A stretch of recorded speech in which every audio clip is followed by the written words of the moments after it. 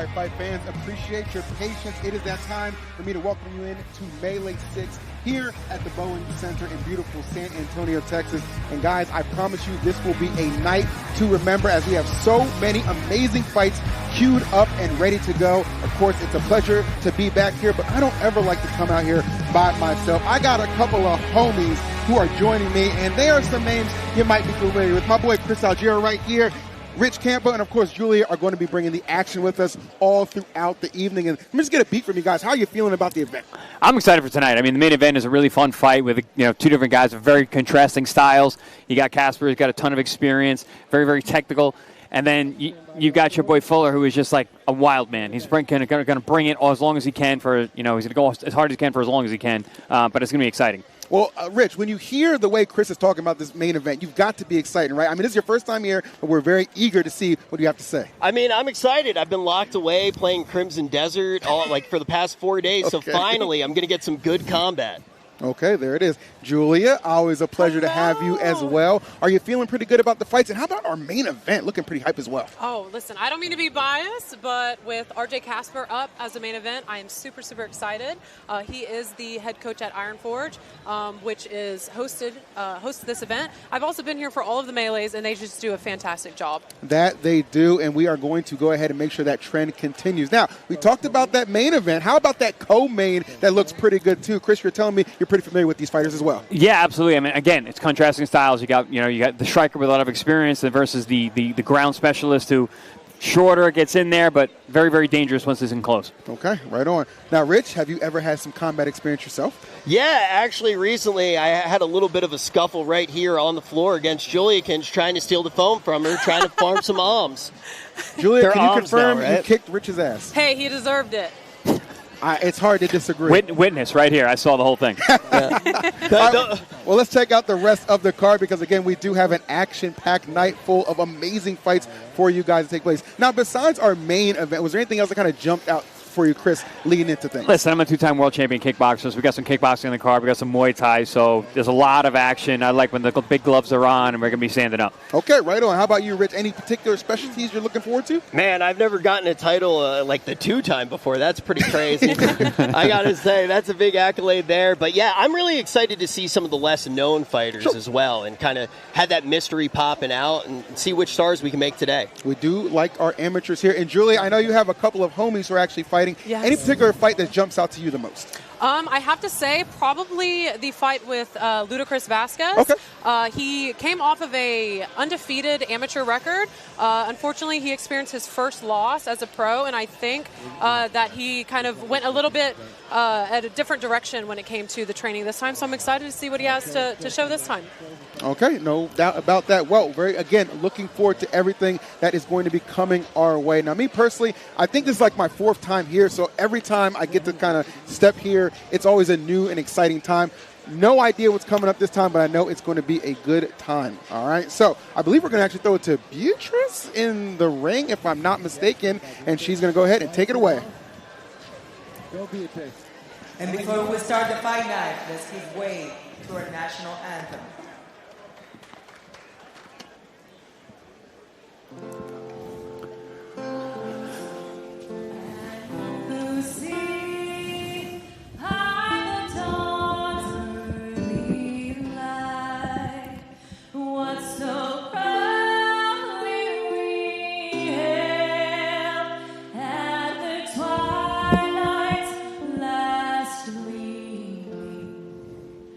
Whose thoughts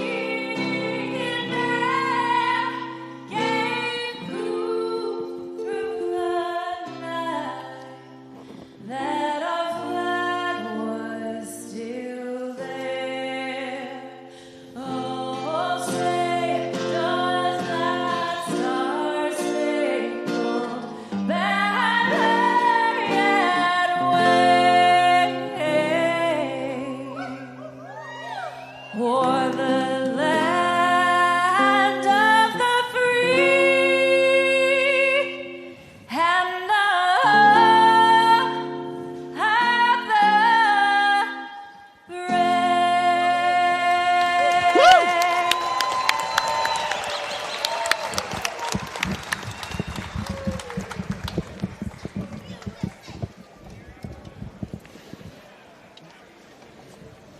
Ladies and gentlemen, welcome to a night of action live from San Antonio, Texas. Tonight, this fighter step into the cage not just to win, but to make history. Damas y caballeros, sean todos bienvenidos a una noche de acción en vivo desde San Antonio, Texas. Esta noche, nuestros peleadores entran a la jaula no solo para ganar, pero para hacer historia. Que comience el duelo. Let the battle begin! Thank you so much for VetClaims.ai. This wouldn't be possible without you guys. Fighting out of the blue corner en la esquina azul, Alex Ruiz.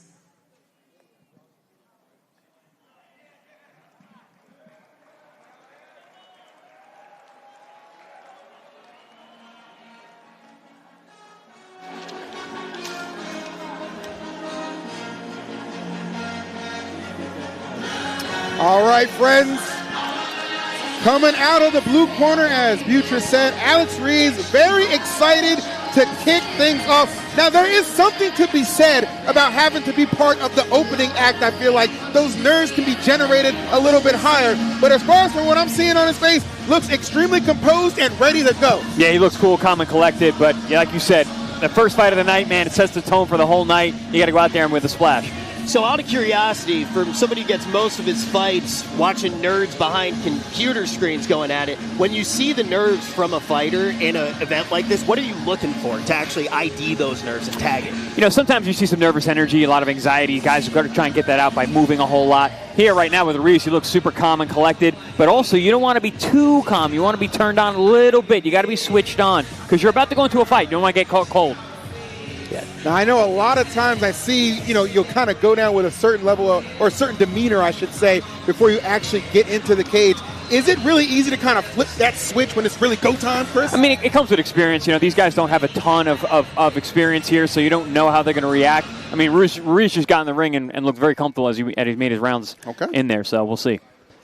So when you do start to talk about that level of experience that these fights are going to have, what do you expect from these fighters? At this point, it's a learning process for these guys. Win, lose, or draw. This is all about getting experience in the cage in front of all these people here and looking for the future for these guys. All right, well, Beatriz, bring in our next competitor. His opponent on the red corner, su oponente en la esquina roja, Kyle Offford.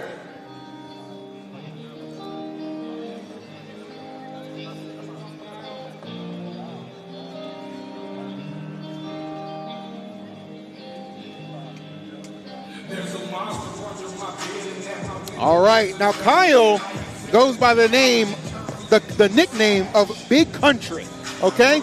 So we're going to have a big performance in this one because I know this is our amateur card. So when I see two fighters who currently have not strung together a victory right now, I know it means that much more just being able to get back in there and finally be able to get in that win column. Yeah, neither one of these guys has had a victory in the amateur ranks yet, so a lot on the line for both of them. They're both in the same place. Love that nickname, Big Country. He kind of looks the part too, so expect him to go out there and put on a good show. How do you earn a nickname in the scene? You should ultimately be given a nickname. Exactly, you shouldn't make your own nickname. You can call yourself whatever. I can call myself King Kong, but if no one else believes it, you really shouldn't get that name. But normally you get it from in the gym with your teammates or your coaches. Hey, I'm buying what he's selling. He's Big Country to me, and I'm excited to see if he can bring it once he gets into the ring. Now, Julia, have you seen a ton of amateur fights since you've been kind of in the scene as well? Oh, I have to say that amateur fights are one of my favorites because it's almost like these guys, they come with a little bit more energy sometimes, almost like they have something to prove almost. All right, well, they're going to get an opportunity to prove it right now. I'm very excited for this one. Again, our opener here on the amateur card. Do you think having that little bit extra to prove, do you ever have to look out, as somebody who's as experienced as you, looking out for things like injury early on? Yeah, I mean, listen, this is a very dangerous sport. All combat sports are, and that's just a part of the game. But I'm sure both these guys are trained hard in the gym and are ready and in shape to go put on a good performance. All right, well, Beatriz, please take it away. And we start the night off with 3 rounds at a catch weight of 220 pounds. Comenzamos esta velada con 3 vueltas a un peso pactado de 220 libras. Fighting out of the blue corner en la esquina azul. Representing Campusano Martial Arts, Alex Ruiz. His opponent on the red corner, su oponente en la esquina roja, repping MTC Fight Club, Kyle Big Country Offford.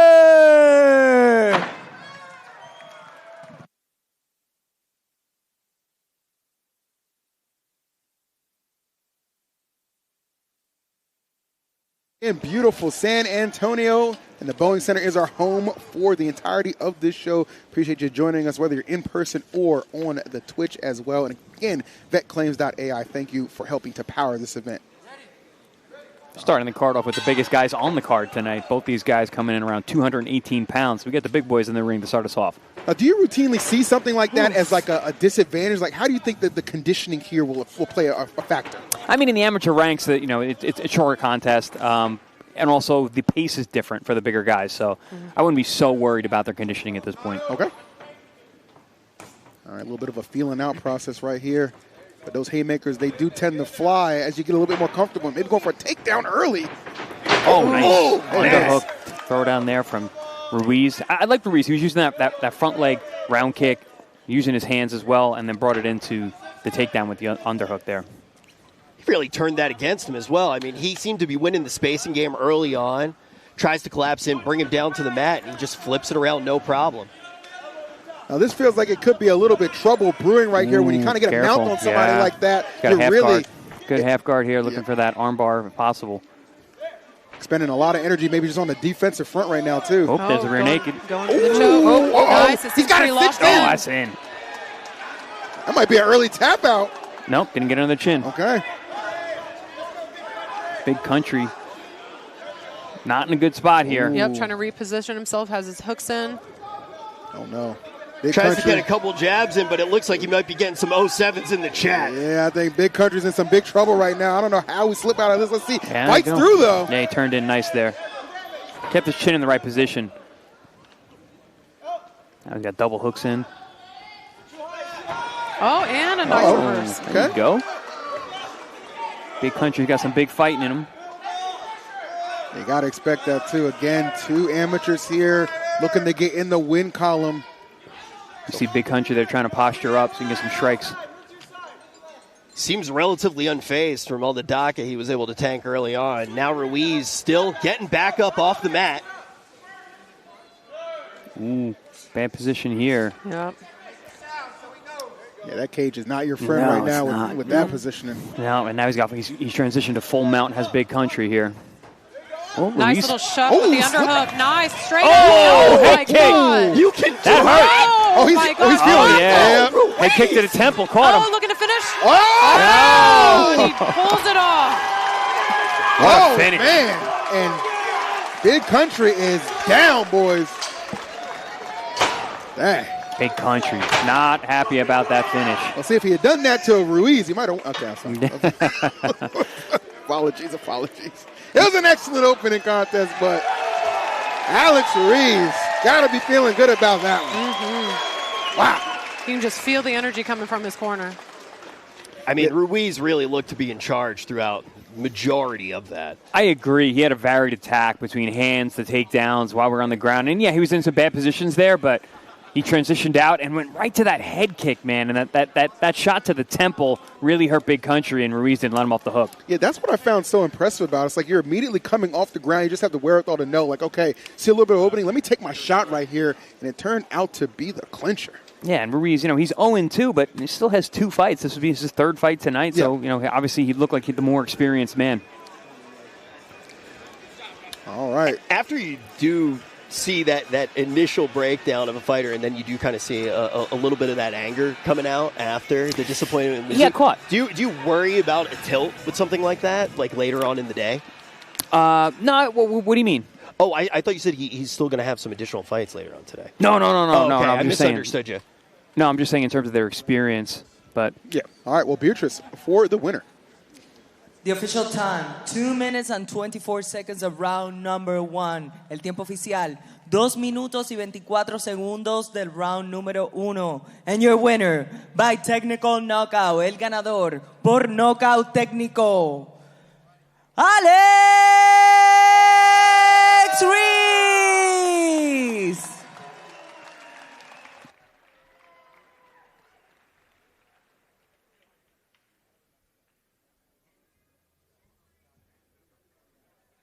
Because understandably so, it's like we're going to keep putting ourselves in this position. We want to see it pay off. Well, tonight it definitely paid off for Alex.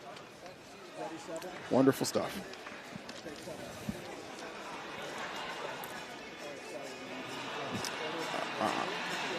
All right, well, we're going to take a quick little ad break. We'll be right back.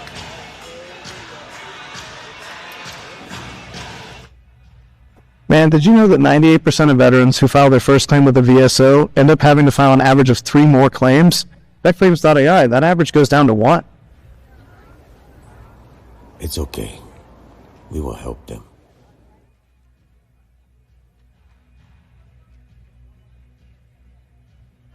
All right, again, big shout outs to VetClaims.ai. Appreciate you guys helping to power the event. Well, let me go down the line. How are we feeling after that opening bout?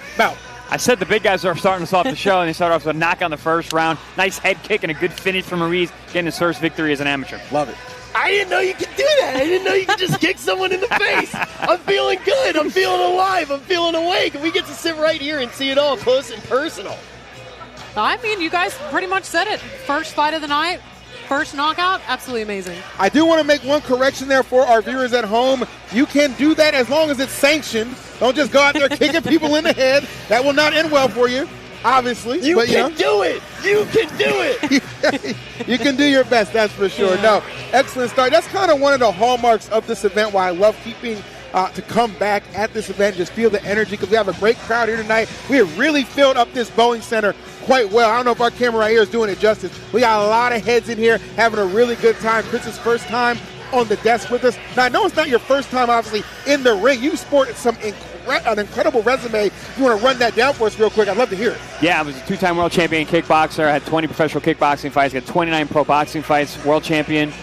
And world champion in boxing as well. I've called about 10 fights in this building. I haven't called fights with you guys. Okay. But I've been in the Boeing Center many, many times. Well, first time for everything, and we are ready for our next fight, so we're going to send it over to Beatriz. We continue with the action, this bout in the flyweight division. Continuamos con la acción, este duelo. En la división peso mosca, los jueces son, the judges are Chris Watkins, Jenny Cardenas, and Richard Lord. Referee in charge, John Shorley. Fighting out of the blue corner, Manuel Ortiz.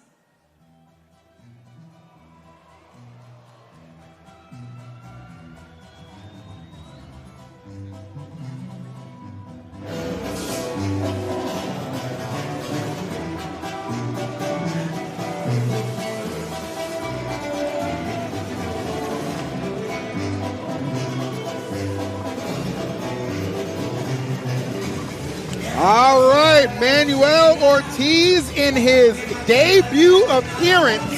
This is going to be Manuel's first fight. And I'll tell you what, it might just end up being a fiesta. I love this music.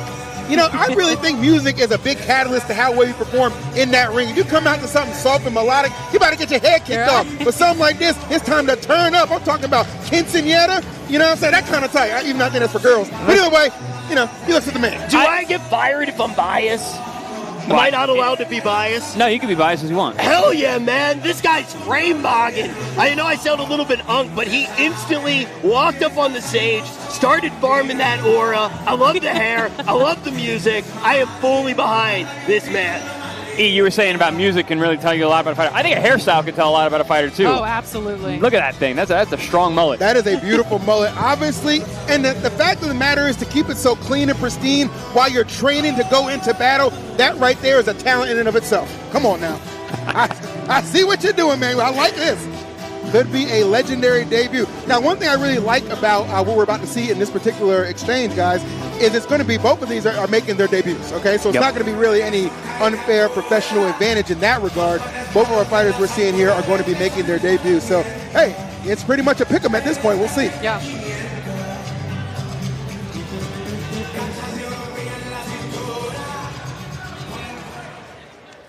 Fighting out of the red corner, Dylan Brighten.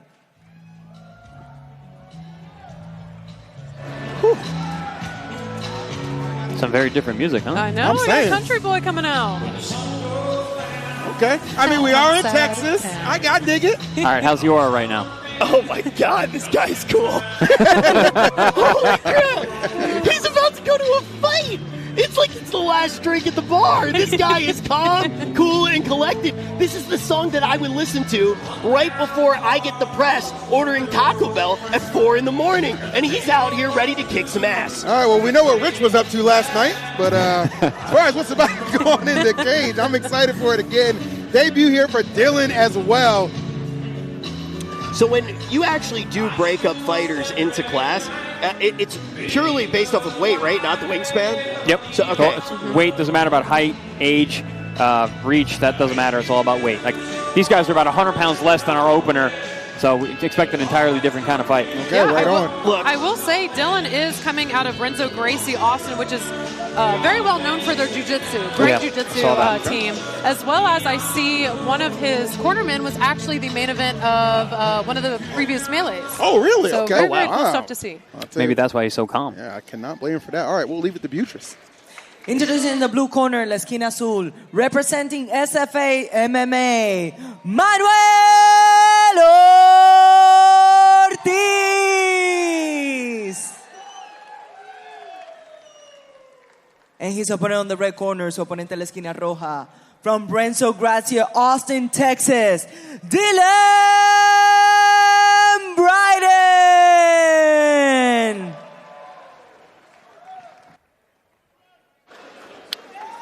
All right, thank you, Beatriz. Again, doing a wonderful job.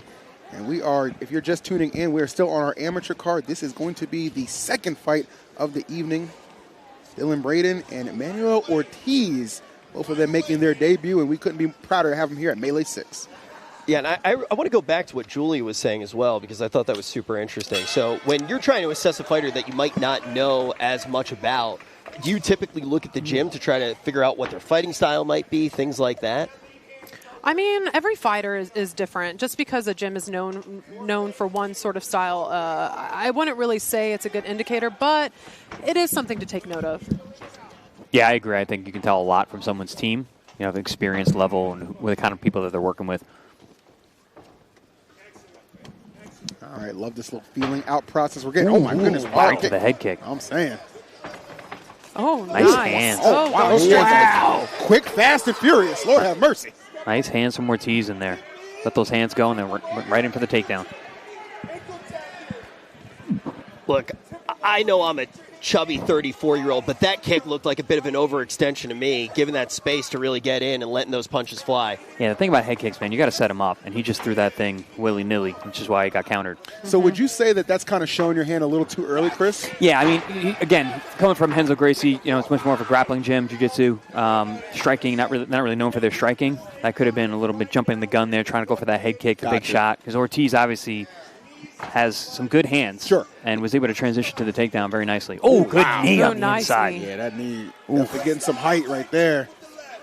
I also imagine in a fight like this, as we're asking questions, I imagine the fighters also are asking questions as well. It seems like you come out, try to explore, get a feel for who you're fighting against. So that early kick. These knees are brutal. Ortiz doing nice work here.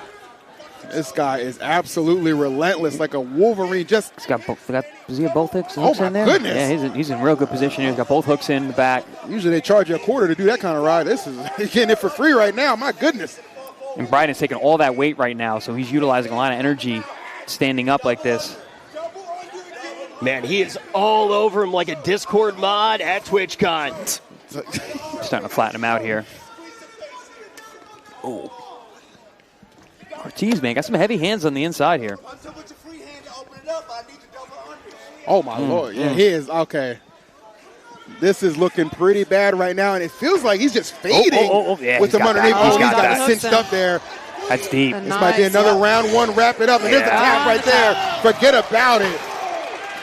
Pop off, young man. You earned that one. Manuel Ortiz, dominant in his debut here at Melee 6. Very, very, very impressive. Do not take a man with a bullet lightly. How's that aura now? That aura's on 100. Oh, come on. Look, I'm not even in the ring, and I'm having a cortisol spike. Yeah, he tapped him out. You can see Dylan over there too is bleeding. Blood just trickling right there from his nose. So I wouldn't be surprised if that was from one of those knees. Yeah, those knees were getting up high. They were not raising. Yep. They were connecting fully. Absolutely, Chris. They were landing some nice heavy knees on the inside. Good flexibility shown by Ortiz there to get that knee up to the head like that. I mean, just speed really seemed to be the name of the game in that one too, which was great to see. Good job. Good stuff. I like that. I like the energy from this guy. I like the energy from this guy. 100. He's about to be on 1,000. Or a fireman. That's half the battle sometimes. You got to have that confidence from the company. You got to sell it. ASU frat leader, watch out. It looks like Clavicular's writing a new contract. There you go.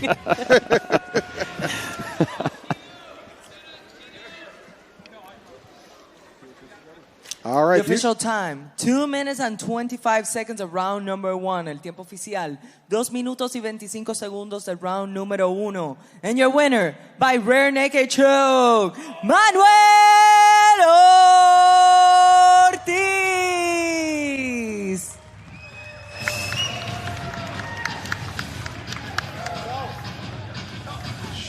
What an amazing debut for that young man. And I'll tell you what, that's just his first fight. From what I saw right there, it definitely feels like he has all the makings to potentially go a long way in this business. Yeah, I mean, that was very impressive. Very, very, very complex attack. Hands, feet, takedowns, finishing with the rear naked choke. And we saw those beautiful knees on the inside, doing damage early. Didn't waste any time either. No, not at all. Yeah. This is after he had been mounted on him for about like a minute and a half. So again, to your point, that's exhausting so much energy just to stay upright right there. Get that rear naked choke in there. There's really nothing left in the tank. And at that point, it's GG's. Second fight we have tonight, another one ending in round number 1. Yeah, I mean, these guys are coming out fast. First with the big guys, then to the smaller guys. But regardless, everyone's getting right to work right away. There it is. Love what I'm seeing. All right, so what's the vibes we feeling right now? Julia, good stuff so far? Oh, my gosh. This couldn't ask for anything more exciting when it comes to some fights. We already saw a TKO, and now we saw a finish, no submission. There it is. Great stuff. And I know the vibes meter with you, Rich, got to be at an all-time high right now. I mean, dude, I'm having the best day of my life. They're wiping blood off the floor. Every time that I've seen something like this, they just let it dry on the wall. Yeah. You know, anytime you see tooth blood, you just let that dry on the wall. So this is a new thing for me, a brand new experience. I'm excited to finally see somebody clean it up. All right, well, there you go. Well, Chris, I know it's your first time here joining us, but hopefully we've made a good impression out the gate with these 2 fights so far. So far, so good. I'm happy. We've got fights coming out back to back to back. We got fast finishes. We got exciting fighters. Guys getting their first wins today, back to back. So no doubt about I'm it. in. All right, well, guys, obviously we have a lot of action. We got to pay the bills, too. Let's check out our friends at Regen Health. Yeah! Yeah! Whoa! Yeah! Yeah! Yeah! Yeah! Yeah! Yeah! My neck is filled with the water. Hey! Hey! I might just around that to your daughter. Yeah! Yeah! Yeah! Whoa! Yeah! Yeah! Yeah! Yeah! Yeah! Sometimes I feel like the target. Hey, I feel like the target. Get this time I go harder. Hey, I'ma go harder. On that. Fighting out of the blue corner, George Rodriguez.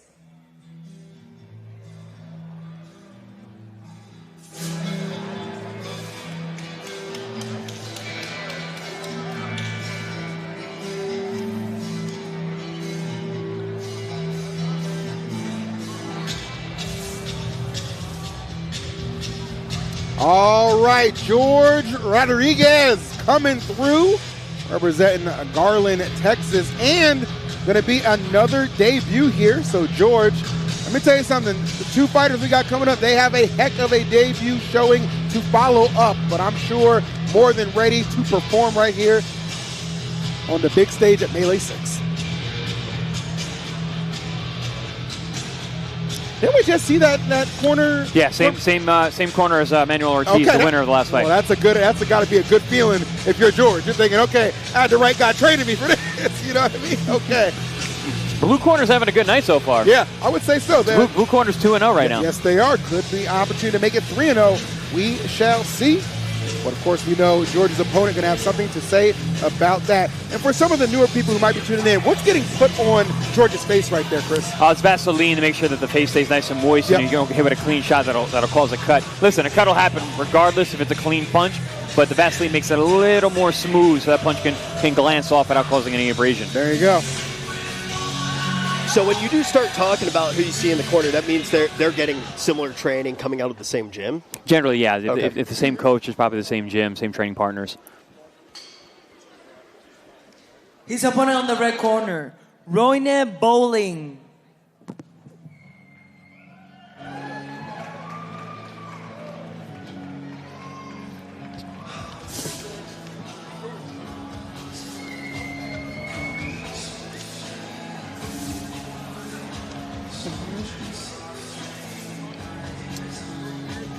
All right. All smiles for now. Will that be the case by the time we wrap up this exchange? I guess only time will tell on that. Again, both of these fighters making their debut here.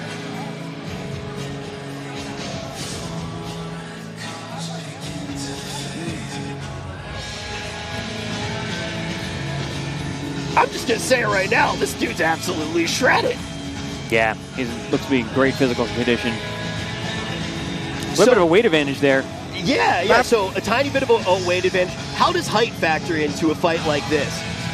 Because it's based on weight, if you're a a little bit taller, you're going to have to be a little bit leaner in order to be the same weight. But, I mean, from what I'm looking at, Bolan looks like he's taller and heavier. He's got more musculature there and looks to be the stronger of the two. At least in terms of build. I've always heard the phrase or something that's like there's a difference between show muscles and go muscles, right? Yeah. Is that like a real thing in like MMA? You feel like that's like a consistent trend you've noticed? Listen, strength is strength. Some people are just strong. Yeah. It doesn't matter how they look. Some people are wiry, long, and thin and generate a ton of power because of leverage. Some people are more powerfully built, and you see them. But, yeah, there's show and there's go. Let's see what these guys got. All right. Can't wait. Beatriz, please. And the battle continues in la jaula, this bout in the bantamweight division. Este duelo en la división peso gallo. Los jueces son, the judges are Chris Watkins, Jenny Cárdenas, and Richard Lord. Referee in charge, Ruben Carrion. Fighting out of the blue corner in la esquina azul, from SFS MMA, George Rodriguez.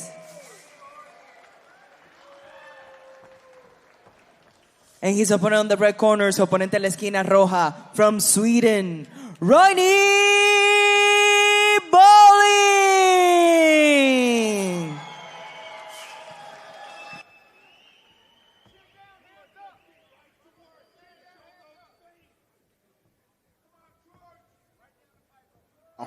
Now, I'm glad Beatriz mentioned that. I read that on there. I was like, is that right? I don't know what they're eating in Sweden, but it works. It's working. I think of Sweden, I'm just thinking about hot chocolate. And like, obviously this guy, all about the protein. I can't blame him. Looking great right now. Let's see if it translates into a W here in our second amateur bout in match 3. If he's from Sweden, I bet he can absolutely rip people apart in 3v3 arena as well. This guy looks like a real gladiator to me. Yeah, those two look like they're made out of different stuff. Nice jab, though, from Ruiz right off the bat. Right off the start. Oh, my good God. Oh, switch kick upstairs. How is he still standing? Got a tree trunk for a leg. Good Lord. That jab from Rodriguez keeps landing, though, right down the middle. Bolan very, very aggressive, but open for those shots down the middle. Good body kick there from Rodriguez. Nice takedown. Goodness. Definitely the power element playing big time for Ronnie right now. He is in clear control, my Lord. Look, my read on that, he just has full confidence in his strength, letting that lead, tanks a couple of punches, but he's going to have the last one. Yeah. One of my favorite things about Melee as well is that the amateurs are actually able to use their elbows. Yeah. You can see Bolan is definitely going right into that. Ooh, not shying away from that at all. That submission there. And ref trying to check right here, see what we're working with. It does look like it's cinched in pretty quick. And quick, another first round finish. My goodness. Wow. Very impressive. That was outstanding. I'm not even sure that was a full minute, but it was definitely full of action. Ronnie Bolan, a dominant debut here at Melee 6. My goodness. Yeah, hyper aggressive, showed some good physical strength. That takedown was very, very explosive. And then really, even with that submission at the end, it wasn't the cleanest, but he muscled through it and got it. When you have that kind of leverage on somebody and that kind of power game, it's just like it doesn't need to be clean. It just needs to be effective. And obviously that was what's shown there. And I'll tell you what, we kind of had a taste for how this was going to go down in the opener, Chris, because that first kick just sent chills down your spine when it connected. I felt like it stumbled George momentarily, kept himself in the fight, but eventually just wore down, especially when the ground game came into play. Yeah, George was game. He landed a couple of good straight shots down the middle, but as soon as Bolan closed the distance, it was his power, his explosiveness, and again, finishing with that submission. You know, as somebody who's been in scenarios like this, are there moments in a fight, even if it's not normally how you're going to go about something, where you go, I just have the power advantage, I'm just going to go in? Yeah, sometimes the guy will hit you and you're like, this guy really can't hurt me. And it'll change the way you progress from there on out. Because for me, I saw that early punch come in. That was the first connection. And after that, it was like he just let it demon out of the cage. It was demon time. He went for it. Also, both these guys are in their debut. It's like you get that first shot out of the way, and it's like, okay, now we're in a fight. I was just about to say, sometimes in the amateur leagues, it makes a huge difference. Yeah, that was very apparent. Well said. The official time, 1 minute and 1 second of round number 1. El tiempo oficial, 1 minuto y 1 segundo del round número 1. For your winner, by way of submission, el ganador por sumisión, Ronnie Bolan.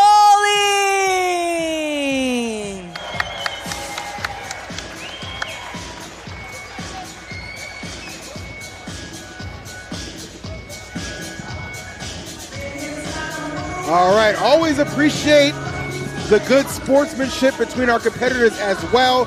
So again, big shout outs to Ronnie Bolan. My goodness, that guy, an absolute beast. And you saw right there, the ref had to make the call, made the right call as well. You kind of see that, unfortunately, it didn't seem like George had too much left in the tank. But not only with that win, Ronnie gets there, breaks that little mini streak the blue corner had going. Red gets on the board. That's nice to see as well. Look, I obviously have not gotten to commentate over a lot of fights in my day, but I've commentated over a lot of video games. It's always the Swedish guy. I don't know what it is.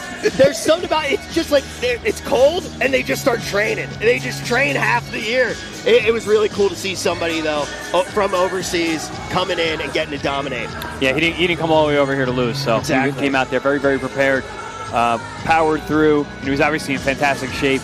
He had the technique as well. All right, guys. Well, obviously, too, we got to go ahead and pay some bills, so I'm going to throw it over to our friends at Prep Time.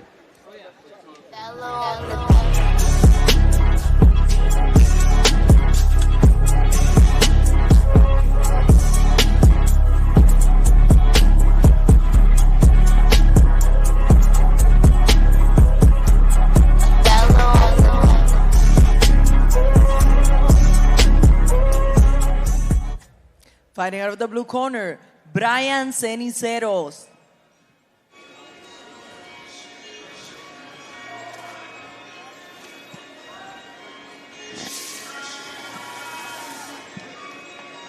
All right, Brian Seneros coming through right now. And guys, believe it or not, another debut fight. And I'll tell you what, if the trend continues from what we've seen, these debut fights have not disappointed at all. A lot of these fighters certainly looking to make their mark here at Melee 6. Yeah, these have been some quick fights early. Like, I haven't seen something end this fast since we saw, honestly, Crimson Desert. Okay. The game's dead. That was the joke. I understand. It was out for about 2 days. Horrible. I like this music selection, though. Vibes are definitely feel. What's the vibes meter right now, Rich? You know, I'm not going to say he's not bringing a good energy, but I will say, you know, he's much calmer. He's not coming in as hot as some of the other guys, but that was a pretty cool mouth guard. What about the hair? That's good hair. Yeah, you know, I do like the hair. I'm a 90s guy myself. You throw a chiseled dude in front of me with the bleach blonde hair, I just, I don't know how to act. I was about to say it's kind of like a Charles Oliveira, but... I don't know who that is. Okay. His opponent on the red corner, su oponente a la esquina roja, Alberto González.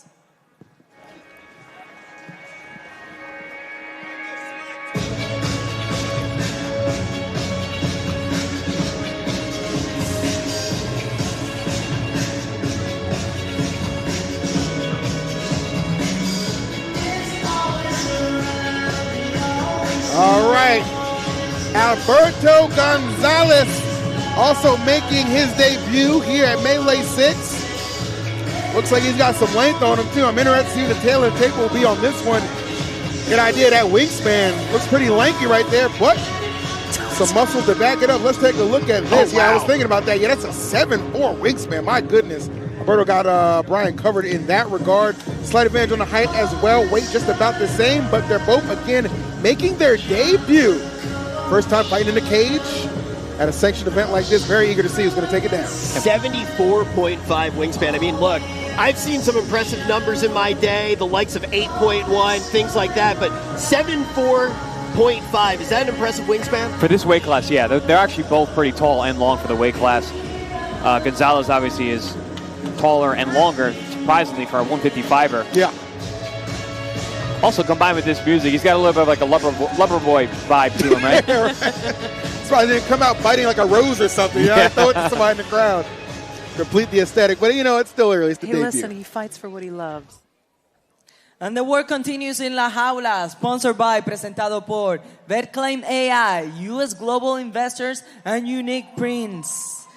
The judges, Chris Watkins, Jenny Cardenas, and Richard Lord. Referee in charge, John Cherlo.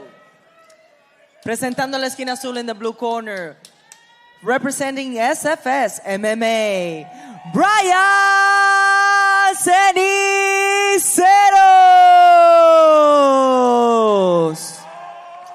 Su oponente en la esquina roja in the red corner, from Laredo Boxing Academy, Alberto González.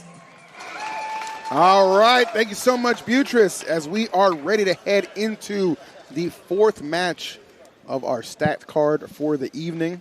Again, this will actually be, I believe, our last debut match. So everybody else that you see coming up will have some prior experience to that in the cage. But right now, here we go. Just right into the fray. We got them haymakers flying, a little tie up in the center. Oh, we are out for blood right now, Chris. Let's go. These 155ers are not playing around here, coming out right to the strikes. Oh my goodness. I'm saying, coming our direction right there. I have not seen amateurs get this aggressive since the last Twitch Rivals, Marvel Rivals tournament. I'll tell you what, and that was just as sweaty. It looks to me like Seneros wants to keep this on the feet, and Gonzalez wants to keep this in tight, which is surprising. He's a taller guy. Oh. Nice little inside trip there. All right. We have yet to see any of our matches thus far make it to a second round, by the way, guys. Everything has been completed in the first, and you see going for that choke right there. Good defense, though, from Brian. Seneros in a bad position here. You know, it's always so interesting to see with debuters because if it makes it anything past the first round, something as explosive as that, it's really interesting to see how they can, manage their energy levels. Yeah, because I think a lot of these guys probably think like, yeah, it'll probably only go one round, but when you do get an opportunity to maybe go a little further, that will be a little bit more of a test to see who down the line can really hold on there. They're trying to make it there, still well over an entire minute to go before we even start considering that possibility. Oh my goodness. Not quite. Yeah, that's a tough one. It's a tough attempt there. You use a lot of your gas tank to try and lift like that. And if you don't get it, now you're stuck here.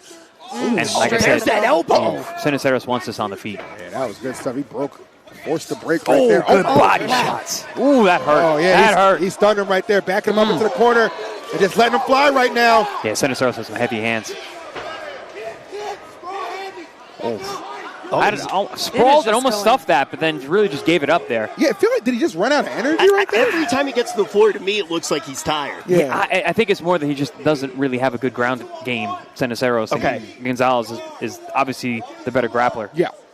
Man, this fight has been more all over the place than the current balance in World of Warcraft. Nasty elbow. Again, Seneros just doesn't know his positioning. He doesn't know he's in trouble when he's on the mat. All right, the struggle right now is maybe just trying to hold on at this point. We got 35 seconds left in round number 1. Again, just trying to maybe see a second round. Will be the first time tonight somebody's able to go to a second round. However, I'm not so sure Alberto is looking to let that happen. It's funny, we were talking about conditioning earlier. I mean, it hasn't been a factor all night long, but I think we're coming to the end of this first round, and we can see the fatigue setting in here. And Brian, to his credit, continues to do an excellent job just kind of blocking some of these choke submission attempts from Alberto. Despite him having a full mounting position on him right now. And I think he's going to make it to round number 2. Yes, we are. That was smart for Seneros there, just kind of get to the end. Definitely smart there. Seeing some strong legs out of him as well. So this presents us with a first time to really talk about this. When you're on, you're going for this little bit of a break period, what are you looking for the corner guys to really kind of instill in them right now, Chris? Because this is so early on in their careers, a lot can happen from the coaching in the corner here. So they can see something that maybe they weren't. Because listen, in the beginning, like, you're just fighting. It's white noise. You're biting down your mouthpiece. You're throwing. You don't really see the things that your coach can see from that outside position. Here we see in that replay here, Seneros has some really good hands here to the body and to the head. And Gonzalez didn't want to trade with him, tried to take it to the ground immediately after that. How in a fight like this do you avoid that situation where you get brought down to the ground when it seems like you have so much dominance when you're exchanging blows? It just becomes like your takedown defense. I mean, we saw him take an attempt on a sprawl, but just didn't follow it through. You know, that's all what you're doing in the gym. If you're not working that ground, if you're not working your wrestling, if you're not defending takedowns, you're not going to know how to do it on fight night. All right, let's see what adjustments are going to be made coming into round number 2. Two very distinct fighting styles coming out of our fighters. One with supreme dominance when standing up, and hey, the other one when he actually does take it down to the mat. That's where he is in charge. What a kick! Okay. Wow. I like that. He threw the rear leg kick, looked at the leg, and then threw it high to the head. Nice little setup there. Cisneros did not fall for it. Seneros, excuse me. All right. I was going to say, seemed like maybe early might be a little bit more willing to try and do some trade exchanges on the feet, but obviously trying to go back to that ground game again where we seem to have a bit of an advantage in round number 1. Yeah, but he's already avoiding the situation they wanted to get away from. He's staying up on the mat. Got to. He's going to be able to get some blows in here, though. That's what we have to see. Trying to reverse that situation, get him down to the mat. Oof, nice body shot there on the inside. Nice. Finally gets him Nice down. Yep. Finally gets him down right there. Gonzalez on the attack now. I remember my first couple kickboxing fights where literally it was just like, I felt like I knew one move. I'm like, all right, I'm just going to do that one move over and over again. And it kind of seems like that with Gonzalez here. It's like, all right, I got this leg kick, and I can take you down. I'm just going to go from leg kick to takedown, leg kick to takedown. Can I ask you a question, Chris? Sure. Did you win that fight? Yes, I was undefeated kickboxing. Yeah. Look, and to be fair, I mean, he's better at mounting than even my girlfriend when she was still in the film industry. Wow. That's a very, very talented tail to tape in that one. All right. I enjoy my seat on the couch. Oh, okay. Or the chair. Yeah, finally. Hey, you've seen my work. Every hotel room's got one. Oh, my Gotta Lord. stick to your lane. There you go. Obviously, that is exactly what we're seeing. Oh, out of Gonzalez with these, again, this ground attack, this grounded attack he continues to bring. But Seneros again. Worked his way up. Oh, man. Couldn't finish it. Yeah, you just see, like, Seneros, he's got the right idea. He just doesn't follow it through with the ground stuff. Gives up on good movements. Full mount again. Easily passes. All right, under a minute to go right here. Oh, wow, that was a clean shot right to the face. He's lining up for another one. Being fully mounted like that is such a bad position because you kind of have to put yourself in more vulnerable positions to get out of it. That's a great point. Just like this. Yep. Yeah, he's got that indeed. Yeah, what you said, man, comes to pass right there. There we go. That's it. Wow. Good win. Good fight. Talk about weathering a storm, too, right? There was a lot of that power game, I thought, from Seneros that was really kind of making Gonzalez second-guess some things. But no, he's stuck to the game plan. And as you said, Chris, sometimes knowing one move, it's enough to get it done. If the move's good enough, and sure enough it was. I mean, his ground attack was very varied. You know, he had his couple strikes on his feet that he felt comfortable with, but really it's where the ground was the separator in this fight. Wow. Incredible stuff right there.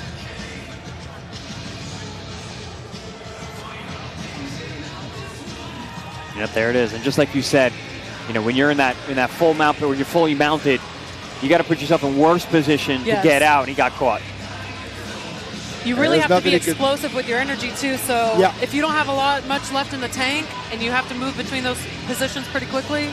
Yeah, because you saw the way he swung. Like, he used a lot of power in his offense for sure. So the fact that Gonzalez was able to kind of, again, weather that storm and get back down to that ground game, it was meant to be on that exchange. Well done as we send it over to Beatriz. El tiempo oficial, 2 minutos y 22 segundos of round número 2. The official time, 2 minutes and 22 seconds of round number 2. And your winner by rear naked choke, Alberto Gonzalez.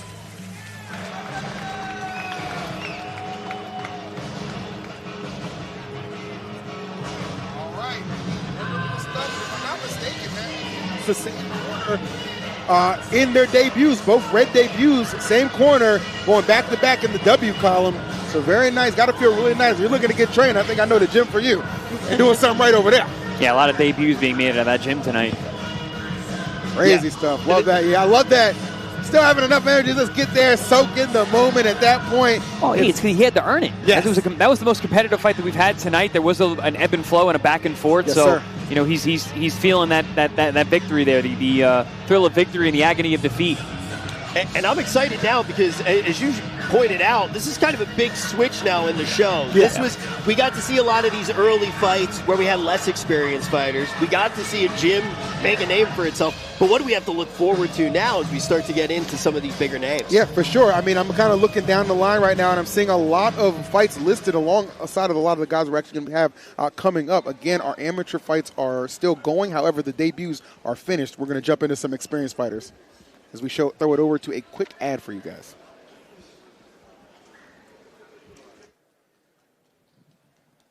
Man, did you know that 98% of veterans who file their first claim with a VSO end up having to file an average of 3 more claims?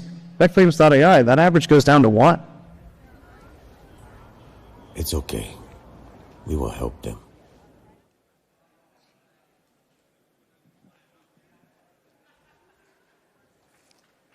Fighting out of the blue corner, Alex Rodriguez.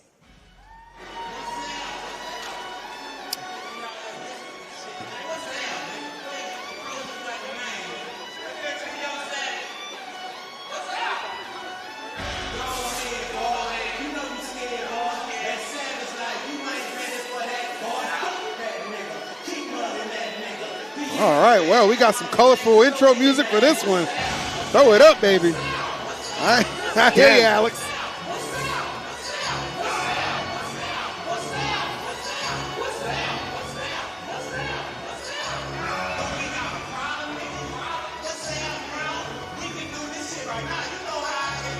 This is an extremely accurate intro song, by the way. We can do this shit right now.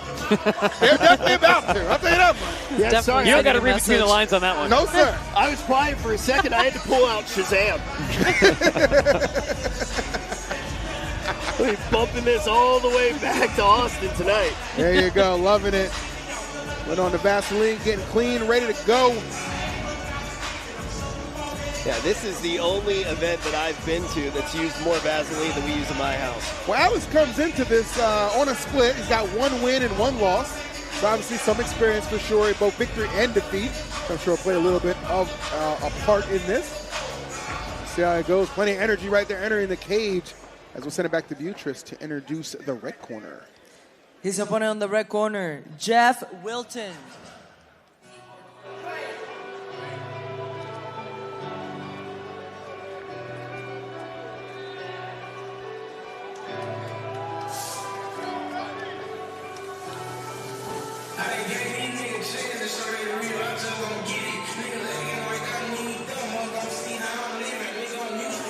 What a difference a few fights can make, right? These guys look like completely different human beings. Oh, at this absolutely. point. A little hardened by battle at this point, huh? Different species. Yes. Fair to say. Now, Jeff and Alex right here, tail of the tape for you right there, guys. Pretty similar in that height. A little bit of a wingspan advantage going to be on the side of Jeff as well as the weight. And, of course, that record 2-1 for Jeff and 1-1 for Alex. See if we can go ahead and join that 2-1 club himself tonight. I like the nickname El Jefe. El Jefe. Now, what does El Jefe mean? The boss. Means That's the boss, right? That's the boss, yeah. Okay. That makes sense. El Jefe. Jefe. All right. Now, again, is that one of those situations where you need to earn the nickname and not just give it to yourself? Because if you're the boss, it means you're the boss over somebody else. That's what I'm saying. So somebody should have given you that name. Okay. Well, let's find out. He's the boss giving orders or taking them?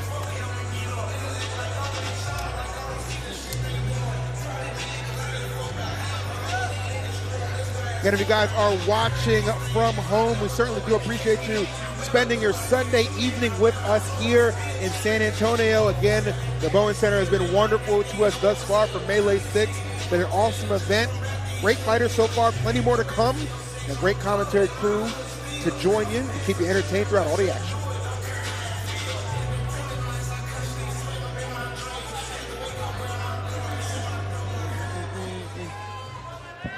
All right. And the action continues in San Antonio, Texas, presentado por Regain Health and Wellness, Iron Forge Gym, and Big Tex Gym. Los jueces son the judges are Chris Watkins, Jenny Cardenas, and Richard Lord. Referee in charge, Ruben Carrion. Presentando la esquina azul in the blue corner, from Aztecs MMA, Alex Rodriguez.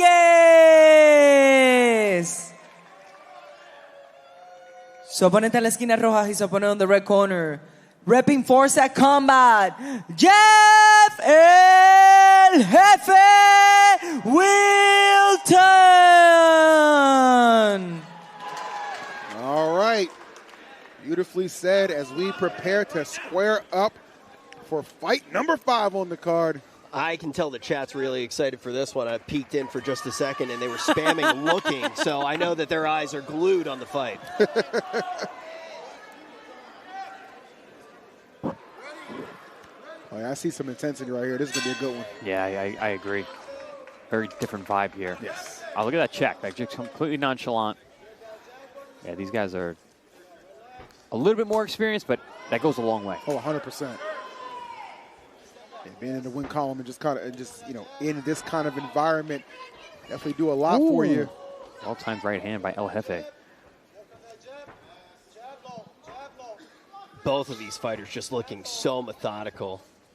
Really getting a feel for each other. Figuring out that spacing, going to find one little connection there. And both locked in, too. I mean, the fulcrum shift in the day, seeing the form coming out of these two fighters. Nice little connection. Rodriguez has good timing. Oh, good right hand by El Jefe over the top. Yeah, I like how much it's been like a little bit of a standing bout so far, just exchanging fists. A lot of blows back and forth right here. Not seen anyone trying to take it to the ground thus yet.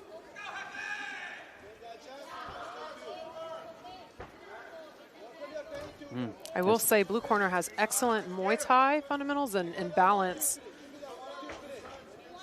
Yeah, he's very comfortable stand up. Yes. Oh, my goodness. Great timing on red. Oh, it might have rocked him a little bit. Oof. Nice. Oh, so quick it sprung up right there. Ooh, and to the ground nice we go. opportunity on the takedown. Goodness. Oh, that overhand right. Oof, nice body kick there. All right, El Jefe on the retreat right now. Ooh, straight into his spinning back fist. See how we cut off the cage with that? That was beautiful. Well timed. Oh, and the overhand elbow. Knees into the body shots. Just an amazing back and forth. Yeah, these body shots, good call, Julia. Definitely hitting right now. Ooh, the knees Look at that elevation right there. They're just exchanging them. The intentionality is wild, though. You see, get him in the corner. He closes off that space. He wanted to get this grappling match. See, and it's very interesting because it seems like they're kind of going more for the Muay Thai clinch with the knee exchange, rather than going for one of those takedowns. Yeah, these guys want to keep down on their feet, which I'm all for. Is that why when we actually did see an opportunity to go down to the mat, he maybe did not go for it? No, they could have. Neither one of them really went for it. They want to be here. Yeah, exactly. Look at the rib cage of Watson, man. It's I was about to say, red corner, if you check out that left leg, it's already... What is that, mouth guard? Okay. Yeah, his left leg is chewed up. Yep. His rib cage on the left side and that left leg, so that the right side kicks and knees from Rodriguez have been getting through. All right, momentary break right there to address the mouth guard that came out of El Jefe, but we are back there. 23 seconds still on the clock in round number 1. And both these boys committed to stay on their feet. Oh, my gosh. Caught him flush right there. Going to the ground now. He got caught with a shot. Got caught with a shot and then switched it up. Second time Red has kind of clipped Blue, but goes directly into the takedown, which is beautiful recovery. And finish it. The adaptation coming out of him, absolutely beautiful. They are going to get back up, though. Nice first round. I'm excited to see the second round of this one. This has been a great fight. That's two quality fighters right there who are very comfortable in their position right there. Just stanced up, exchanging blows, haymakers. And, I don't know if you had to kind of pick, maybe would have took round 1 for you on that one, Chris. Who would you go with? I had Rodriguez ahead for most of the round, but then he got dropped. So, it's a pretty even round, but I think the damage done by Wilton with that right hand, where he landed more than one, but he actually dropped him with that last one. So I would lean towards Wilton based on the damage done. Yeah. Gotcha. But very, very close round. This already does feel like a preview of things to come. We've felt the energy get kicked up to a whole different level. Yeah, we got a long way to go and a lot of really experienced competitors tonight. So I just love that these guys are staying on their feet the whole time.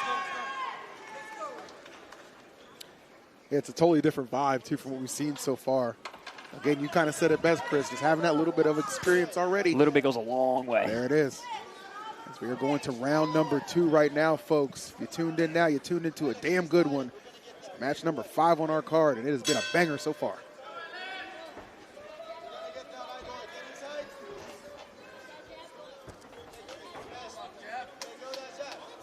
Uh-oh.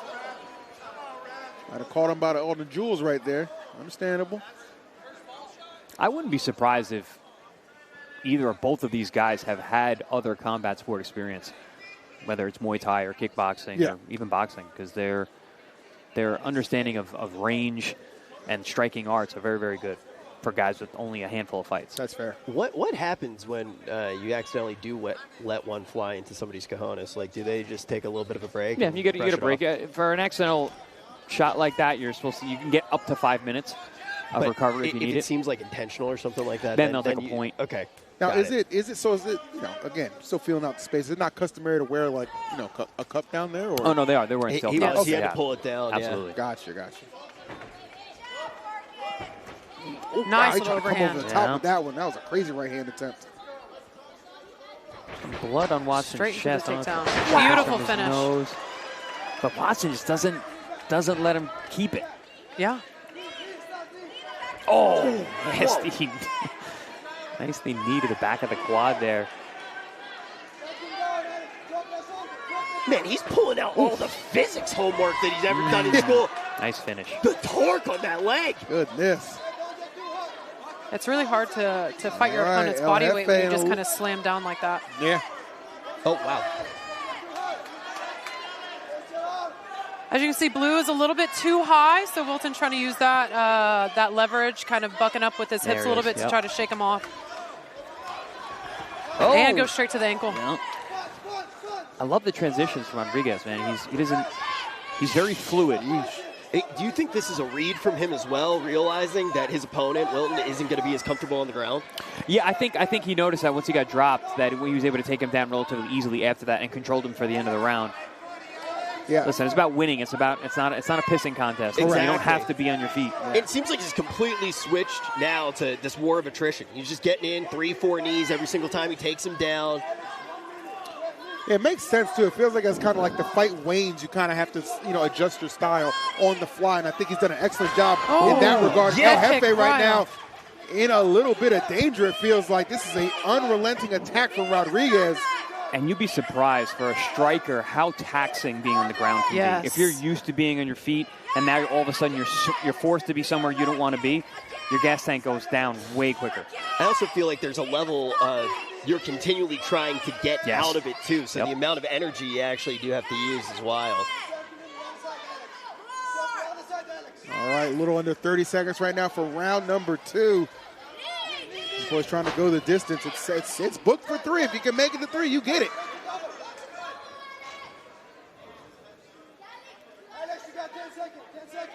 It's just completely different energy systems. When you're on your feet, it's explode, relax, down to 10 explode, seconds. relax.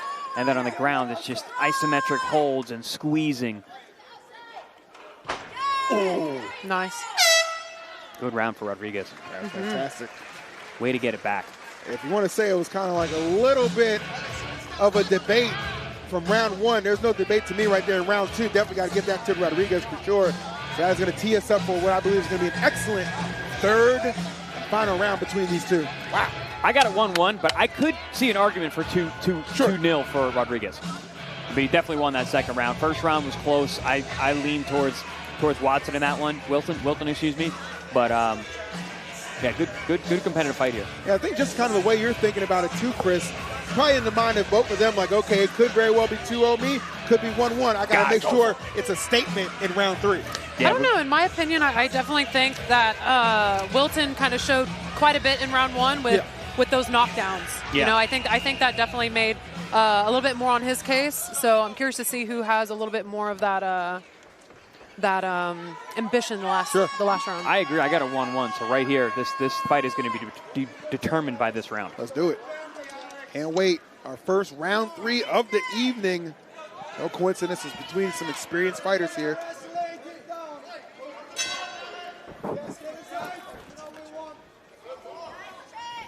Ooh, high poke. High poke. That's the thing with the open finger gloves, man. That's part of it. Mm-hmm. A brief little stop right here to compose himself. Listen, we want round 3 to be up on the level, so it's all Gucci.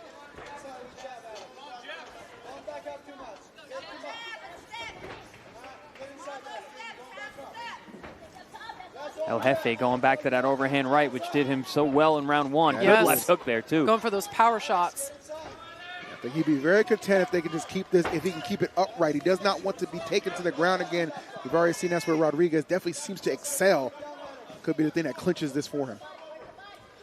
I like the technique of Rodriguez. He's been really good with the knees and the kicks, much more varied attack. But the power of Wilton, man, with that right hand especially, good timing, good right hand, good left hook. Seems to be the heavier handed of the two. Ooh, nice body shot straight up to that hook. Ooh. Ooh. Oof, that hurt my hand looking at it. Those moments you're glad you got gloves on. Nice flying knee. Man. Good explosion in the third round. Yeah, having that level of energy still in the reserves, too. Very impressive stuff. And you knew the takedown was coming at some point. Rodriguez makes his move right there. Wilton seems to be ready for it. Yeah, he tried to sprawl, but unfortunately it looked like he was just a little bit too close to the cage. Rodriguez with an impressive gas tank here. Between the striking on his feet and the explosive takedowns. Good stuff there by Wilton. I'm just so surprised to see Wilton not trying to get on the ground when you see your opponent prone like that.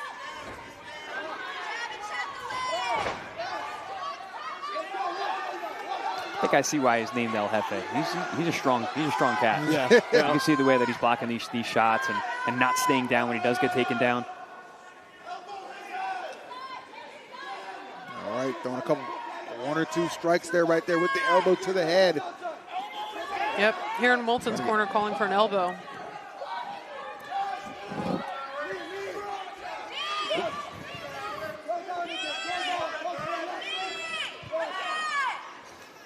Oh, okay.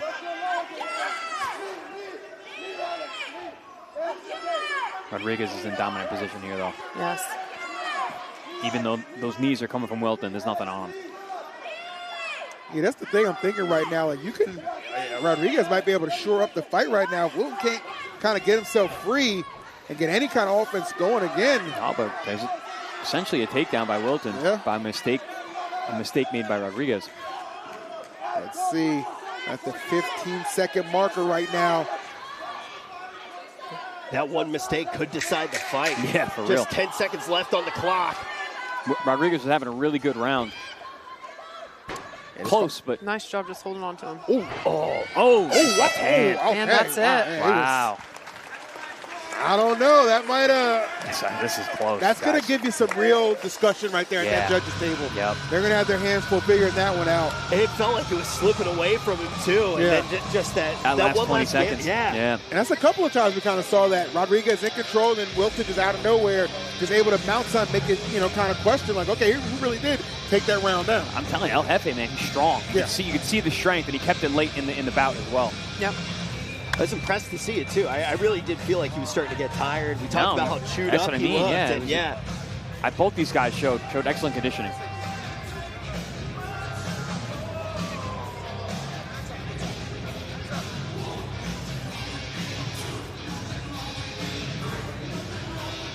Well, you look at both of them seem rather confident that they took it down, but it is going to be the scorers table by our esteemed judges. I don't know if I was either one of these guys, I'd be pretty nervous. It's a close fight. Well, you got to exude it, you know what I mean? Well, definitely a fight that both guys should be proud of. Love to see the adjustments with Rodriguez, though, going straight for the takedown. So. Yeah.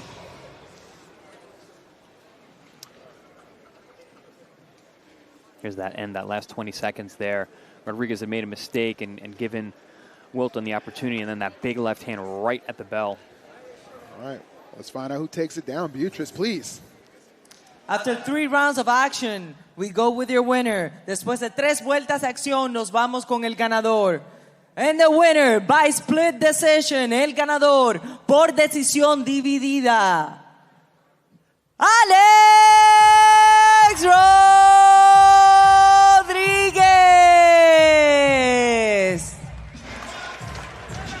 All right, well, tell me the truth. How do you feel about that one, Chris? I was leaning Rodriguez. Okay. I was. I thought that the varied attack, I thought he had a really good first round, then he got dropped, so I gave it to Wilton. The second round, he surely won. Yep. Third round was very, very close. I liked the majority of the round. I thought was won by Rodriguez, especially with the ground attack.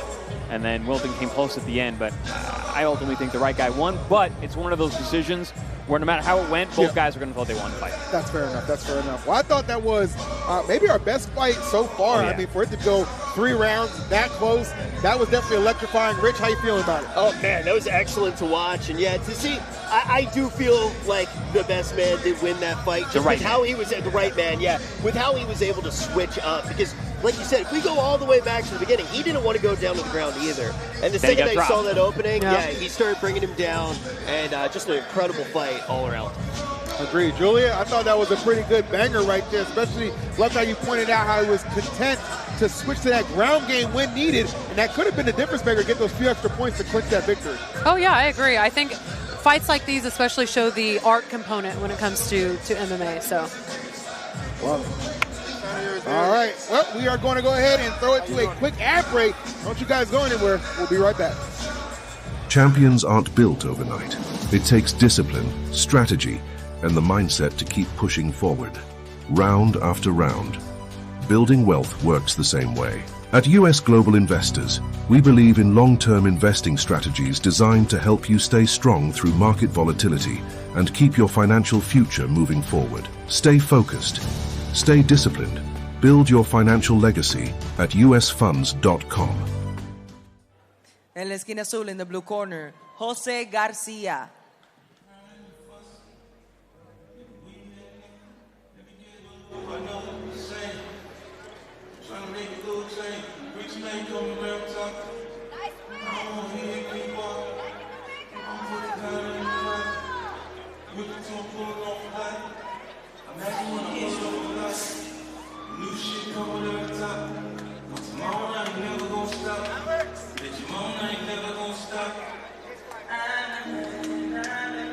All right, Jose Garcia making their way to the cage right now. Also known as the Honey Badger. That's a good nickname. Yeah, I like that. Honey Badger's badass. That's a lot to live up to, though. Mm-hmm. Honey Badger I agree. You got to be really aggressive. Yeah, it's a really rough animal. That it is.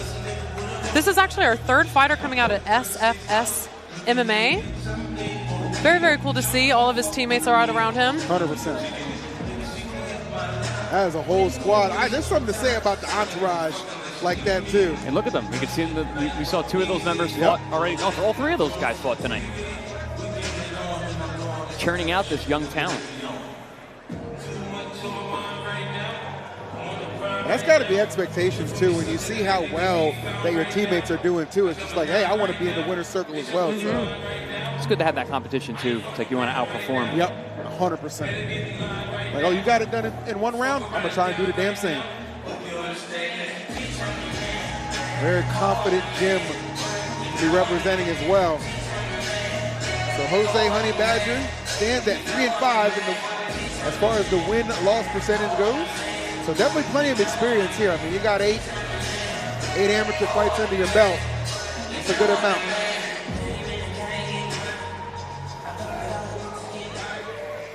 I also want to say, I think this is actually Jose's second time in the melee cage. Oh, really? Okay. Welcome back. Fighting out of the red corner, Ricardo Gutierrez.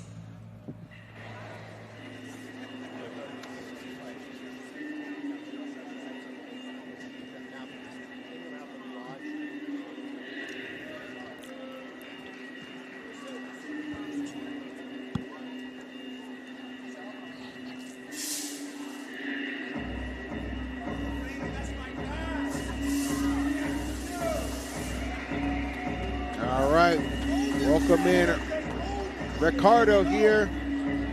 And this is kind of a battle of 2 nicknames because we got Honey Badger on the blue side and then Smooth on this side. Okay. Gutierrez. That could mean a couple of things.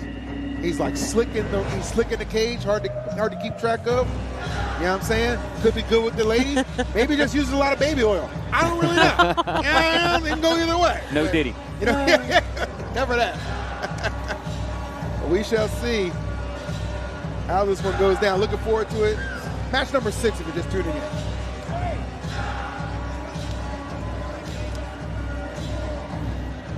Yeah, it looks like it's Ricardo's.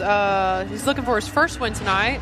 But hey, I mean, when it comes to amateurs, I say get all the hard fights out of the way first. Yeah. You know what I mean? At the end of the day, once you move over to pros, at the end of the day, your amateur career will just turn into better experience. So yeah, it's all about experience at this stage.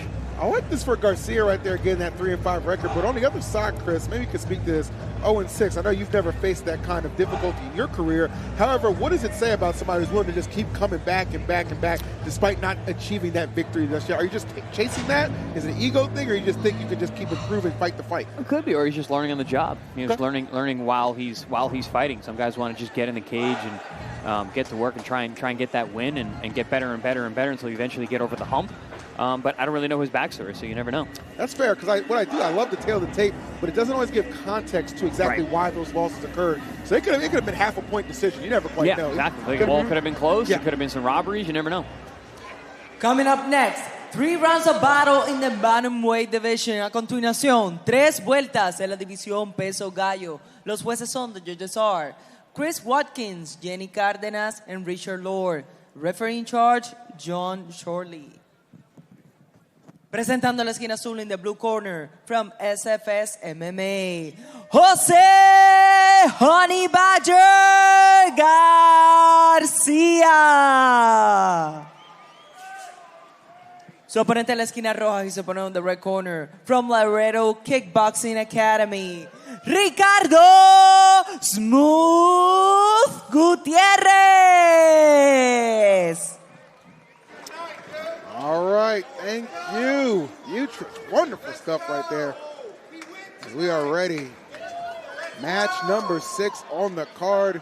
A jam-packed card full of a lot of good action, and we have done just that throughout the evening. We're going to keep that going right now. Ricardo, Jose. All right out the corner here. And we're starting off with an open stance. Yep. Oh. Good grief. You heard that one. Leg, right to the liver side. My cousin used to slap me upside my head like that. Made the same damn sound, I'm telling you. Ooh, headlock attempt there. Bails on it. Really tried to do that throw, but unfortunately, not today. Nice little head kick. Okay, wow, taking the fight right to him. Sheesh. I mean, I know we're talking about Gutierrez being 0-6. He's a tough 0-6, man. You can see coming out of southpaw stance, he threw that nice body kick. He's got a nice little right hook there. I'll tell you one thing about these fighters, too, man, that I always give a lot of credit to. You could not even put that score in front of me. You told me somebody was 0-6 in this cage right now, I would not believe you. No. These guys fight with a lot of passion, a lot of skill, and a lot of just bravery, too, man. Just willing to just tie it up right there. Oh, there's a cut over the eye of the honey badger. Yeah, it's a nasty cut. Yep. Those elbows from Gutierrez, man. Just about to say. I love that the amateurs are utilizing all of these. Oh my gosh. Wow, what a shot there. Dude, how does this guy 0-6?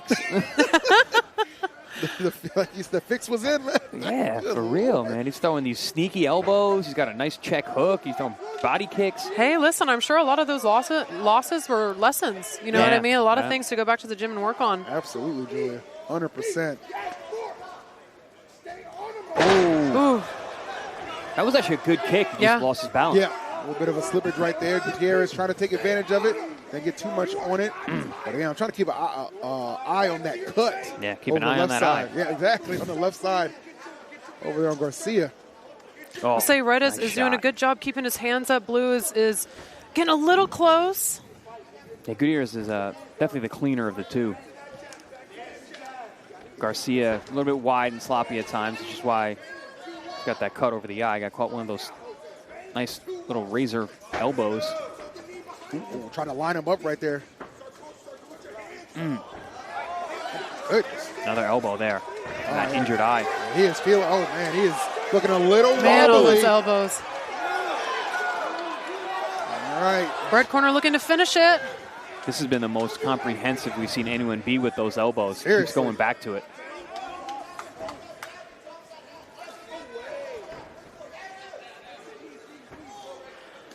You know, I think blue corner's doing a good job with those head kicks. I just wish I'd see him set it up just a little bit better. Yeah. Oh. But he has excellent head movement, I will say. All right, 10 seconds in Yeah, this round. he's been reacting well. Oh, God, Lord. Oh. You do not want to be leaning Yeah, on the cage like that. He turned that man into a piñata the last 10 seconds of that. Good grief. 0-6. You know, it might have been a misprint. Nobody told him that. It might have been a misprint. Yeah, it might be absolutely. It might be 6-0. I'm starting to think. Good Lord. Outstanding stuff, no doubt about it. Gutierrez holding it down right there for round number 1. Garcia going to have to do a lot of thinking to make some adjustments going into round 2.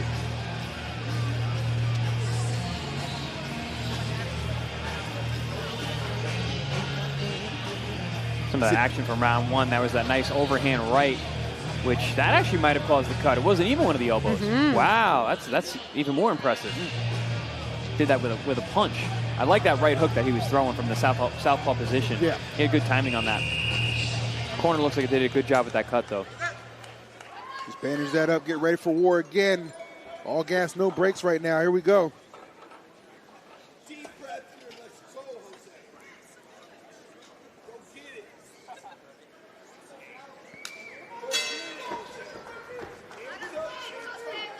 All right, let's see some of these adjustments.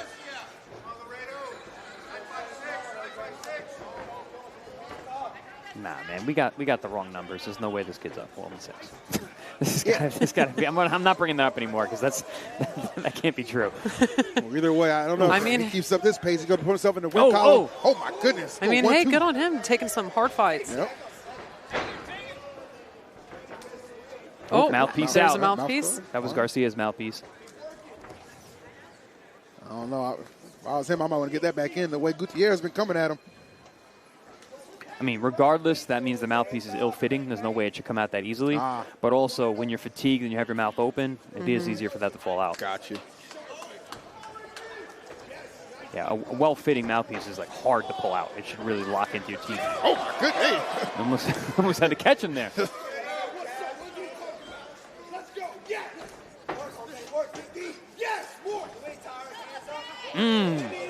It's the elbow again. Garcia, though, I will say, though, even though looks exhausted, very tough, still on his feet. Yeah. Honey Badger's living up to the name. I'm saying, bro, he's just willing to take these shots and keep on coming. Yeah, forward. he's actually pushing it. Spinning elbow. Beautiful shot. Yeah, he kind of went right there on the chin. Great execution. But again, Honey Badger still not shying away from the fight. No, Garcia's tough as nails. Yeah. Oh, that one hurt. Oh, and he is bloodied up, not just from going the straight top for of the his elbows. head. Ref should be looking real Oh, clear. yeah, I was going to say. There we go. Good stoppage. Wow, incredible stuff. Ricardo Smooth Gutierrez. Forget about that 0-6, baby. It starts here tonight. That's a 1-0 in my book. Congratulations. And it's got to be such a good feeling. You fight so many times and finally see it culminate into a great victory like that. Unbelievable. And that was over a pretty, as you said, tough as nails opponent in Garcia, but just could not weather that storm at the end. Take a look at these elbows. Elbows are different, though. I know you can be as tough as you want. Yeah. Honey Badger, living up to the nickname, whatever, but an elbow's an elbow, and he got hit with a bunch of those. That spinning elbow, that was right on the money, which I'm surprised that didn't end the fight right there. It took a few more to finish him up, but really, really comprehensive performance there by Rodriguez with those elbows. Congratulations. Gutierrez, excuse me. Yes, Gutierrez. Hard-earned, long road to get here, baby, but if you ask me, it's only the sky's the limit from this point. Absolutely. That young man can fight. Seriously. There's a lot of good technique, and it's, even from the jump, you kind of pointed out, Chris, like, I'm not really sure what I'm reading on this sheet is correct, because the way he handled himself, carried himself, it was pretty evident. This is a guy who knows what the hell he's doing in that cage. Yeah, no question, no question. Good awareness, good defense. Didn't get hit with much.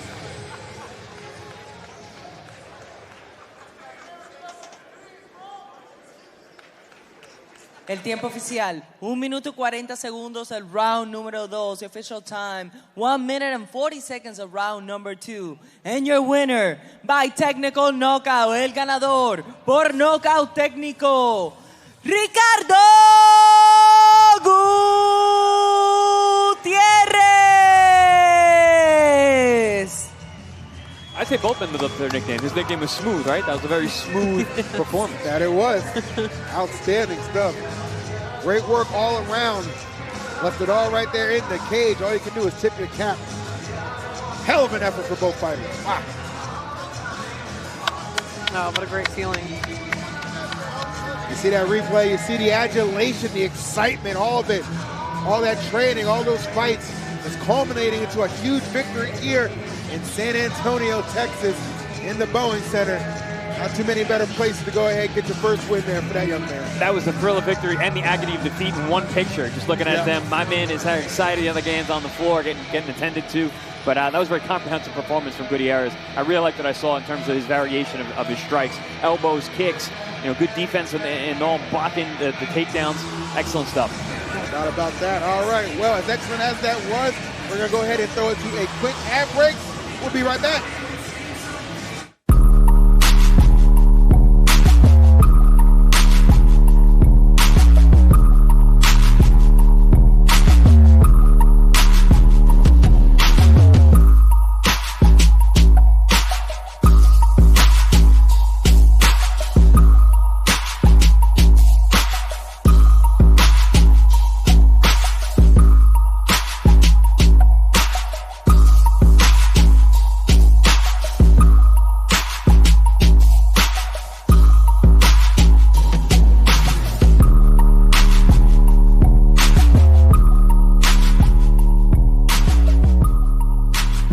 Look forward to seeing you guys here. Fighting out of the blue corner, Cesar Sandoval.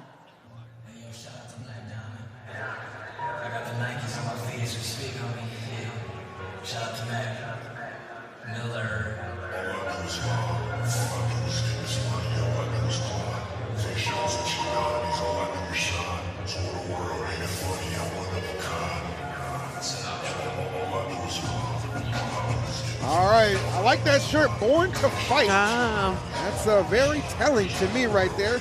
Sporting a 5-3 record, so definitely going to get some W's too. My man, Cedar right here.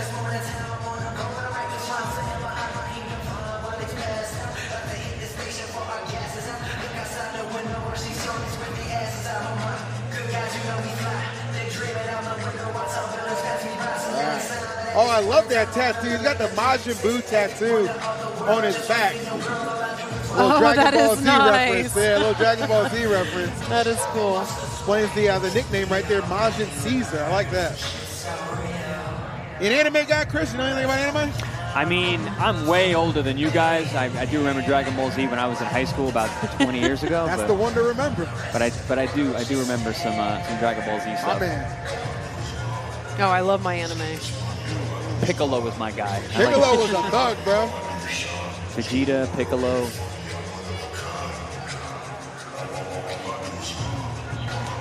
All right.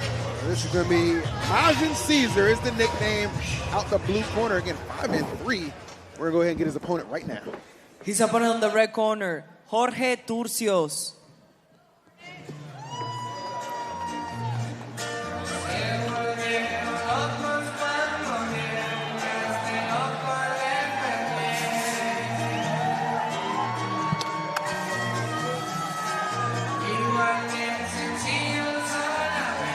Love that shirt. It is a Sunday. Nothing wrong with giving thanks to the Almighty right there. And definitely going to let people know right now, this fight right now is not going to be a miracle. I'm just trying to take it myself. He is 3-0 coming into the Melee 6 cage. Looking to extend that to 4-0. See if he can get it done. Jorge.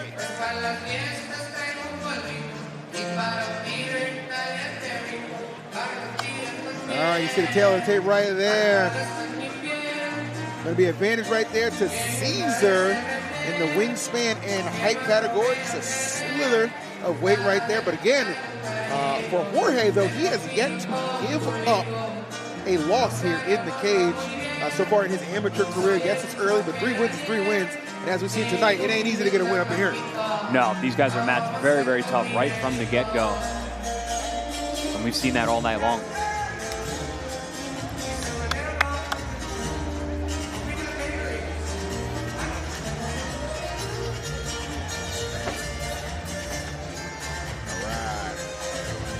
Getting loose over here is Caesar.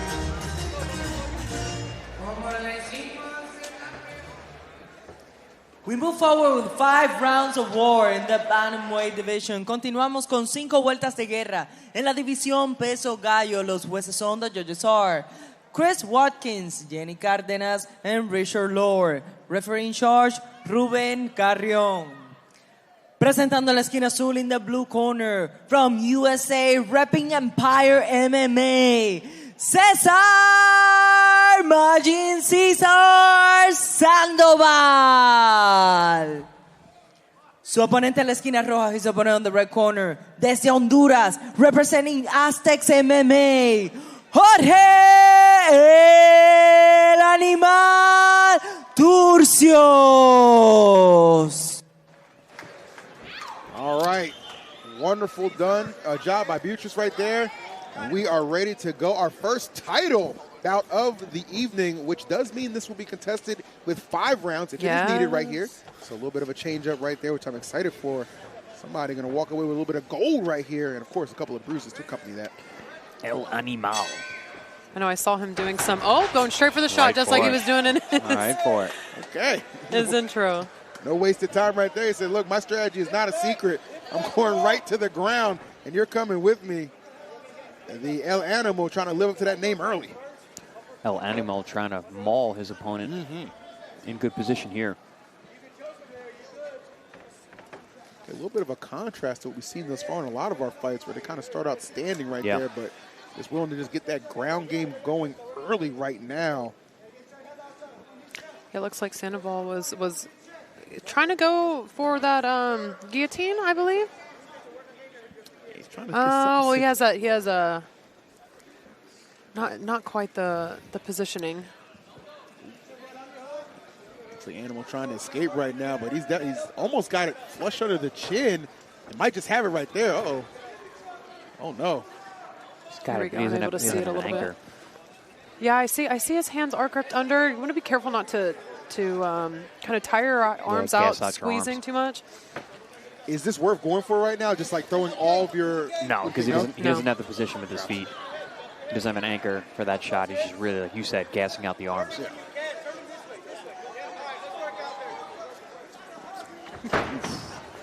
Guys are expending a lot of energy here in the opening moments of this round. Good grief.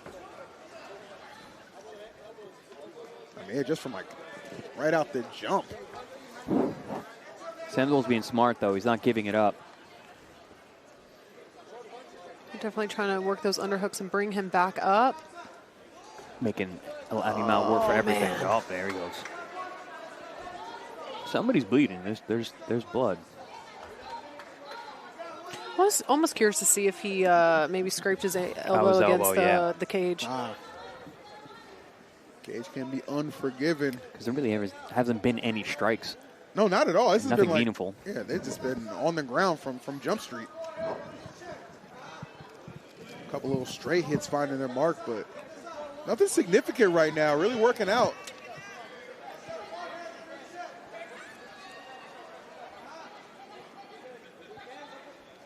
And now, is this would you say, Chris, is kind of wearing down on both men?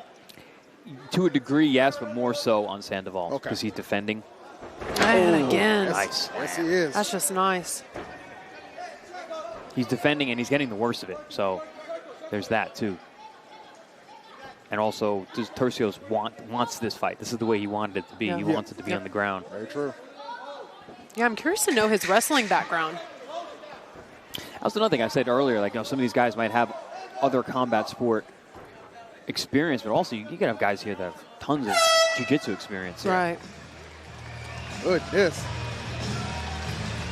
Well, that was definitely a little different from what we've seen thus far. But you can definitely get kind of an early feeling idea of the strategy right now for both of these guys. Goodness.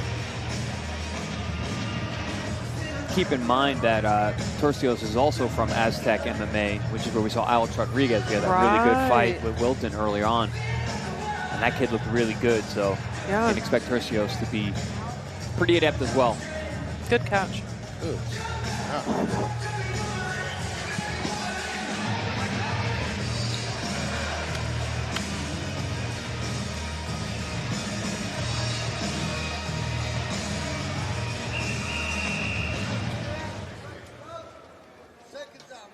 All right, clear it out. Round two, about to get underway right now.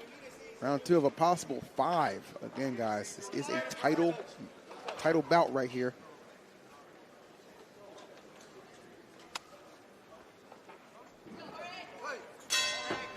All right, see if we kind of repeat that ground game or a little bit more on our feet for the second exchange. If I'm Sandoval, I want to keep this on the feet. Yeah. It did not go well for him in the first round. Tercios did eat a body kick there. Oh, damn. But still gets the takedown. Good grief. Right in our living room right here. And again, this is the strategy of El Animal. Yeah, and these guys are right in front of us. You can see the back of Sandoval. It's been chewed up by that fence because he spent a lot of time on his back in that first round. Yeah, very true. It looks like that might just be the same position he finds himself in round number 2. We had about, 5 seconds on their feet, but that did not last long at all. The game plan remains the same for El Animal. Jorge. I always say when you're a fighter, if you're going to excel to that next level, you got to know what you are and you got to know what you're not. Yeah. And Tercios, there's a reason he's undefeated. He knows what he is. Now, question to that point too: is there a stigma that comes along with that? Because you're only do they consider you like a one trick at some point? Yeah, I mean, you can even see it in the UFC when you got guys who like to take it to the ground and don't like to strike. They don't get, the same treatment that the knockout guys, the strikers get. Gotcha. It's just part of the entertainment value of the sport. Fair enough. Well, to their credit, I'm plenty entertained. I'm very eager to see who's It's a going to nice kind change of of come pace out. for us here. Yeah, exactly, right? A different style right here. I mean, we got so many great fights on this card. You got to imagine you're going to be seeing people bringing different techniques all throughout the night, and this is certainly the most grounded that we've seen thus far. And again, good job of the matchmakers, too, because up next we have a Muay Thai fight, so Yes. there's going to be no ground. There you go. there it is. Full mount here now. Yeah, Tercios, he's a grinder, man. Yeah, that was interesting. I almost saw Tercios trying to work his way into side position again. he's just like, doesn't strike at all. Like Yeah. even when he has dominant position on top, like here, he's still not looking to punch. Yeah, a little bit there. Yeah, I mean, I guess if it's like just completely But open. like it's not like he's posturing up looking to do damage. He's just looking to score points.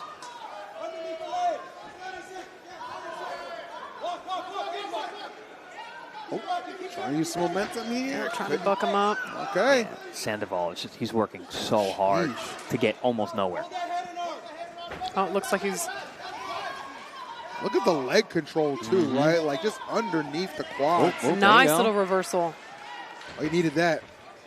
But does he have the gas? Yeah, trying to to do something with it? Trying to heavy sprawl to keep Turcios from grabbing another one of his legs. Not even just the gas, the time right here. We're just It's like he already lost the round. second away from that bell. Yeah. That'll do it. My goodness. Hey, good thing about a title fight, he still has 3 more rounds to make something of it. You know what I mean? So Good this point. fight isn't over yet. Still a lot of fight left. Yes.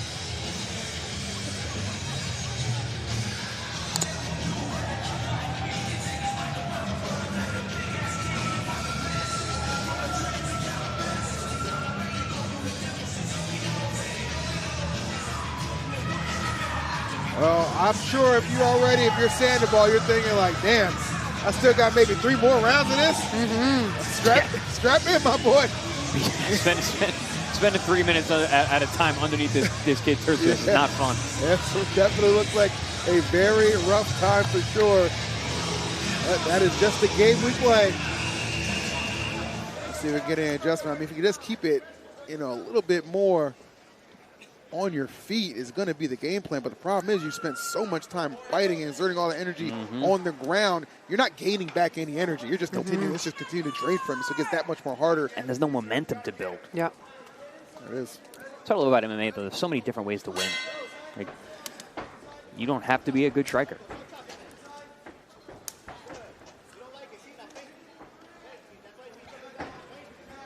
Sandoval, a little cautious in this approach. Yeah, Turcios is just more timing it. I'm actually very surprised I'm seeing Sandoval go straight into the kicks again. Yeah, right? It's a good way to get taken down again. Yeah. Oh, good knee. There you go. That hurt him. Great. Yeah, And yeah. look at that. Oh, my gosh. Wait, what? That's a way to stop some Are you takedowns. kidding me? Yes. Wow. Oh, my goodness. What a reversal. Man. Wow. I was just saying how much I love MMA because there's so many ways to win. Look at that. I was just about to say, I'd love to see him show some knees and kind of like start shadowing that up the middle. Title.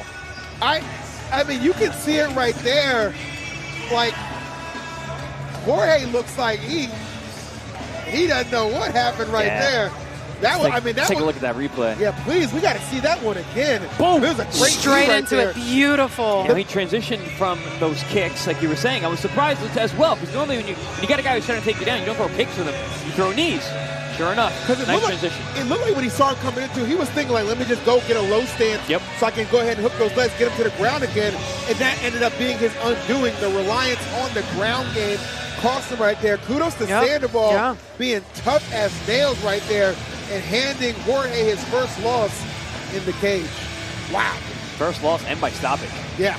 It's something funny. So the main event, RJ Casper, our coach actually teaches that to us all the time. That if you have somebody that is just relentless when it comes to wrestling, just showing those knees up the middle will really kind of stop somebody in their track because something like that could happen. Well, your coach knows what the hell he's talking about because we just saw it in full effect. Great to see it. Wow.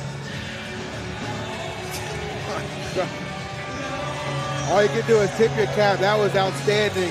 The resiliency, too, the no-quit attitude, and the one counter move with that slick knee to put him on his ass. And that's all you need sometimes. Great stuff. I would also like to note, I'm kind of reading the chat back and forth. I see some people maybe calling an early stoppage. You also have to remember in amateurs, they really don't want the damage to go on for too long because you're really trying to preserve these fighters. That's a great point. And their health. So I thought the ref did a good job because you saw he got hit and then he went head first down into the mat. Really didn't know where he was for at least a moment. That's all it takes. There was no defensive movement after that knee. You saw him just drop it. The arms went down, the head as well, and even when he came up after the fight was over, he was still looking like, what happened? He's still technically down. He's not, like he's sitting on a chair. He looks pretty dazed. So, but that's a great point about the amateurs. This is not to get hurt here. This is, it happens, but got to protect your fighters, man, because, again, the goal ideally is to make it from amateur to pro. Right. You don't do that if a ref can't do their job correctly, and we have great refs here that obviously know what they're doing. You see it one more time right there. Just gets clobbered, knee, flush to the face. And we're going to go ahead for Beatriz for the official result. El tiempo oficial. 26 segundos del round número 3, the official time. 26 seconds of round number 3. And your winner by knockout, el ganador por knockout, César Sandoval. Congratulations to Caesar. Leaves not only with a W, but a little bit of hardware around his waist as well. Hard-earned in that exchange. Outstanding stuff. That's a big win. You know, he's now a 9-fight veteran. Yep. You know, probably got the more fights than anyone on the card so far with Sandoval. And that showed the way he was able to transition from those kicks to that knee and turn that fight completely around. And again, you know, I'm kind of like over here to the side. I can see it doesn't look like still Jorge knows completely where he is or what happened, man. Still out of it. That was definitely the correct stoppage because, you know, it was over either way you slice it. All right, I welcome our friend Rich back to the desk. Rich, what'd you think of that last one, brother? Oh, man. You guys said everything that I was thinking. I was in the bathroom. I'm not going to lie. I missed the entire fight. I was in the bathroom, and then Mr. Arthur was eating a cookie, and I got stuck talking to him the whole time, so I missed the fight. Seems like I missed a pretty good one, though. It was an interesting fight. First 2 rounds were dominated by just Turcios just taking his man down and keeping him down for 2 full rounds. Nothing going for Sandoval. He came out in round 3, started throwing some kicks, and just transitioned to a knee. Boom, knocked him right out. And you know what they say, when a real man holds you down, you're supposed to drown. Well, okay. I don't know who said that, but Kanye West. I believe you. Good stuff. Oh, guys, we're just tuning in. We've had some amazing fights all throughout the evening already. Just some great back-and-forth action. A really good showcase of the different styles that you can win with and dominate and be effective with in the MMA circle. And again, that was flight number 7, so we're going to 8 coming up next. But yeah, it's been an awesome evening thus far. I'm so honored that they had me back here and joined by true absolute homies right here in Chris and Rich. But before we get into some more action, let's pay some bills. We got a quick ad. We'll see you on the other side.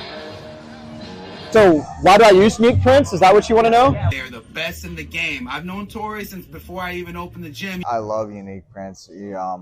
Since the first day I met Tori. Unique prints has just been great. They've been very responsive. We always get our deliveries on time. They're Texas-owned, family-owned business, and that's what we want. We want to support local. He's got the best prices. He's got supersonic speed when it comes to delivering stuff when you need. They take such time to cater to whatever it is. Small prints, big prints, any prints. Quality, control, honesty. That's what we want. Any idea that we've came up with that we didn't think was possible, they've made it possible. They're very loved there, so thank you so much. Thank you, Tori, for everything you've done. Thank you for helping Big Tex out. Thank you for helping Iron Forge out. And thank you for helping Melee and making us look as good as we do. And they literally do it all. So I'm only going to ever use unique prints. Shout out to you, Tori. Love you, man. Unique prints, there's no reason to go anywhere else, to tell you the truth. Guys, don't forget to check out Unique Prints. They're awesome. Now, we continue with the action. Fighting out of the blue corner, Dayton Biggs.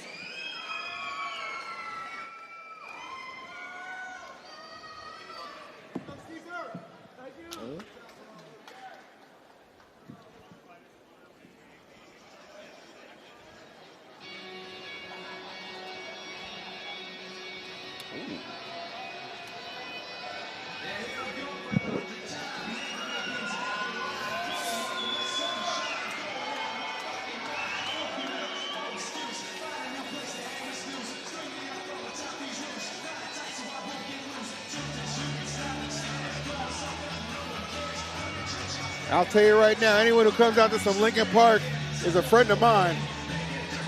One of the best bands to ever do it. Argue with a wall.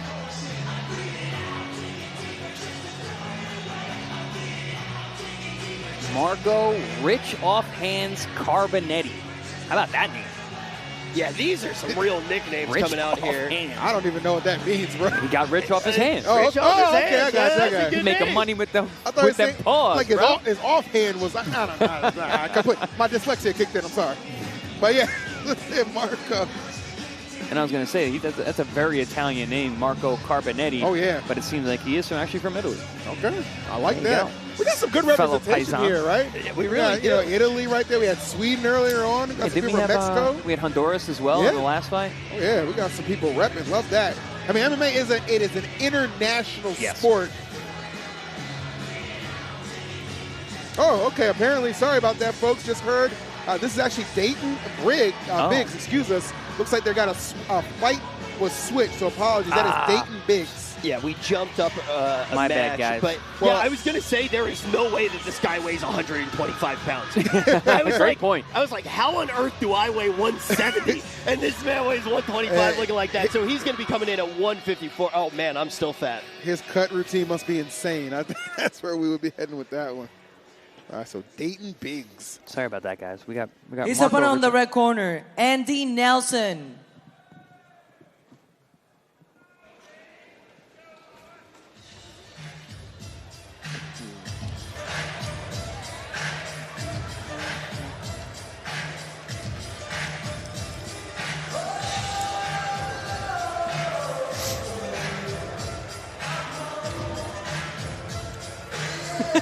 The music selection for these fighters back to back is incredible. Got the OGs coming out. I mean, both these fighters are undefeated, so we got a battle of undefeateds here. I gotta say it. This is one of the times that you do start hearing the crowd get pretty loud. First time that I'm hearing it today, it sounds like he's got a bunch of support in the audience. It also seems like he's got the record to back it up.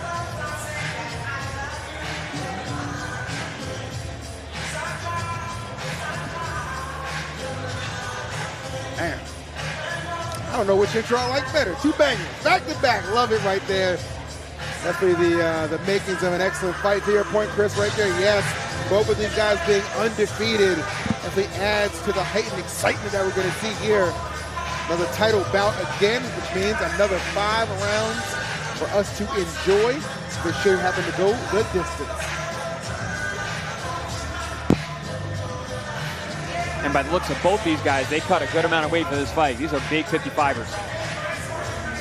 Yeah, that really doesn't make sense to me. That is crazy. 5'9", 154 pounds. Looking very lean. I don't think you could ask for it to be any closer right there. Like the separation in all those categories, virtually non-existent right there. So if you're looking for some even footing right here, this could be the match for you. It could have the potential to really go the distance. Now, Chris, real quick. We continue with the action. 5 rounds, 3 minutes in the lightweight division. 5 vueltas, 3 minutos. En la división peso ligero, los jueces son the judges are Chris Watkins, Jenny Cárdenas, and Richard Lord. Referee in charge, Ruben Carrión.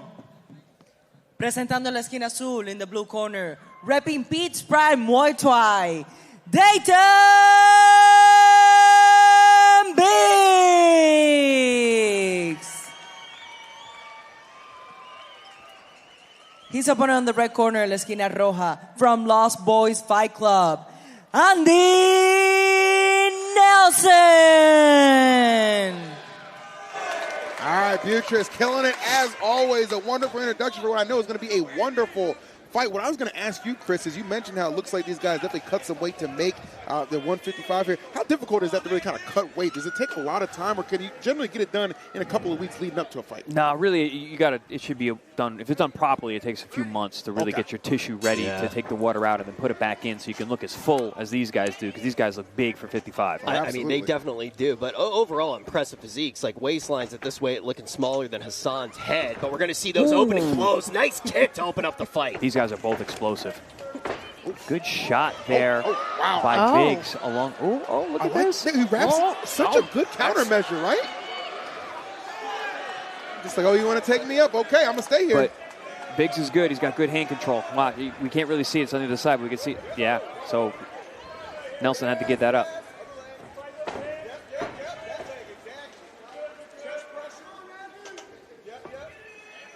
Yeah, I even saw Biggs talking to the people outside of the cage. That's actually his corner. So is that his? Yeah, his coaches are right there. That's. Oh, are you allowed to talk to your coaches? Mm-hmm. Okay. Oh, yeah. Oh, yeah. All they do is yap. Not an insult. I don't want to promise. Just point it out. Oh, this is an interesting situation that we see. He's got him really. Oh, man. Oh, that would be so disheartening. The block in. I don't know. He's squeaking. Oh, my God. No. It definitely looks tight, but. Yeah, it does. He's got that guard up, but he might try and muscle through it. Let's see. We just started this thing. These are two big bruisers. I'd be surprised if it ends so quickly. Nice. Good body shot. There we go. Nice. Yeah, I think Nelson's okay here. Yeah, doesn't look like it's going to end that easily. Still plenty of fight right there from Biggs. You can definitely tell it's still difficult, you know? Yeah, he's not comfortable. I think he's hoping that Biggs will eventually move on to a different position. Yeah.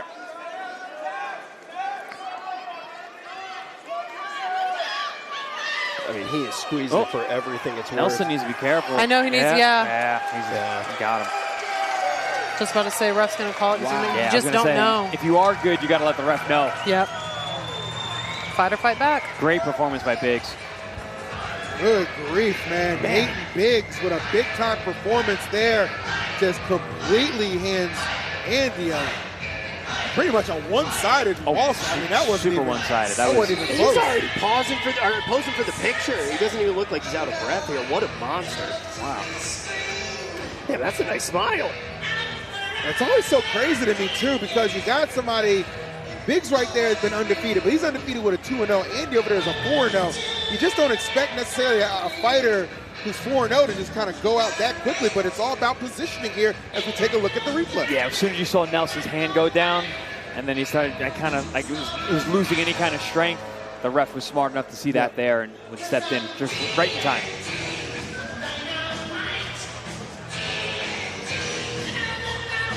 You see the disappointment in Nelson's face, but there's nothing you can do about it. I was just about to say, sometimes it's just heartbreaking. Yeah.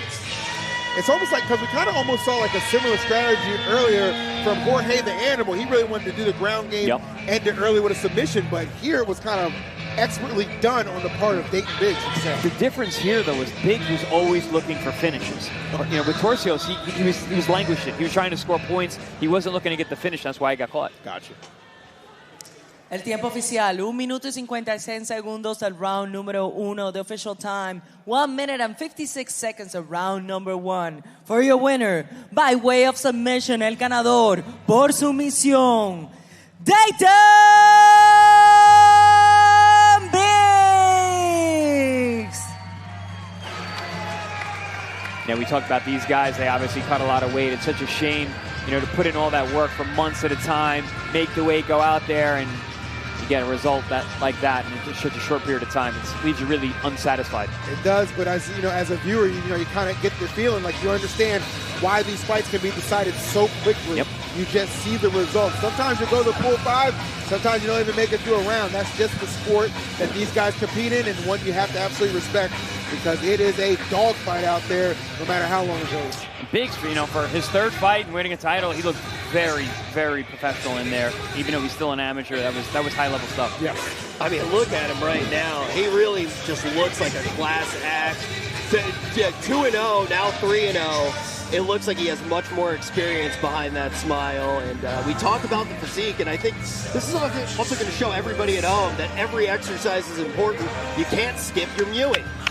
It's such an awesome fight, too, to just kind of, you know, just kind of leave with a title as well, dude. Yeah. Like, undefeated title, done. Got the legend Pete Spratt in his corner. You see him over there. There you go. Comes from good stock. Wow. Folks, if you needed any more reason to know why you need to be tapped in to all the fights this evening, take another look at it right there with what Dayton Biggs just accomplished in that cage right there. Again, welcome back to the Great Desk here. Your boy EE. I got Chris. I got Rich. I got Julia. We're hanging out, having a great time, enjoying some awesome MMA action here at Melee 6 again. Thank you to the Boeing Center for housing us here. Beautiful San Antonio. It has been a night to remember, and maybe some of the best nights for some of the fighters we've seen thus far, getting some epic victories throughout the night. Yeah, it's very entertaining, good competitive matchups. A lot of them ending early, but that's the way MMA goes sometimes. Yeah, now, as a fighter that's coming out and getting a big victory like that, I'm curious to see how big it can be for his career. I mean, I think a guy like that, you look at the level that he's putting into, what he brings to the ring, he's got to be looking professional at some point down the line. There it is. All right. Well, real quick, guys, we're going to throw it to a brief ad. We'll see you in just a second.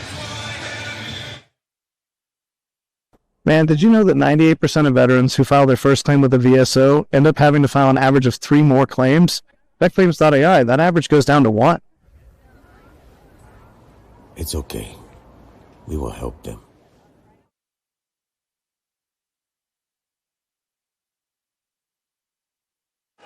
Fighting out of the blue corner, Marco Carbonetti.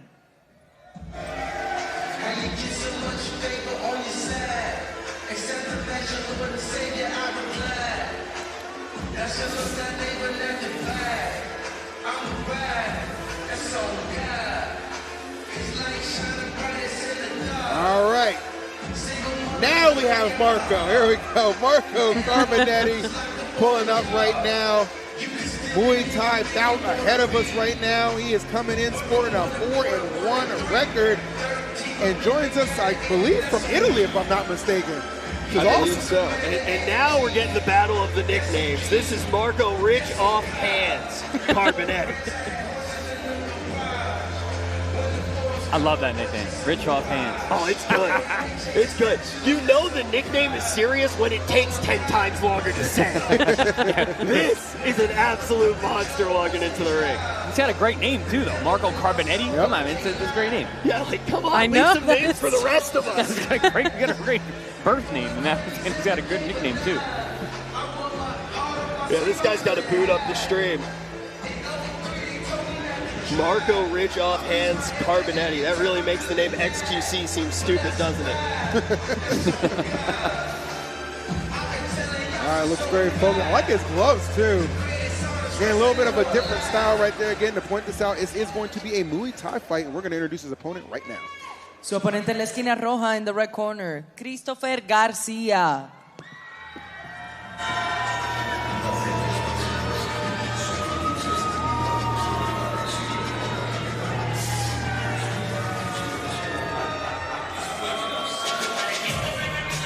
All right, and here comes Christopher Garcia.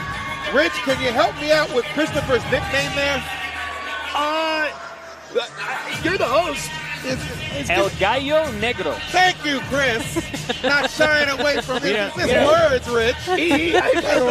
I've only been back for 4 months. Guys, we're in Texas. You got to speak at least a little Spanish. There you go. And you see right there, tail of the tape, going to be a good one. Garcia coming in here 5-0, undefeated. To Carbonetti's 4-1, so 2 very impressive records for sure. A little bit of a height advantage right there going to Garcia, as well as that wingspan, which is 7'2", pretty damn good. I got a little bit of a secret here, E, man. I've been looking forward to this fight because of this young man right here. Okay. Yes, yeah, I El agree. Gallo Garcia, he's very good. All right. Yes.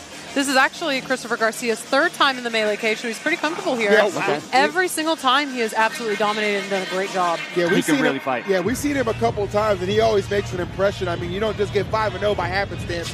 This guy knows how to handle his business in there, not taking anything away, of course, from his opponent. Marco looks very well, gamed as well, but man, this will be a fun Muay Thai exchange. We continue with another war in the bantamweight division. Continuamos con otra guerra en la división peso gallo. Los jueces son the judges are Chris Watkins, Jenny Cárdenas, and Richard Lohr.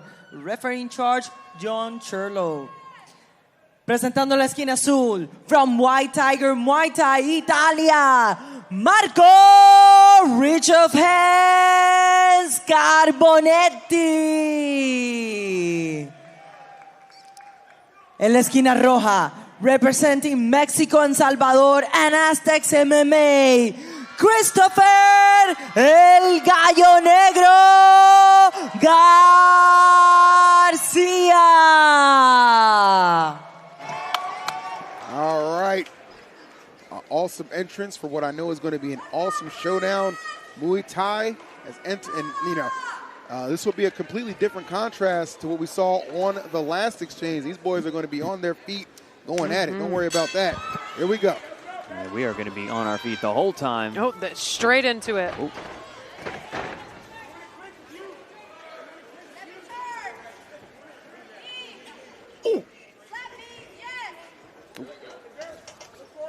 Some of those knees going to some pretty colorful places there. Go. Watch out for the hands of Garcia, man. Oh, wow. Good. Nice. Seems like he's got legs for days as well. And one thing about Garcia too, man, he's such a lanky individual, but he's like kind of thick where it counts. You know what I mean? Like this is a guy. Pause. Trust me, I know. I'm just saying, man, that guy, you know, that guy can appreciate a nice body.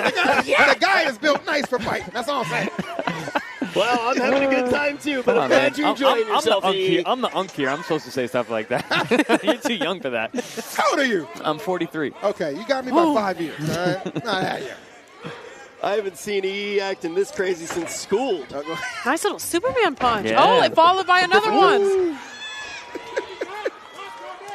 They're squaring up right now. Yeah. You know, Carbonetti, man, be careful. He's letting those hands go pretty nicely here. Yeah, Garcia, man, he's got long legs. He whips those things around real nice. Oh, nice shot. Yeah. Yep, one And slip good through. Yeah, He is Carbonetti, just, man. He's just spamming those switch kicks beautifully. Yeah, I like what I'm seeing. Mixing his hands and his feet really well.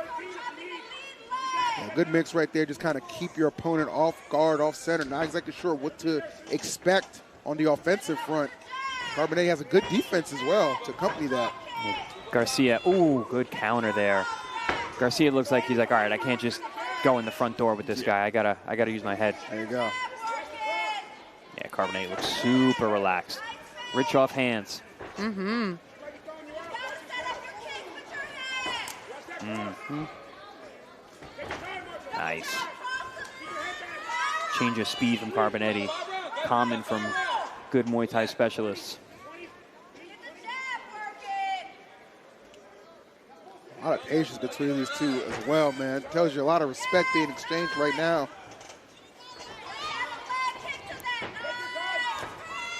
Garcia's looking a little befuddled. Yeah, it seems like Carbonetti's really been able to set the tempo of this one so far. Just so relaxed. Yeah. Yeah, it's interesting because to Julia's point, we've seen Garcia fight in this cage before. He's no stranger to the melee events, and he's usually like the aggressor. He's usually the dominating factor here, but Carbonetti just comes in with such a calm demeanor. He tried it, and it didn't work out early on. Carbonetti was able to combat that. Yeah, I mean, Garcia is really trying to come out with all the aggression of Chappelle Roan talking to an 11-year-old, but Carbonetti's been able to slow down the tempo. Beautiful right hand from Carbonetti. Oh, man. Damn. Where was he holding that in the chamber?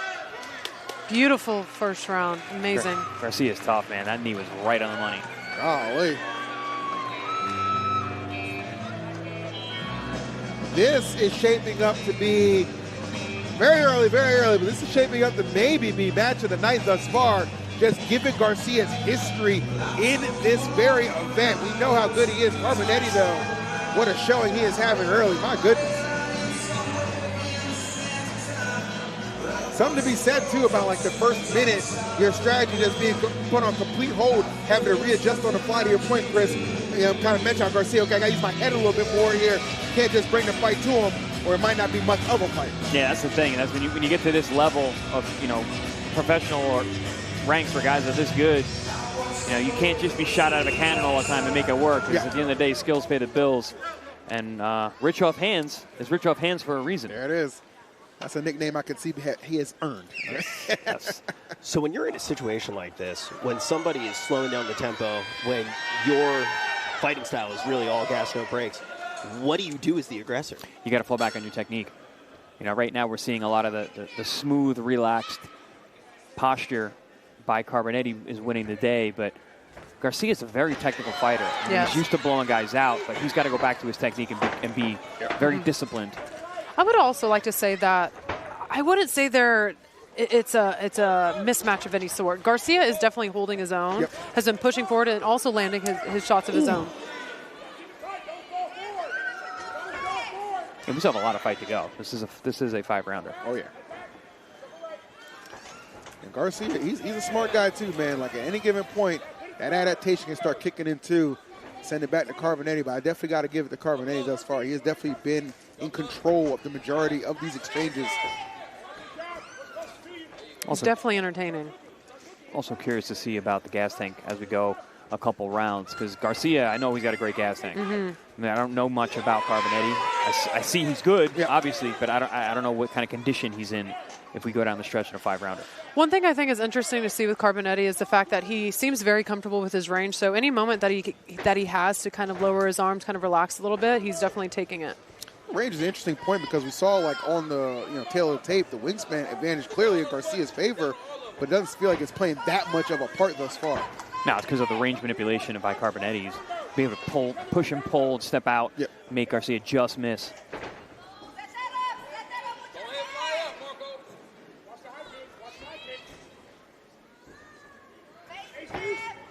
Solid connection. Well timed. You talk about the gas tank being an unknown, but it seems like he's able to reserve it while still getting some solid connections.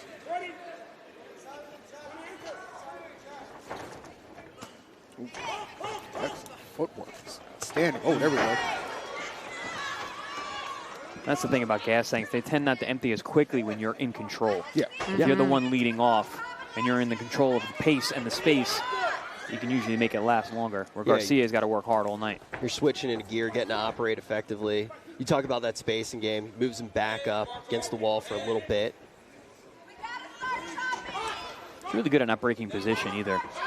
Even as he pulls back, he's still there to fire that kick.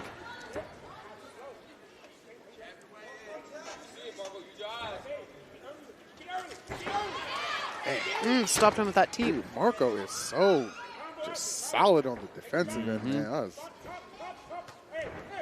so technically sound. Yeah. Puts his hands and his feet together beautifully.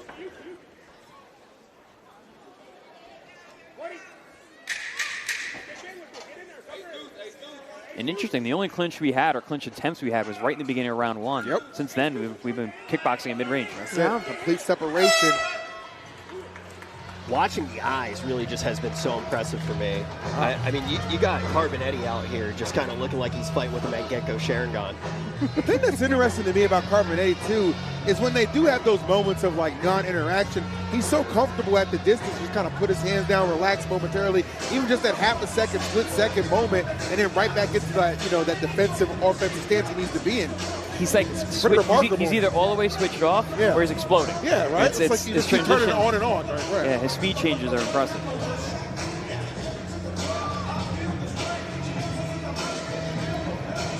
There's a lot of impressive things in that ring. Yeah, chat's noting right now, they're saying respectfully, noting the respect between these two fighters in the ring.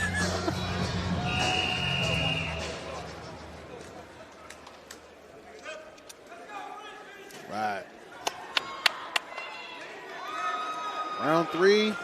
They were also, for some reason, spelling POG wrong. Usually here it's going to be, POG it usually means on Twitch.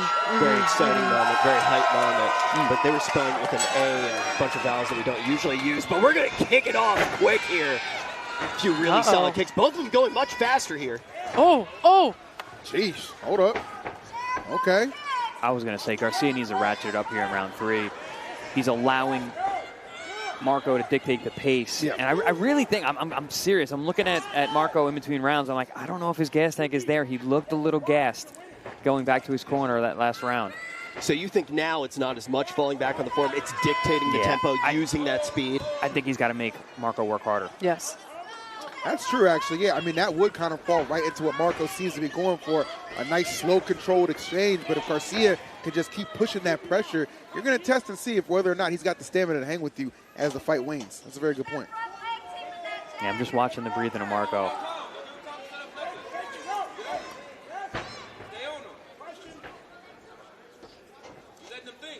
Veteran tactics. Oh, man, it kicked straight in the face.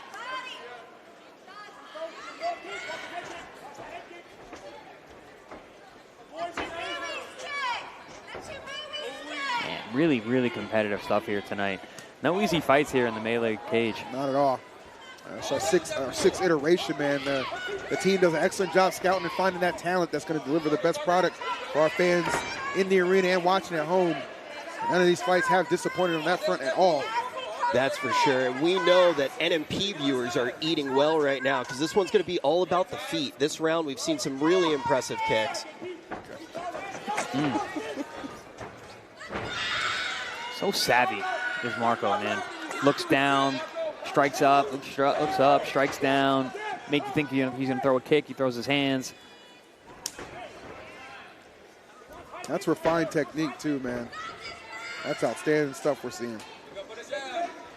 I was just about to say, I would love nice. to see some low straight kicks. into the head hit. All right. Such subtle defense from Marco, too. Makes you just miss. Takes a little bit off that kick.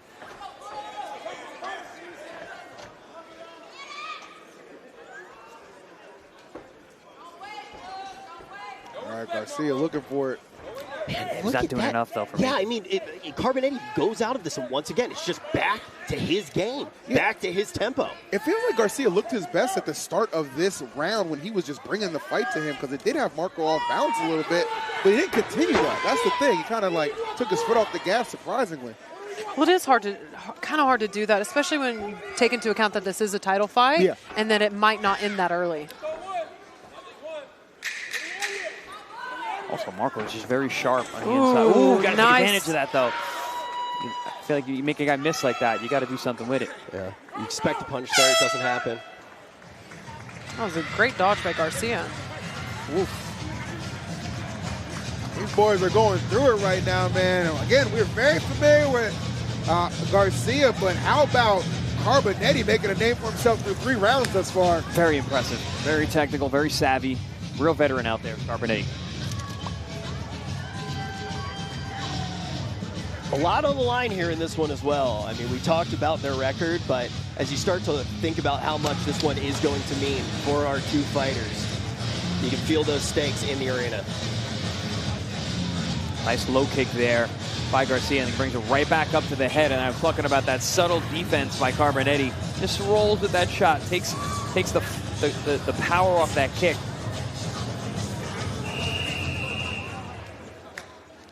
All right, 3 rounds down, 2 to go potentially.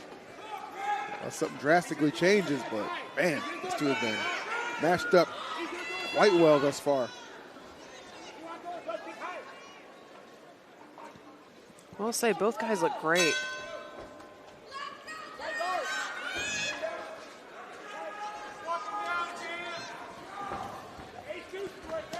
Oof. Been waiting for those kicks from Garcia because I've seen them in the past. He's a brutal kicker. He's really struggling to close the space. I mean, he tries to jump in there once again. Just see Carbonetti make some space. Now he's starting to make up for lost time. Yeah, that was a good sidestep. A little solid punch in there. Yeah, Garcia is usually the guy who dictates at range because he's so long. Yep. But Carbonetti has such a good range control and distance manipulation that Garcia is very tentative. You can see the sweat being knocked off these 2 as well, man. When they do end up tying it up.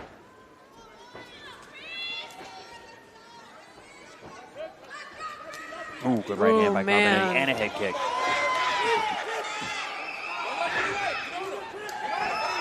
All right, here we go.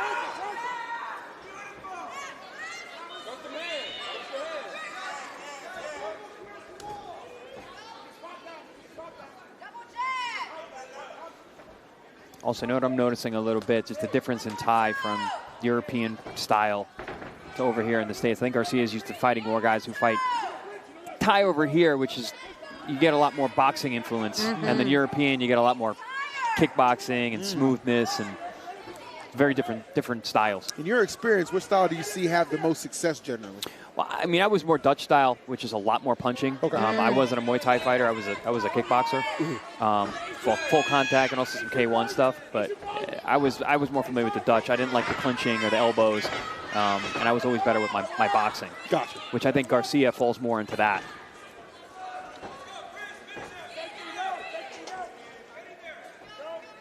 All right, trying to pick and choose these moments for sure, but I have to speed it up a tad bit. Just under a minute here to go in round 4. It's been a very slow round for Carbonetti. Garcia has definitely picked it up for sure. Yeah, not doing anything spectacular, but just chopping that tree. Nice.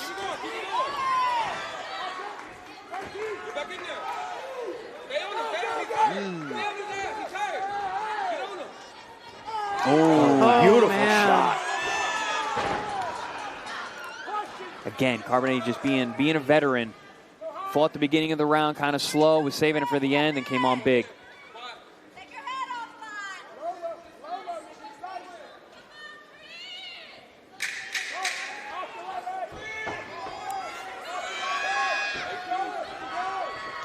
Oh, nice. Yeah, I mean, didn't overcommit right there. Maybe gets the last hit of the round. Yeah, certainly. Good stuff. Good finish of that round. I mean, just a solid round. Sure. You can see him picking it up, too. You don't have to hold back much longer. You're able to dictate the pace of the entire fight. I'm kind of glad they switched the fight order, but I'm glad this is closing the amateur card. Agreed. Because this is like right up there with the pros like, level competition. This is high-level stuff, exactly, yeah. This is good. This is good stuff. Wow. We are being treated here, folks. More ways than one. Good Lord. And let me tell you, round 5, I'm sure will not disappoint us. We take a look at some of the replays from round 4. Yeah, round 4 started a little slow early on. I thought Garcia was getting the better of it.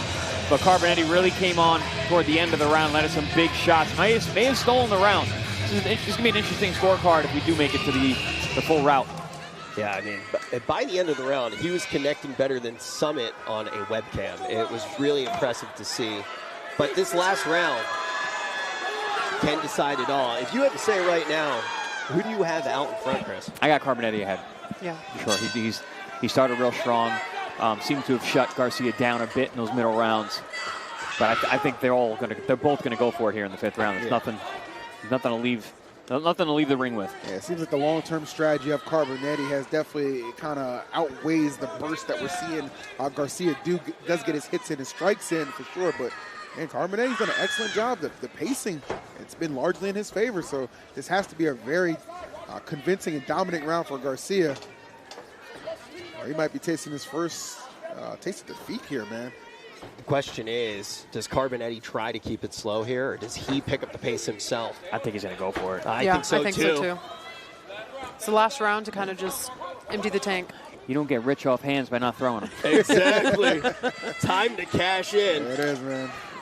I think Garcia also feels the pressure to make sure that he closes in this round. I think he really needs this round. Yeah. I mean, at least if not a dominant round, he needs a knockdown or to get a knockout. So. Yeah, something.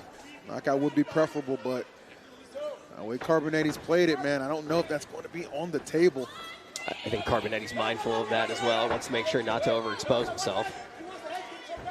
The control with the feet, man, has definitely been just a standout for Carbonetti for me. Carbonetti looks a lot better than a guy with just 5 fights. Yeah. Oh, yeah. I'm saying, right? Like, you can double that total. Yeah. He looks more confident in the driver's seat of this fight than Extra Emily running through a red light. Well, yeah, and that's happened. He's a Twitch humor, yeah. I'm just laughing at him because he's laughing. I have no idea what he's saying all night long. You don't want to know. I don't. I truly do not. Oh, wow, that was flush. Yeah, that was. Garcia rolled with that a little bit. A little rubbernecking, but still a smooth technique by Carbonetti. All right, 1 minute.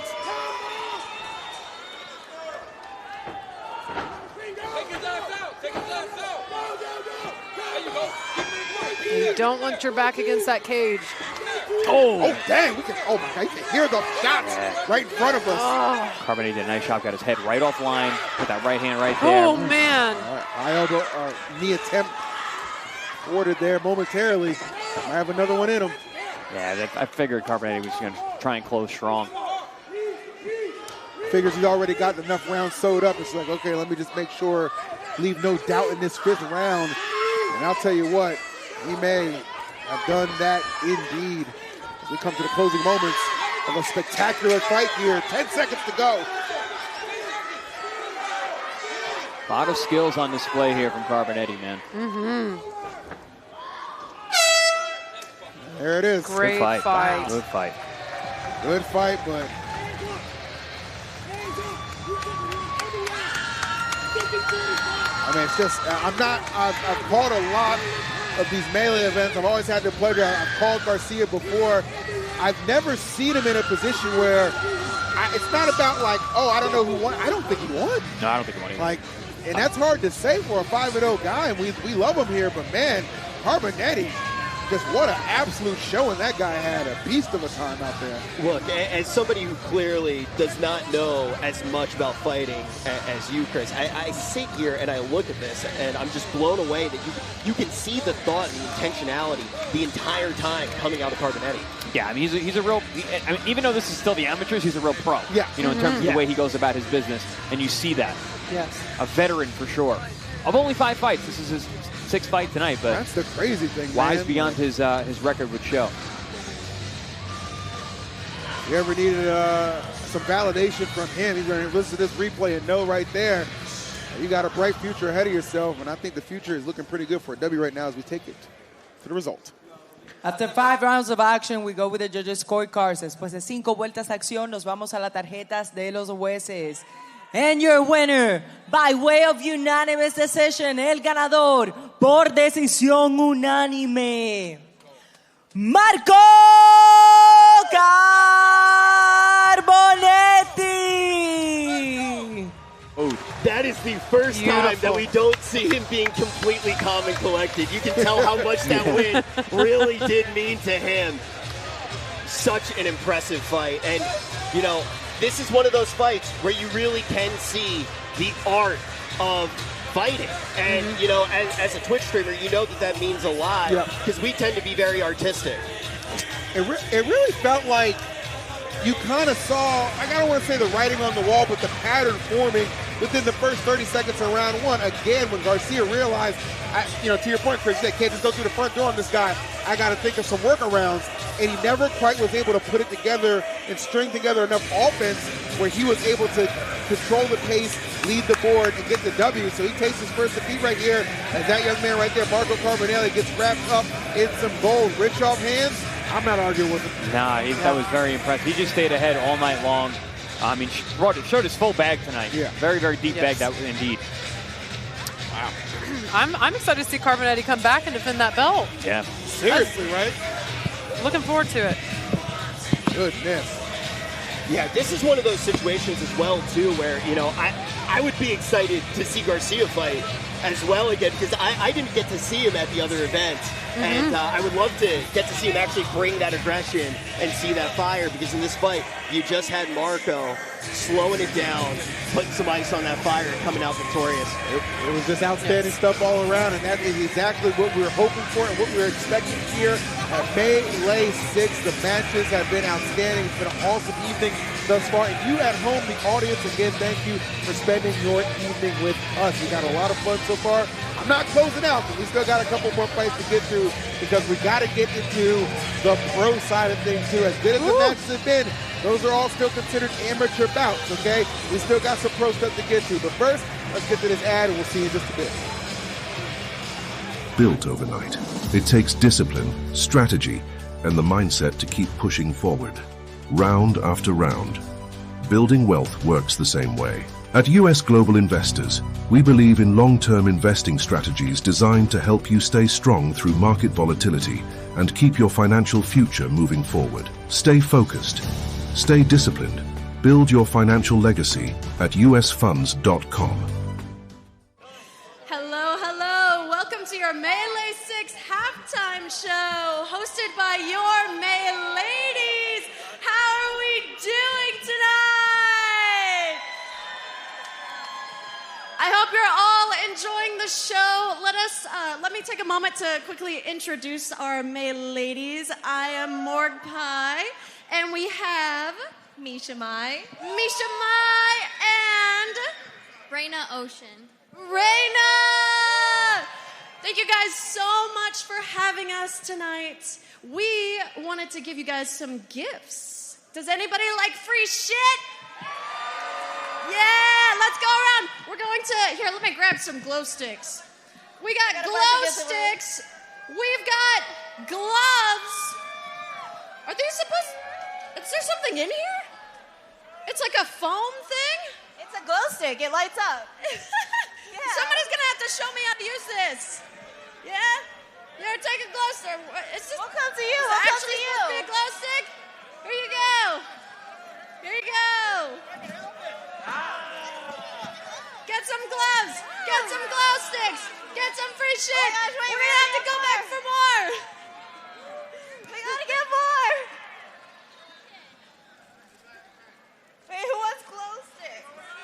Somebody's gonna have to show me how to use this. All right.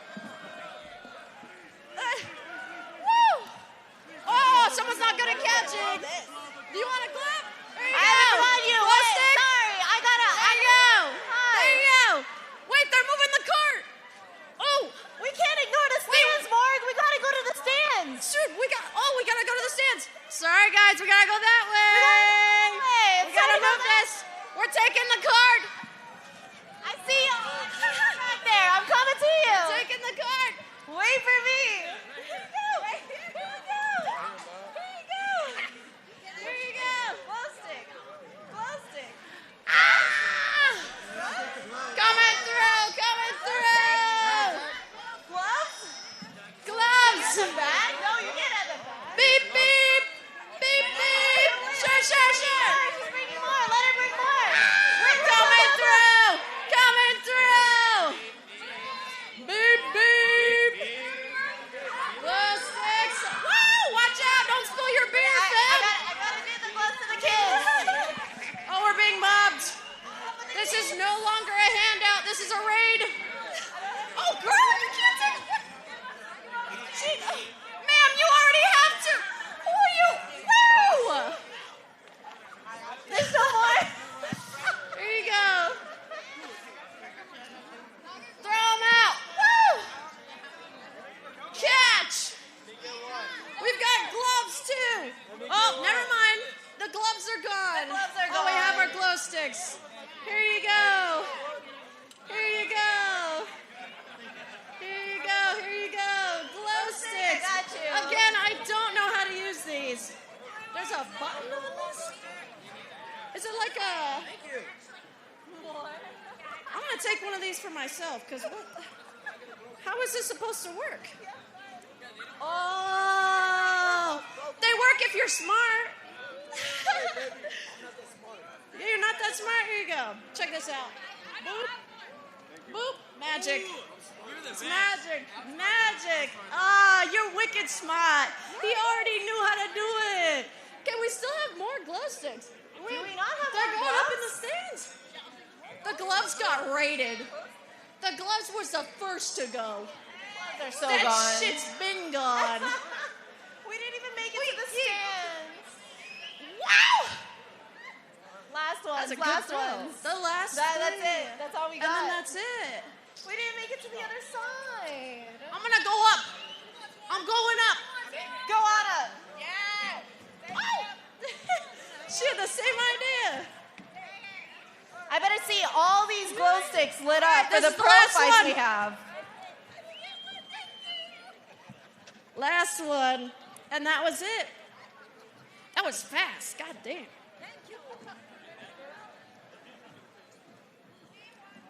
Oh, I'm out of breath. Yeah, that was a lot. That went fast. That was good job, everybody. Jesus. Wait, I want to see all the glow sticks. Yes, let's see all the Were you glow guys sticks. able to activate all your glow sticks? Yeah! There they are. Wow! Oh, they're everywhere. Yeah. Wow, it's like a raven here. 6 more minutes?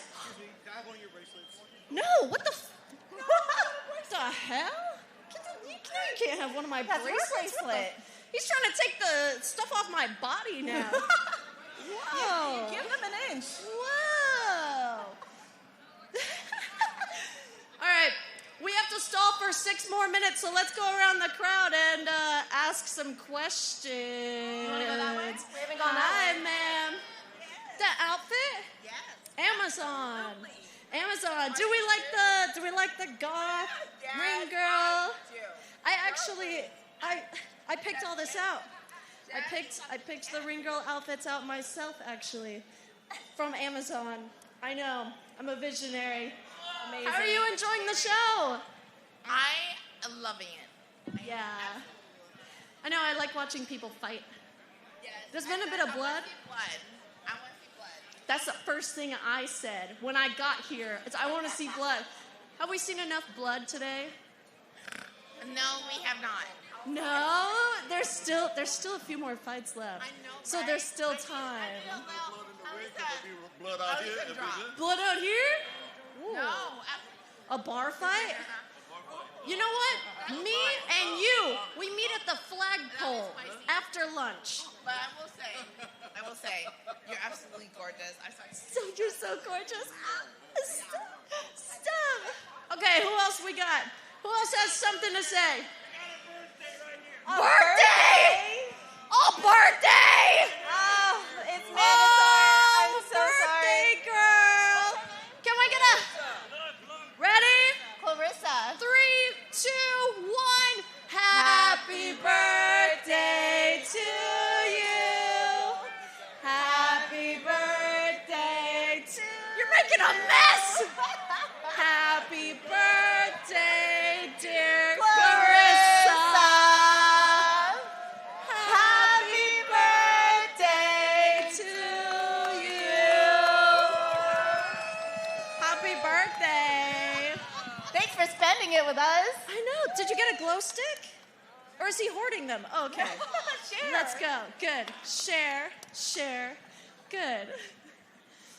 How about you, gentlemen? Are we enjoying the show today?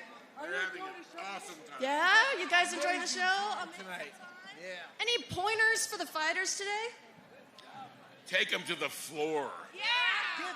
Oh, that's a rare one. I Body don't slam. usually hear that. Take them down to the floor. You heard it here, folks. Very good. Very good. Who else? What else we got? Stalling is hard. That's a lot of pressure. What's up, guys? Enjoying the show? What was your favorite part so far today? The knockouts have been crazy. Lots of, what's it called, RKOs? Is it an RKO? TKO? Lots of TKOs? Yeah, there were a lot of round ones. In the beginning, there sure were. There was a good amount of round ones. Those were going quick. Are y'all excited for the pro fights coming next? Who are you here cheering for? Anybody, everybody. Just a fan of fighting. You're just here to see blood. Like those other people. Violence. Choose violence every day. We're choosing violence, apparently. That's what we're here to see. How much time do we have left? God damn. This is the longest 6 minutes of my life. You're doing great. You're doing so good. Thank you. You're doing so good. Oh, thank you. You're all doing great tonight. I just want you all to know that. A push-up contest or something. I know. We were trying to get people in the ring, but then we saw the setup, and we were like, oh, this seems like a lot. This seems dangerous. Yeah, a little bit. I want to do all that, but... That's all right. That's all right. It'd be like that. Let's see. Who else do we have? More interviews. Look sharp. Hello. Who are you here to root for today? Christian Vasquez! Let's go! Are you excited to see the remainder of the fights? Oh, yes. Do you think there's been enough blood today?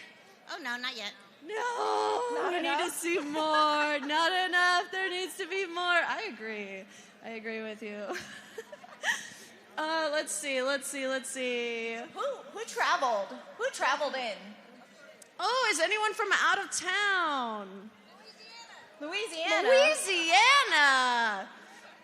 Where are y'all from? She lives here now. Oh my God, I recognize. You recognize this somebody? This right here. Our wonderful sponsor, VetClaims. You're the sponsor? I'm trying so hard to say responsible things only here, but yes, Say VetClaims.ai. what's the first irresponsible thing that comes to your head right now? Check out the OnlyFans collab at... I'm kidding. I'm kidding. I have a girlfriend. No, if you need help with your VA rating, go to VetClaims.ai. VetClaims.ai. VetClaims.ai. You heard it here, folks. Thank you all for supporting Melee, the one awesome fight night. Are you liking it so far? Are you pleased? I'm obsessed. This is great. Perfect. Yeah, the fights have been Is there great. anything you want to see more of? No comment, Misha.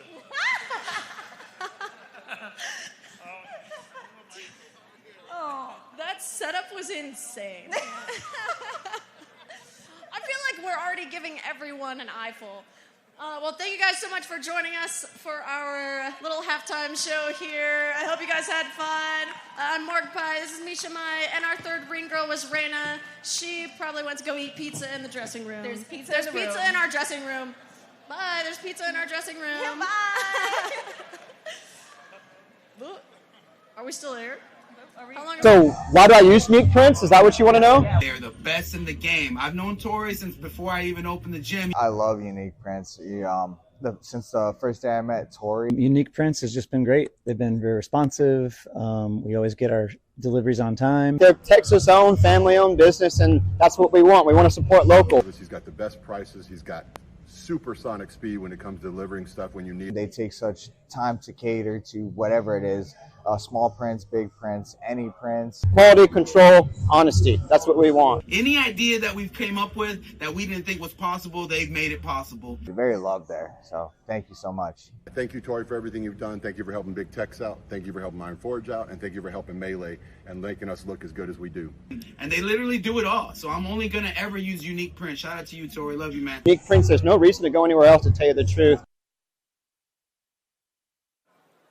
Well, guys, we took a little break in between the amateur card, and now we're going to the pro card. I'm here with my colleague, Chris Algieri, two-time boxing world champion with a great professional kickboxing career. Chris, this is your first MMA show in the commentating area. What's your experience with it so far? I think it's been fantastic. The matchups have been great, excellent competition. Some fights are quick, but that's fine. Like that's how MMA is, especially in the beginning when you're first figuring it out. But really impressive with the layout, with the crowd that's here, and big shout out to VetClaims.ai for helping put this together. This is a really great show, and I'm looking forward for the pro card for the rest of the show. See, I got the whole military outfit and everything. I'm like ready to go. So tell me a little bit about the co-main event and about the main event, because we have two competitive fights. But let's start with the girls. Tell me a little bit about the co-main. Yeah, Stephanie Alba and Nick Daly. Yes, it's a great matchup. It's a veteran, a good striker versus a ground specialist.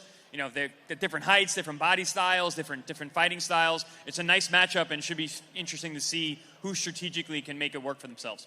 What about the main event, Filthy and Casper? Yeah, I mean, with Casper, he's very well known around these parts, and with this event, very experienced, good technical fighter. And then with Filthy Fuller, man, he's a wild man. He brings it. He's looking to knock you out. He's looking to hurt you. He fights like he's shot out of a cannon. Always entertaining. So it should be a really nice matchup and clash of styles. Thank you, Chris. It's a pleasure working with you again. And we're about to start the pro card of the evening. Fighting out of the blue corner, Gunnar Colorado.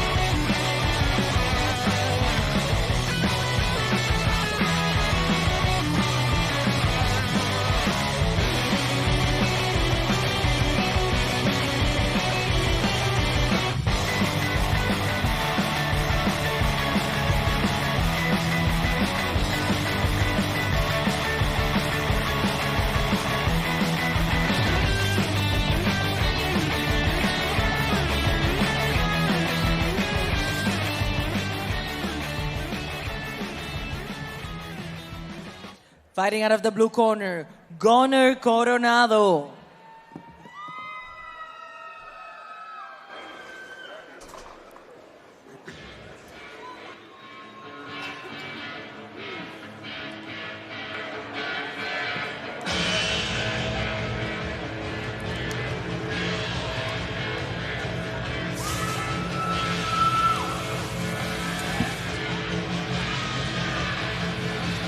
All right, ladies and gentlemen, welcome back to Melee 6. We are still at the awesome Boeing Center in beautiful San Antonio, and the action will be resuming right now. After a much-needed intermission, we all had to collectively catch our breaths, refuel a little bit. We've seen so much incredible action throughout the competition so far, and it picks up big time right now because we are jumping into our pro fights. The next 5 fights you see will all be pro fight contests. And I'll tell you what, that's exciting to me. Chris, what kind of shift in adrenaline and just maybe execution can we expect to see jumping from amateur to pro? I mean, you saw the progression as the amateur card went on. You saw more and more experience and how much the level jumped up. I just really going to continue that, the ascension of the skill set that these guys are going to bring to the cage tonight. And probably a little more power, maybe some more finishing. But I'm looking forward to this fight, full contact kickboxing, Muay Thai here. No, this is a kickboxing fight, full contact kickboxing. This is my background. I was going to say, right up your alley, this is where buddy. I came from. Yeah. So this is one of the ones that I'm looking at as well, because these are pro debuts. So is this an area where you might expect the pressure to affect them more, or do you think they're already more confident in that? No, I think it's both their debuts. They probably had somewhat of a extensive amateur background, so nothing new here. That was new. That was very interactive. Yeah. He's up and on the red corner, Phil Houston. That probably didn't feel too good either. I was going to say, you're kind of helping the other guy out. Yeah, it's not ropes in there, buddy. I know I'm intimidated. I was a little bit scared. Oh. And here we have Phil Houston coming out of Iron Forge Gym. All right, a fellow Phil. I mean, I feel like I'm obligated to root for this guy, you know what I mean? Like, see how it goes down. So what can we expect from Phil? Obviously, you're more familiar with what he's able to do coming out of Iron Forge Gym. What do you expect? Phil is one of those guys that just does not leave the gym. Mm-hmm. I think if he could pull up a sleeping bag, he would probably just sleep there the entire time. Okay, but I just want to differentiate a little bit.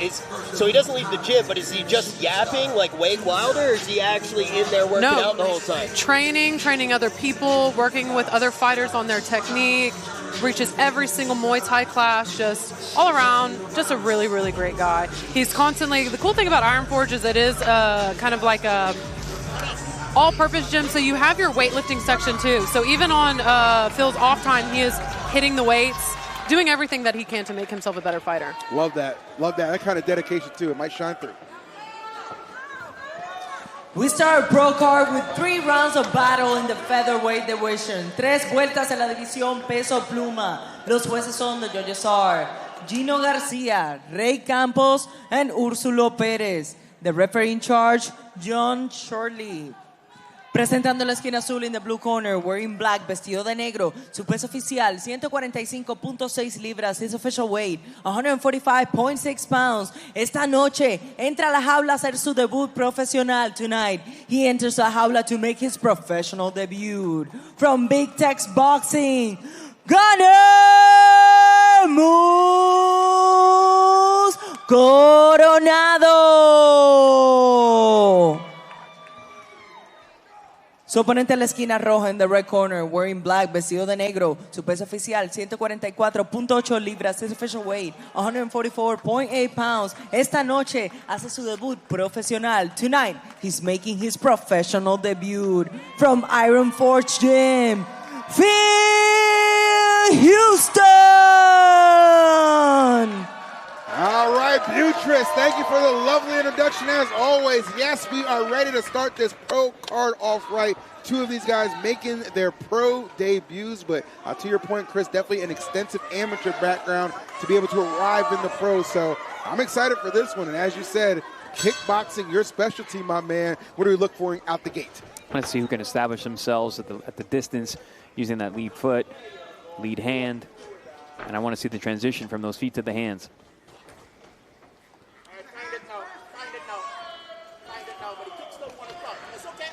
All right. I'll tell you what, Julia, you got me excited about Phil, talking about how this man basically lives in the gym. That kind of work regimen can definitely find its reward here. I will say I'm on the edge of my seat. Yeah, Phil Houston looks very, very smooth in there. Transitioning in and out, controlling range. And this is what we were talking about. You can see the difference between the amateurs and the pros. Yeah.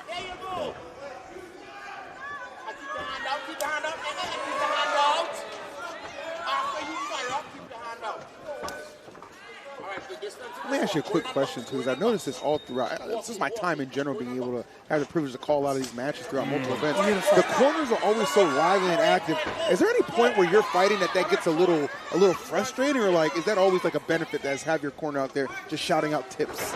I mean, you want to be careful in the corner. You don't want to give too much instruction. There's only so much that's really going to go in, in that 1 minute round. And then during the round, some of it can go in. They see a certain thing, but a lot of times the fight is happening so fast, it's too slow to hear and then try and react. Yeah, as a fighter, is there a level of you just tuning it out at a certain point and you're confident in yourself? You kind of have to at a time, and usually a corner's not doing that unless things aren't going right. Okay. Yeah. And then maybe just that auditory cue of, hey, something's going wrong is enough. And yeah, exactly. And also some coaches want to pretend like they're fighting, and they're too energetic in the corner. Good body knee right there on the inside. Now, I'm all too familiar with that. Coaches, a lot of the time, just react streamers. Phil just missing that big left hand. Really doing a great job with the lower half is Phil. Oh, great. Just right on cue. Yep, intercepted him right out of midair. You don't jump on me, son.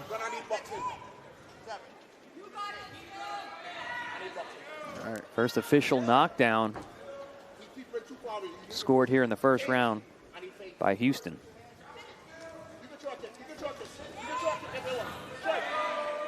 Just so I can understand in Fortnite terms, how big is a knockdown in a round? So it's 1 point, which is essentially each round is scored by a 10-point must system. So 1 point's basically a full round. So a 10-8 round is like going ahead by 2 rounds. Okay, wow. So it's a heavy blow to get to have a knockout score against you. Super impactful. Yeah. All right, shaking off. Coronado just shaking off that little bit of a lower area hit. You said, well, sometimes they could take up to 5 minutes to kind of get that off. You said, right, Chris? Well, you're giving up to 5 minutes, by the rule set. But Yep. You don't have to take that. Gotcha. It's very rare anyone does. Yeah. Ooh, okay, here we go. Oh, man. Big left hook caught Houston. That rocked him. I don't think Houston was expecting him to come back from that. Just flurry of fists. Beating his jaw right there. Ooh. Uh-oh. Houston, we have a problem. Because it's not, oh, my Lord. Hold on now. That's one thing about Coronado. He comes from Big Tex boxing. Yeah. So he's showing those boxing skills here. And I'm hearing his corner loud and clear. The only thing they're saying is keep going. Sheesh. Lots of time still on the clock, too. Yeah, it's basically boxing versus kicks here. Houston, the superior kicker, but Coronado showing really good hands. Stung Houston with a left hook. There's a good right hand right down the middle, splits the guard. This guy can definitely throw hands with the best of them right now. Houston may be relegated to relying more so on that strong kick game he's shown so far. But the hands department belonging to Colorado. Oh, good body shot there by Coronado, too, with the right hand. And Phil really needs to watch those posts. Okay. Man. That's one way to get out the corner. Big right hand attempt there from Houston after the flying knee. Good, another teep kick stops him. I'm seeing why they call Coronado Moose. Very, very tough guy. Yeah. Oh, those teep kicks are doubling him over. Oh, kind of starting to weigh on him a little bit. 30 seconds on the clock. Ooh. See if we can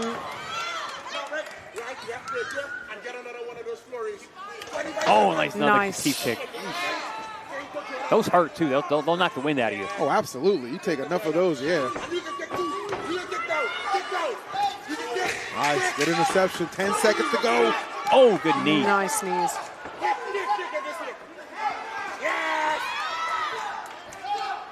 Both guys throwing blowing shots. Good grief. Could you believe that was only round one? That is a lot of action. phenomenal. This is why I love kickboxing. Kickboxing, yeah.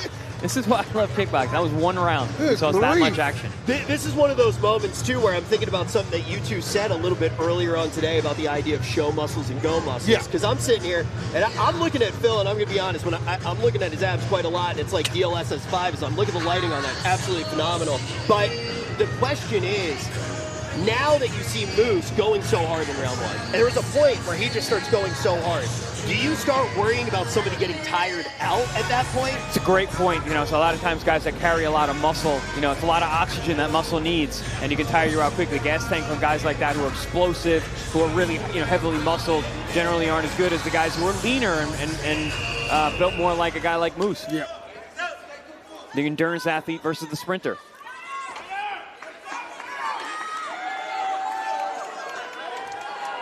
Yeah, no question. The superior kicks are from Rich Houston.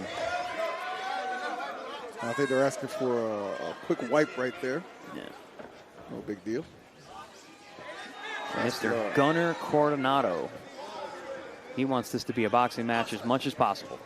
Not gonna lie, that was a cool move to clean the floor. A lot of talented people in this room. Yeah, that they Everybody's horrified. It doesn't matter what you're doing today. That was crazy. No matter what you're doing. Here we go. Round number 2. The striking ability.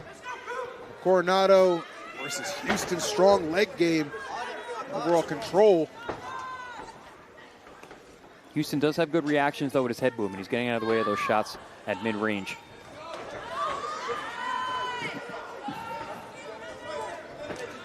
Nice double kick with the lead leg, inside leg, then to the liver. But good right hand there by Coronado. Yeah, Coronado's just not even trying to kick. Good right hand downstairs.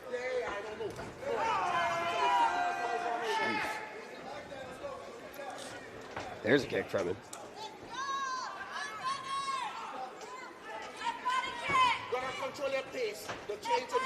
Coronado needs to be careful, man. He's got his chin way up in the air. Opportunities for, good right hand from Coronado. Rocks Houston again. Yep. Mouthpiece out. Mouth guard went up, but he's not stopping.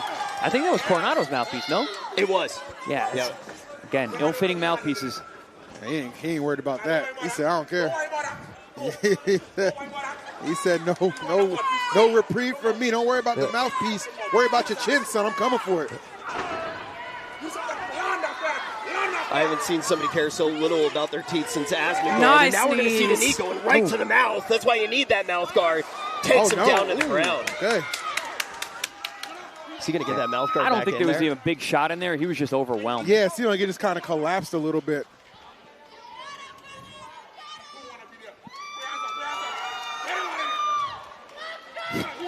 No water, right into the mouth. Mouthpiece. We don't need a rinse. Oh, man. Yeah, Houston has really kind of been put on the defense right now. Yeah, Houston needs to get some respect. Yeah. Either with a big body kick. The teeps are not enough. We saw that in the last round. That's the kind of kick you need. A good round kick to the liver.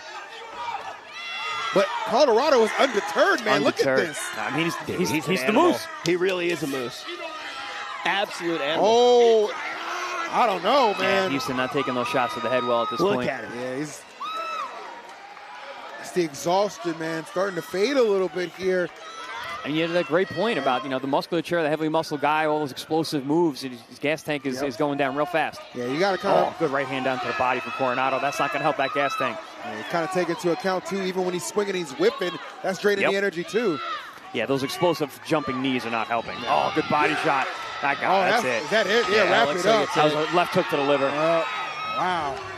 The Moose. They do not call him the Moose for nothing. His mouth guard's falling out, and he just does not stop. Relentless. That's right there, man. A Moose who can conquer the wilderness and the cage. What an impressive victory right there. Sometimes you see somebody do a move like he did at the beginning, bang it into the links there, and you're like, is this guy going to be all show? I mean, no, not at all. He's tough as nails. He's just an animal. That was an impressive win because he had a really tough first round. He did. And really came back. He found what worked. You know, like, the kicks were giving him a lot of trouble from Houston, but he saw that there was a weakness there with the hands. He just couldn't keep up with him and just powered through those legs and made it a boxing match as much as possible. That's what I super appreciate right there. And that's why I kind of like, you kind of notice a lot right there. Exactly Both right. sides. Boom, just put him down there. When you're able to just kind of weather through somebody's best defensive options, and you know their offense can't keep pace with you and what you do best. That's how Colorado won that right there, man. He was determined to make it a boxing match. He did just that. And Houston, as good as he was not he didn't have the stamina to keep up. Because we saw so many times he gassed, fell out a little bit on there. Got a little bit of a reprieve. After the third time, the ref just shut it down like, nope. And I know we're talking about pros here, but it's pro debuts. A lot of times, guys, they're front runners, and they haven't had that resistance yet. So you got to learn that as you go. That's true. The official time, 2 minutes and 41 seconds of round number 2. El tiempo oficial, 2 minutos y 41 segundos del round número 2. And your winner, by technical knockout, el ganador por knockout técnico, Gunner Coronado.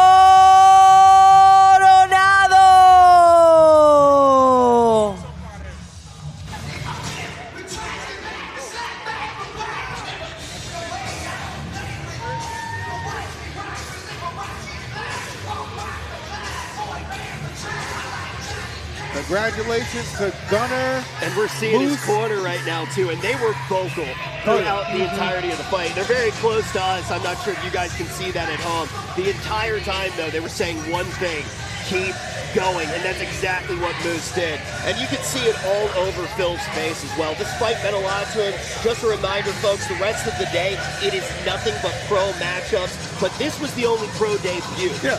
So this was a big one for both parties. Well, that's why I kind of asked Chris about, like, how do you feel about all that kind of that language and that coaching that comes out of that corner? Because I'm, like, wondering, how do they use it? I feel like in the case of Gunner, he was just like, when he heard go, go, go, he's tired. He was like, oh, word? Woo, man, I mean, he just kept bringing it to him. It wasn't technical. It wasn't like they were giving him technique. It was just like, hey, you got to go. You got to go. You got to get through that guy's kick so you can get to the hands because, that's where the weakness was. Yep, 100% right there, and exploited that weakness into a W. Congratulations right there. Right. Moving these right along. Yep.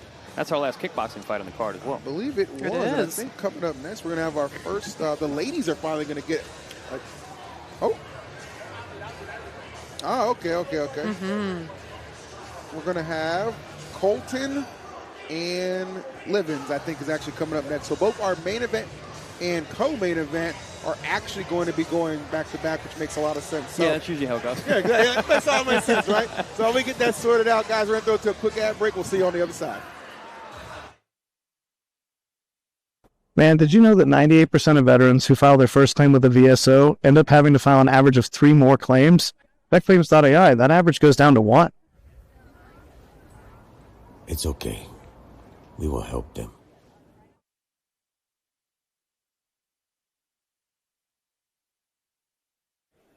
Fighting out of the blue corner, Livens Dorville.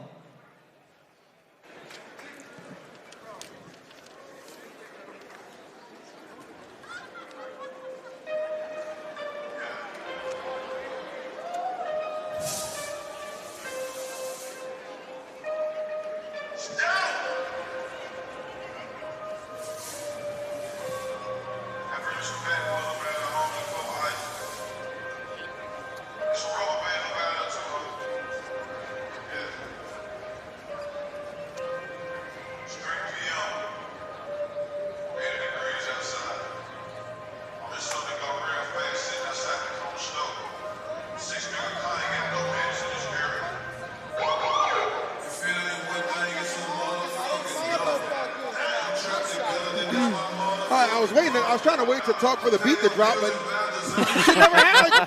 God damn! I was waiting too. I'm sitting here. I was ready to get sturdy for a second. Are we still doing that, or am I unk-coded? This must be the album intro. That's what this is. Oh, my This is the goodness. skit at the beginning of the album. But this is going to be his pro debut. Yep.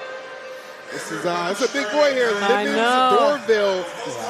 I misspoke earlier. I said that the first night fight with the biggest guys on the card is not right. These are the biggest guys on the card. No doubt. It's funny because they had asked me to be there for the face-offs, and I told them, I was like, so if these guys start fighting, what do you want me to do about it? His opponent, Colton Herrera.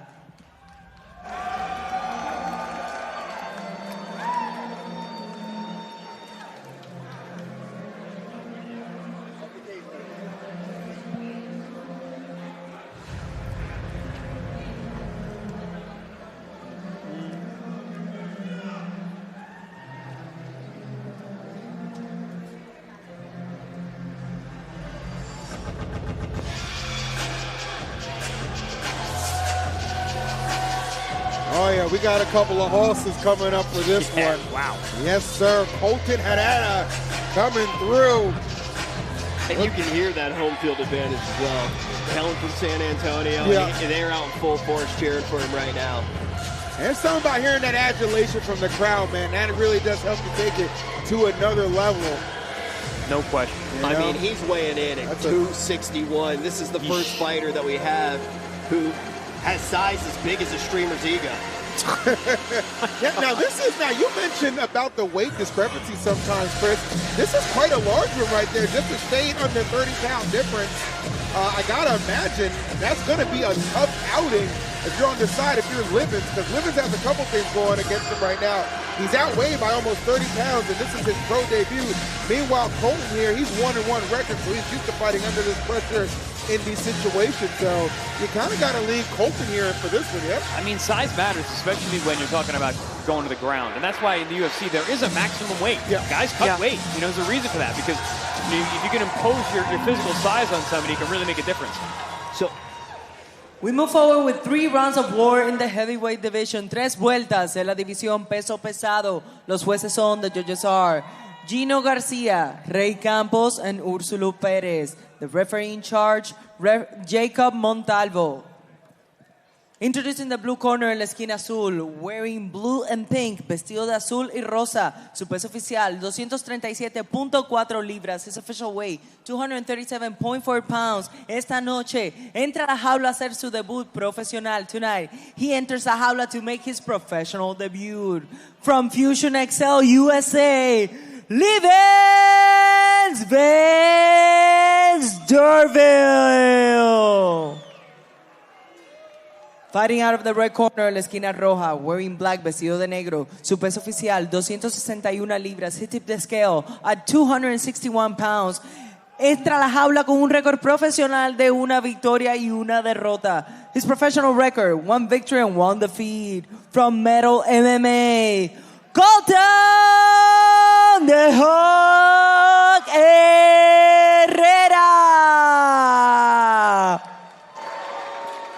All right.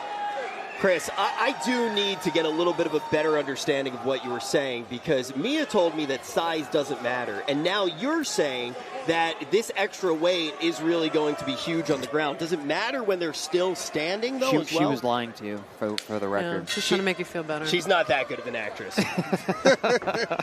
Curious to see how long this fight lasts for, just because with these big guys, they just hit harder. Yeah, they do. They can end a fight at any time. Yep. Also, their gas tanks are a lot shorter. Yep. I'm just hoping that the guys who put this ring together really did a good job, because I don't see it want bouncing. either one of these guys falling on us. There's Big Show and Brock Lesnar in here right now. It's a lot of weight. These guys are huge. Man. Nice jab. Literally watching a 4D fight right now. We are getting the full weight of every single punch. Yeah, I think Livens probably knows, too, like, at all costs, avoid going to the ground with this guy, because I'm giving up about 30 pounds. That is not where I want to be. He wants to keep this stationary or on his feet and not allow it to kind of get out of control. Dorville's got a little bit of like a Francis Ngannou look to him, right? Oh, my knocked goodness, him. and a little bit of that aggression as well. Oh. Covering up quick. He's getting up. And he's knocked. Oh, my God. Oh, my good God almighty. He just knocked him the fuck out. That was crazy. That was crazy. Oh, my God. Welcome to the pros. Size does not matter. Good Lord. That's Not when you're standing. Wow. Good Lord. You'd have thought it was February the way that brother's on top. Come on now. He said, I'm going to take another month. I'm going to take another month. That was crazy, bro. Just as I was saying, he's got a little bit of a Francis Ngannou look to him. He lands the Francis Ngannou right hand. I was going to say that. Man, I think the walkout was longer than the fight. Yeah, absolutely. This is his debut, and he's already got all of his emotes down.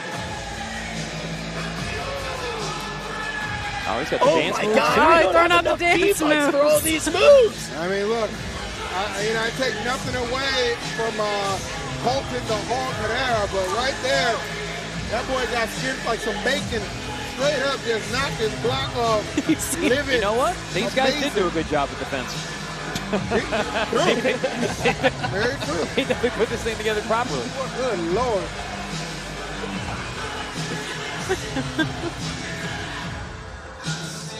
You know what I like about that performance from Dorval? He started out with the jab. That all came off the jabs. It was a right hand that finished it, but the jabs are really long and strong right down the middle. Yep. All right, let's get the official call from Beatriz. The official time, 56 seconds of round number 1. El tiempo oficial, 56 segundos del round número 1.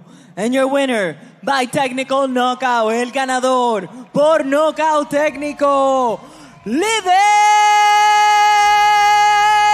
Darville. You only get one pro debut, so you might as well enjoy it. That's what I'm saying. I mean, you want to make the most of these opportunities. And he certainly did just that. I mean, it was one of those, if you blink, you missed it kind of finishes right there. The way Lides was able to kind of control the pace so well. This guy's a big bruiser right there. Knew he wanted to keep the fight on his feet. Did just that until he took Colton off of his. It's so funny watching the difference between him walking out and now. He was stone cold and serious coming out, and now he is just living the dream. Well, yeah, it's like flexing, posing, smiling. Yeah. He's like doing TikTok trends up on there. Man, I can officially say that this card has had more finishes than decisions. Yeah, it has been very, absolutely very cool. awesome. And look, a lot of stuff going on right now, guys. We need a moment to collect our breath. Send it to a quick ad break. We'll see you in just a second.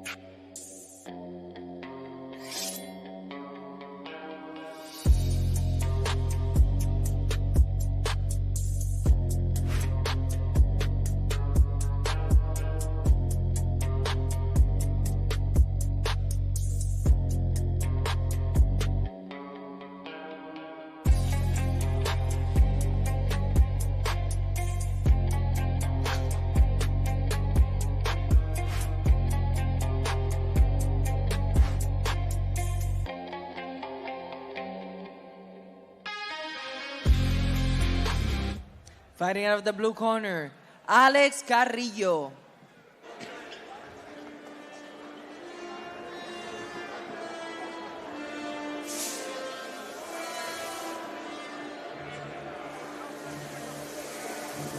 Damn, he's coming up on the stage in the Emerald flow. Yeah, I was going to say. And his nickname is High Vibe Shinobi. Wow. Somebody definitely just woke this brother up. Yeah. He's got this Emerald pajama bottoms. What's next? Hey, listen, if you do what you love, you might as well do it comfortably. This is the mullet in full form.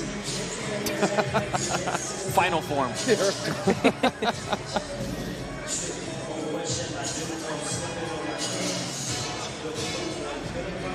So definitely going from is the having hair like heaviest. that a little bit of a disadvantage at all?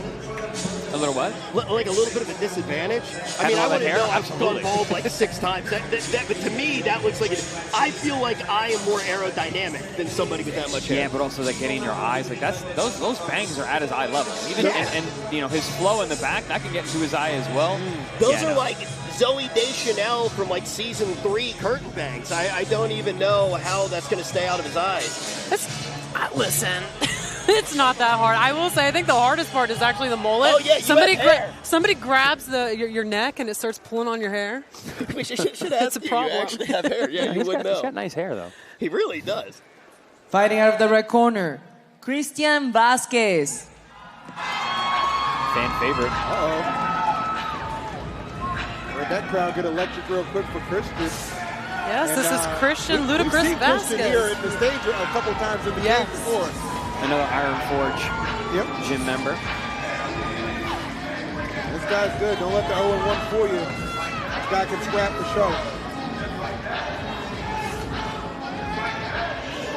Christian is definitely a special fighter. The way that he is able to handle himself, one of those guys that just has no nerves going out into these fights.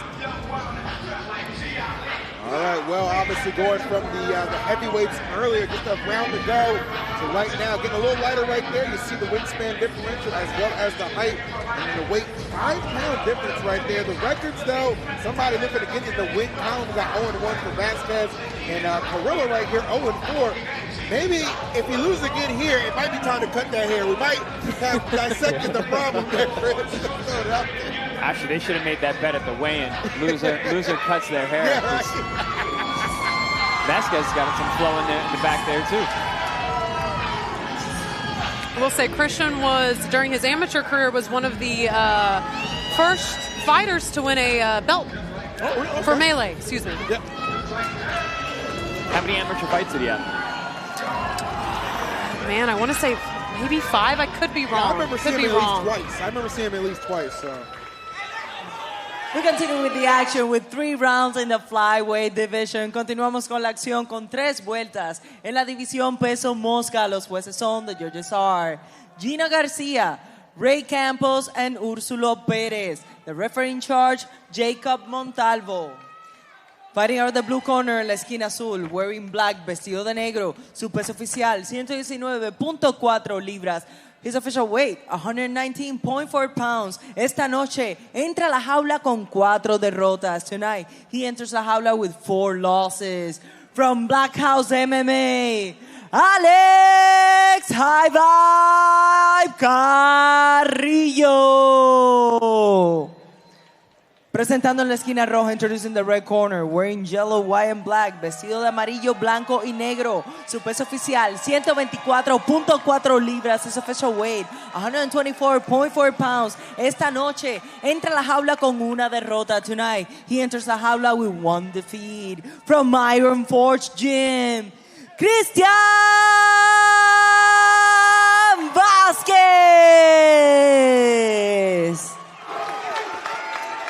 All right, I love the energy from Christian Vasquez because he's also getting it from the crowd, right? Yeah. You can see in his eyes, he is locked and loaded, ready to go. So Alex may have to be prepared to weather a little bit of an explosion right out the gate. Let's see how this opens up. He's glowing. He absolutely loves it. But can that ever be a disadvantage? Like you get a little bit too revved up from everybody cheering for you? Oh, absolutely. Absolutely. And you won't fight your game that way. You know, you can go out of your style, whatever your individual style is, you can get caught up in the crowd for sure. Yeah, look, I may not know how to fight, but I did read a little bit of Shakespeare in nerd school, and I know hubris is the fall of man. In nerd school? Yeah, that's where I went. But I did successfully train at Camp Canute, Volume 1. Needs to bring that back. You're old. Just make me, dude. I'll tell you what, Rich, you might be old, but we got some young bucks to look up to right now in the cage.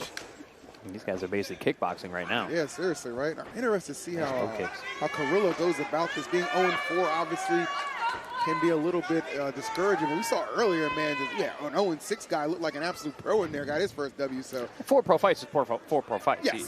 You've lost, but you've taken that walk 4 times. Oh, good right hook there from Christian. He kind of ate it right there and just turned it into a little bit of advantage state momentarily. So this Carrillo is no pushover. Those wiry guys, man, real strong. Oh, yeah. The shinobi of the vibe. Trying to bring him down. It goes so hard. Oh, no! Nice reversal there. Uh-oh. Finishes the takedown. It's a good side mount. Oh. Into guard. Yeah, one good hit right there on the side of the head freed him up. Uh-oh. Ooh. It's a little piece of it.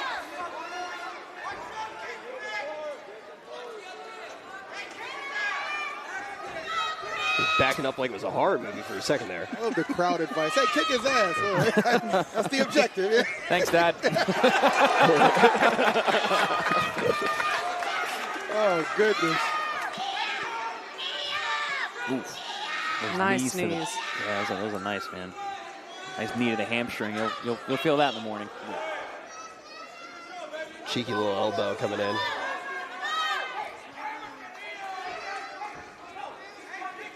I like these lighter weights, high energy, a lot of output.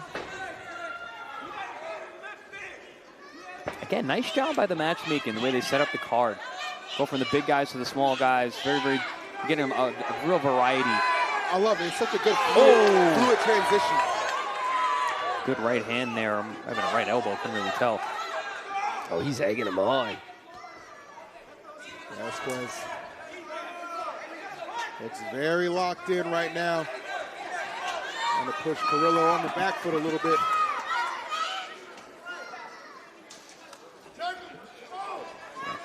Carrillo's got some good kicks. Lets those things go right off his hands.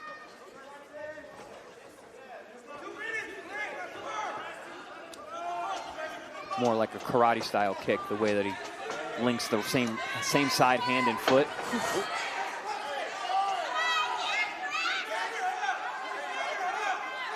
Quick and wiry, bro. Just immediately gets into the position he's looking for. Wiry is good descriptive term for Carrillo.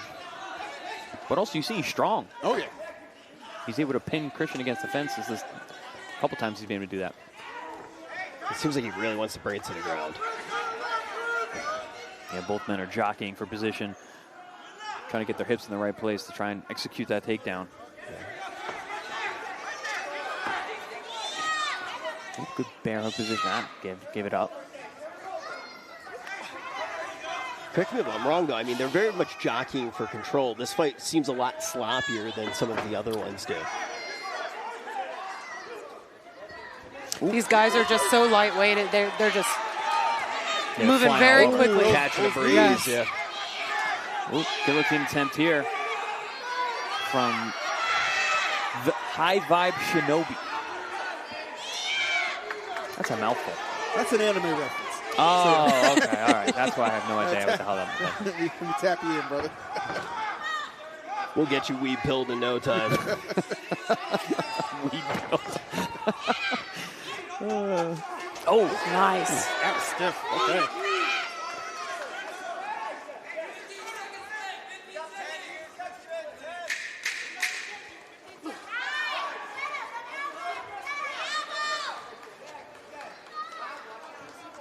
All right, let's tie up in the corner. Maybe how we end this round, and that will certainly do it.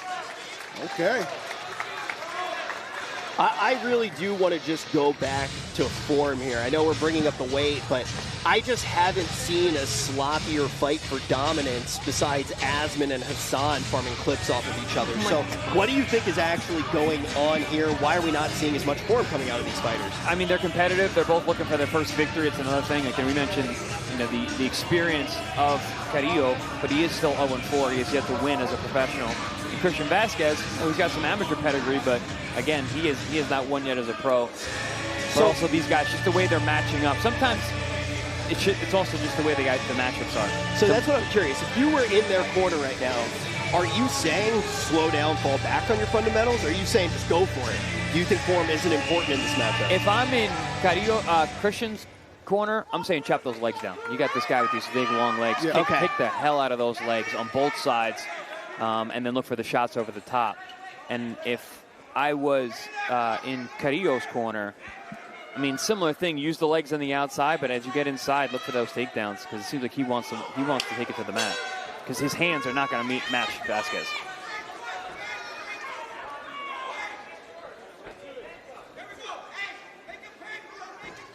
Ooh.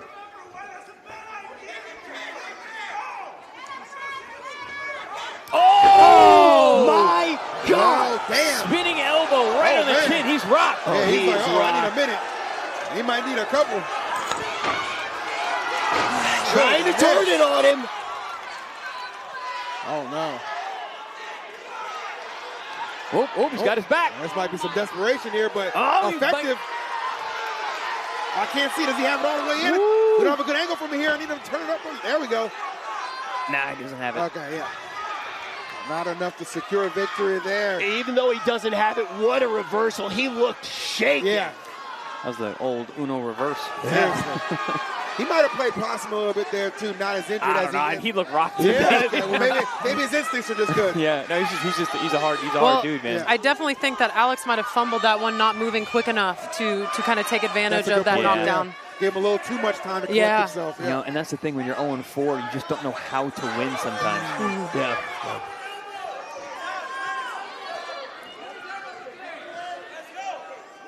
The well-timed spinning elbow It was great, caught Vasquez right on the chin, rocked him back all the way across the cage. Ooh, okay, kind of contorting him, folding him like a pretzel right now. Yeah, he's got him in the Marilyn Manson. Yeah, he's overpowering Carrillo here. Oh, Lord. I mean, listen, with some basic jiu-jitsu, this fight would have been over 10 times. Really? Yeah. there's Chris a is lot like, I of would have won openings. there. Yeah.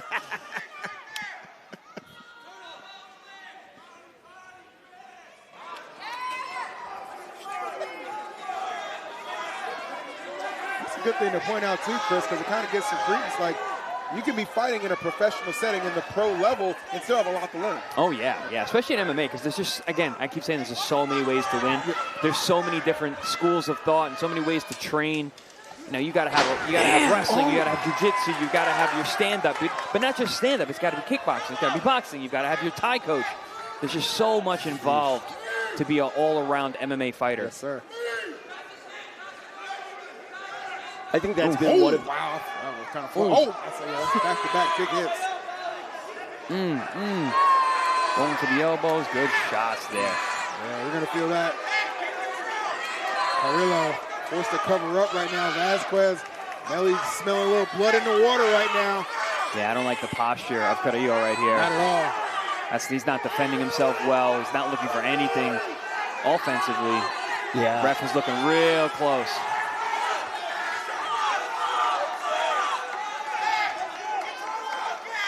I think that knockdown kind of woke Christian up. Yeah, seriously. He's like, I can't ill afford to get myself in a position like that again. And, you know, maybe again, because Carrillo, you know, as Chris said, not quite sure how to win in those moments when they present themselves, which ultimately will lead to potentially another defeat right now. Plenty of time on the clock still. His mounting position right now for Vasquez continues to do him justice.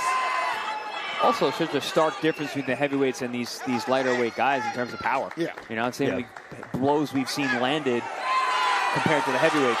Oh, I don't know about this. Oh. Heavy Ref is elbows. looking real close. Yeah, he's giving him the benefit of the doubt for a while, but there's only so long he can hold out right there. Christian Vasquez gets the job done in front of a raucous crowd. I can hear him through our headsets. Did you hear him? You thought you could do that to me. I hear him clear as day through the noise-canceling headphones. This man absolutely recovering from the brink. He looked rattled, shaken, turned it around. He went full Scarface. He really did.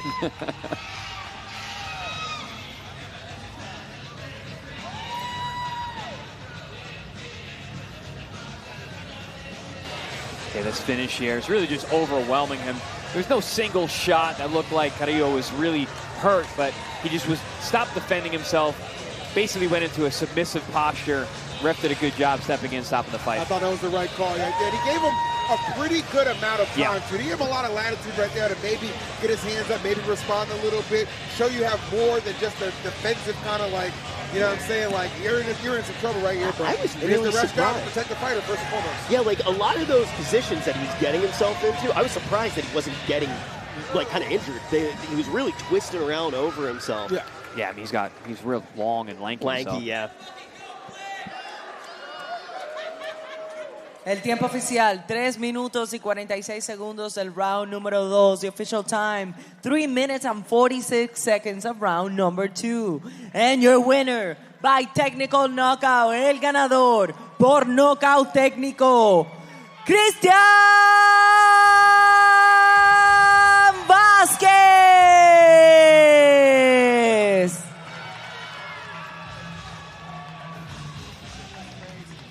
A lot of good sportsmanship shown tonight. Definitely, and that is also going to be a W that the folks from Iron Forge are going to feel. I really appreciate the sportsmanship we've seen tonight because it's not enough to win to me. You got to be a good winner. You know what I mean? Yeah. You got to conduct yourself on the right. Because we've seen people out here take L's right there. They just been flat out rude. One guy even flashed his penis. You know what I mean? I don't think that guy's going to be back anytime soon. And he should be on a list. Man, I missed that year. Really did. How many fights ago, or how many events ago was that? That was like 2 events ago. Yeah. Okay. That was 2 events ago. So yeah. Leave that in the past right now as we are seated just in the present and just enjoying the moment for sure. Hope all you guys are as well. You've been spending your Sunday with us. It's been awesome. But don't go anywhere. We got a quick ad break for you. More fights on the other side of this break. Our co-main event coming up next. So why do I use sneak prints? Is that what you want to know? They're the best in the game. I've known Tori since before I even opened the gym. I love unique prints. Since the first day I met Tori. Unique Prints has just been great. They've been very responsive. We always get our deliveries on time. They're Texas-owned, family-owned business, and that's what we want. We want to support local. He's got the best prices. He's got supersonic speed when it comes to delivering stuff when you need. They take such time to cater to whatever it is. Small prints, big prints, any prints. Quality control, honesty. That's what we want. Any idea that we've came up with that we didn't think was possible, they've made it possible. They're very loved there, so thank you so much. Thank you, Tori, for everything you've done. Thank you for helping Big Tex out. Thank you for helping Iron Forge out. And thank you for helping Melee and making us look as good as we do. And they literally do it all. So I'm only going to ever use unique print. Shout out to you, Tori. Love you, man. Unique Prints, there's no reason to go anywhere else, to tell you the truth. Fighting out of the blue corner, Nigdali Kalonok.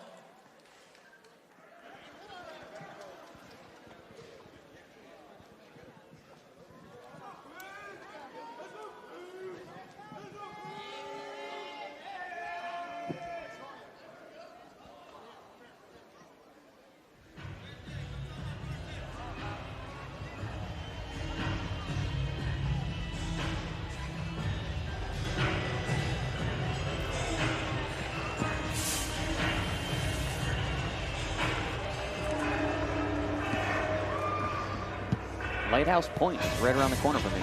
I mean, oh really? Yep. Oh sweet, love that.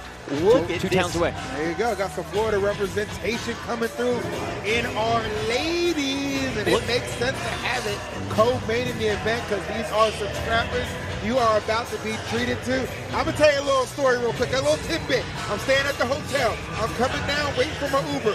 I see Travis and Nick. She's got a trainer with her. That's the homie right there, Travis, right behind. I go for a handshake. I recognize they're fighting here. Damn near broke my hand. I couldn't grip a water bottle for a good 15 minutes. It was insane. That girl got some power behind her. I know you're a little familiar with these fighters coming up here, Chris. Yeah, Nigdali is she's got a lot of experience. She's a very good striker. Again, trains a couple towns away from me down in South Florida. Likes to keep it on her feet. Likes to keep it at range. Punches and kicks it really well. And veteran of 23 fights. Yeah, that is wild. I was That's looking a at lot the for a stats. 38-year-old. Like, really putting in a lot of work. The most seasoned fighter that we have. And I mean, you can see it right now. Yeah. Just coming out calm, cold, and collected, walking in a perfectly straight line, something that Justin Timberlake could never do. But how much is 23 fights? How much is that going to mean when you're going against somebody who only has 6? Well, that's the thing about MMA. Like I said, she's more of a stand-up technician, but her opponent is really dangerous on the ground. On the ground. Her opponent on the red corner, Stephanie Alba. Definitely see how McNeely definitely gave me a lot of aura farming vibes. We'll see what Stephanie does here, coming out in the red corner.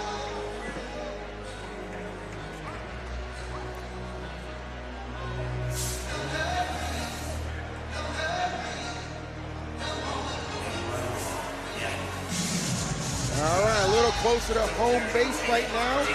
Representing Houston, Texas, Stephanie Little Cyclone Alba.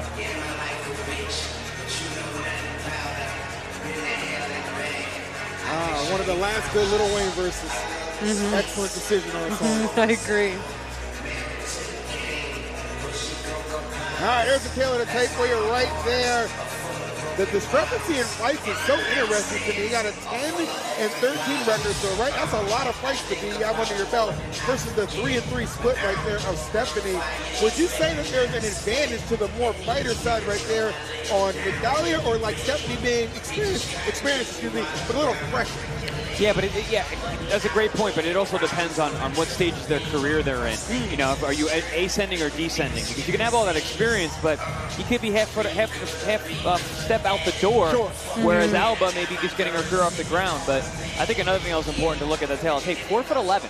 Yeah, very small target. Very small target. Like I said, she's good on the ground, good on the inside.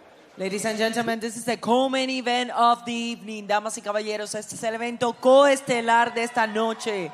At a cash weight of 110 pounds, a un peso pactado de 110 libras. Los jueces son, the judges are Gino Garcia, Ray Campos, and Úrsulo Pérez. The referee in charge, John Shorley.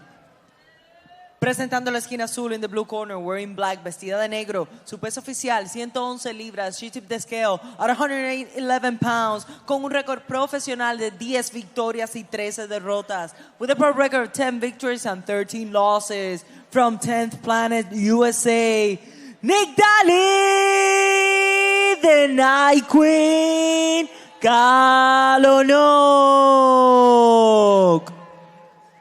Presentando en la esquina roja in the red corner, wearing green and black, vestida de negro y verde. Su peso oficial, 109.4 libras. Her official weight, 109.4 pounds. Con un récord profesional de 3 victorias y solo 3 derrotas. With a pro record, 3 victories and 3 losses. From W4R Training Center, Stephanie Alba.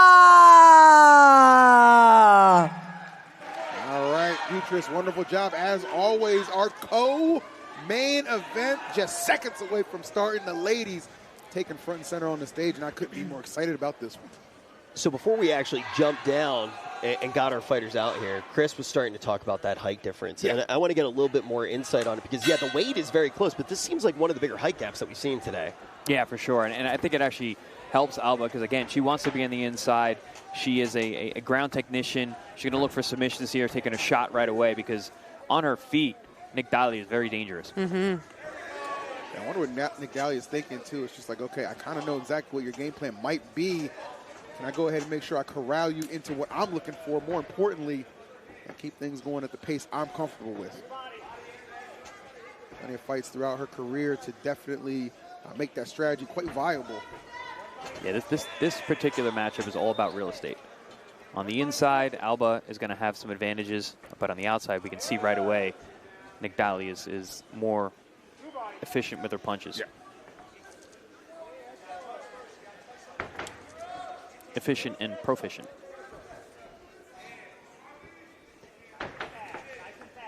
If Alba kind of continues a pattern where she's constantly going for the takedown, how can we see Nigdali take advantage of that? With the knees. We saw that a couple fights ago where, one of our competitors was consistently going for shots, going for takedowns, changing levels, and his opponent threw a knee, caught him on the chin, put him away. Yeah, Animal in Salvador, I think that was that one. Yes, El Animal. Yeah, it was a great scrap for sure. I'm sure this one will be as well. Nice bounce here from Nigdali, changing levels. That's that experience. She got more fights than anyone on this card. Yes, she does. Yeah, seriously. 23 fights under her belt.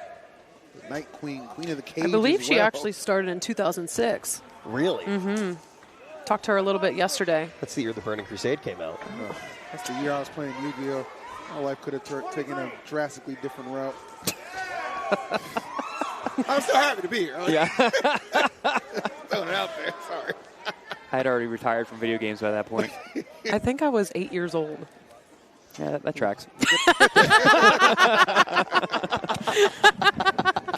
Lord have mercy. Nice feints here from Nick Daly. Still feels like we're almost a little bit in the, Nice shot from Alba there with the left hand. yeah, a little bit in the feeling out process, but here we go. That's the thing. This is MMA. You can't just do jiu-jitsu. You've got to be able to throw those hands to try and get to those takedowns. And you saw earlier, Alba was trying to kick with Nick Daly. She realized that wasn't a good idea, so now she's going hands. Yeah, it seems like Nick Daly is a little bit of the aggressor here for sure. This is how she fights. She fights on her, she likes to stand. She likes to strike, but she puts a lot of pressure and comes forward. Feels like Alba, too, being a lot heavier with her punches. It seems like Nick Daly's trying to just tire her out to a certain extent. That too. Trusting her to compete in a way that she doesn't want to. Good body shot there. Straight right hand from Nick Daly.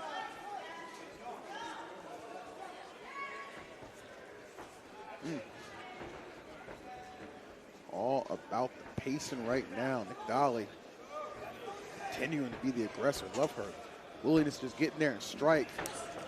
Forcing Alba maybe on her, I was going to say on her feet a little longer than she would prefer to be. Going for a big takedown right now.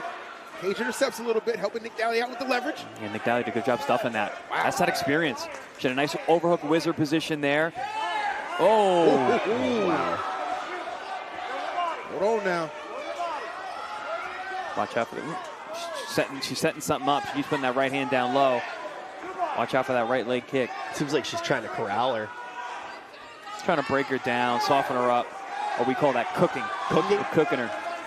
Well, she's not done yet. Oh, yeah. Let her cook. It's more like some tenderizing right now, boy. Goodness. Alba breathing real heavy here.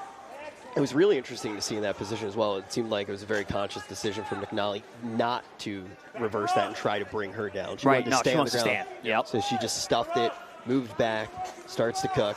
Great observation. Because, yeah, she prefers to be on her feet. And you can see why. She's very good with her hands.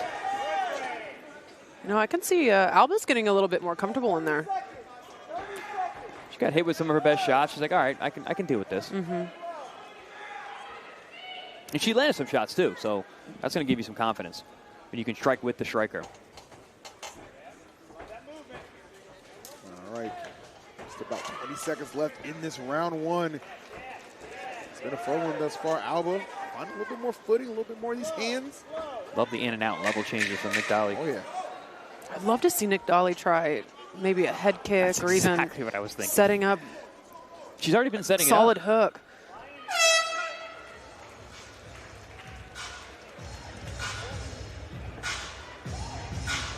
That's a great point. I was looking at the head kick, too. She's been setting up with the right hands down low.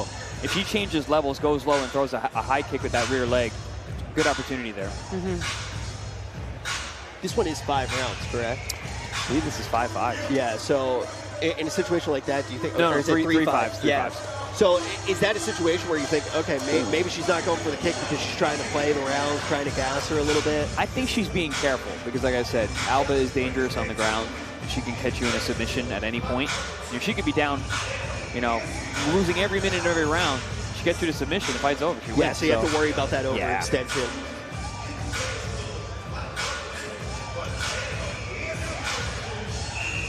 And it would be very rare for Nick Daly to score a win through submission. Obviously she wants to stay on her feet. She's a striker. Yeah. How often do you feel like when you're coming into a matchup like this where somebody has so much history, this was actually something we saw in esports a lot, there's so much history, so you have so much tape that you can study, that it's almost, you have the experience, but people know what you want to do. Is that something you're able to do in fighting as much? Yeah, absolutely. That's why this tape study is part of preparing for a fight. You watch it with your coaches. You don't want to do it too much, as I always say, you can't get rhythm from tape, but you can figure out little mistakes that people make, little idiosyncrasies in their styles that you can try to capitalize on. Yeah, those little tidbits, I mean, I can apply that to anything right there. You just know a lot of sports, you just find that one moment where there's a mistake, capitalize, and there it is. Rest in peace, the great Chuck Norris. He was notorious for studying his opponents crazy, like over and over. That's how he beat Joe Louis, actually, because Joe Louis was much more aggressive and bigger, much more powerful. But Chuck was just smarter, and he studied the things that he did and was able to capitalize on that and beat Joe, I think, 2 out of the 3 times they fought. Love it. Rest in peace to a GOAT for sure. Yeah. Legend. All right. Dahlia still bringing the fight, too. Stephanie Alba's done a really great job just keeping pace, though, I must say. And staying dangerous, too. She's Yeah. throwing those punches, those right hands, those left hooks at the right time. I think that's really important to show and let her know, like, hey, I'm not just, all ground and pound right now. I can hang on my feet with you as well, so be careful. You come in a little too reckless. Right hook might be waiting for you.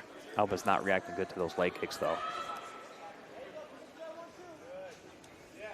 Nice stab jab down low for Alba. Alba actually has pretty long arms for 4'11". Yeah. Which is why I think Nick Dahlia's been having trouble finding her range. Ooh. Get a little cut over the eye there from that jab.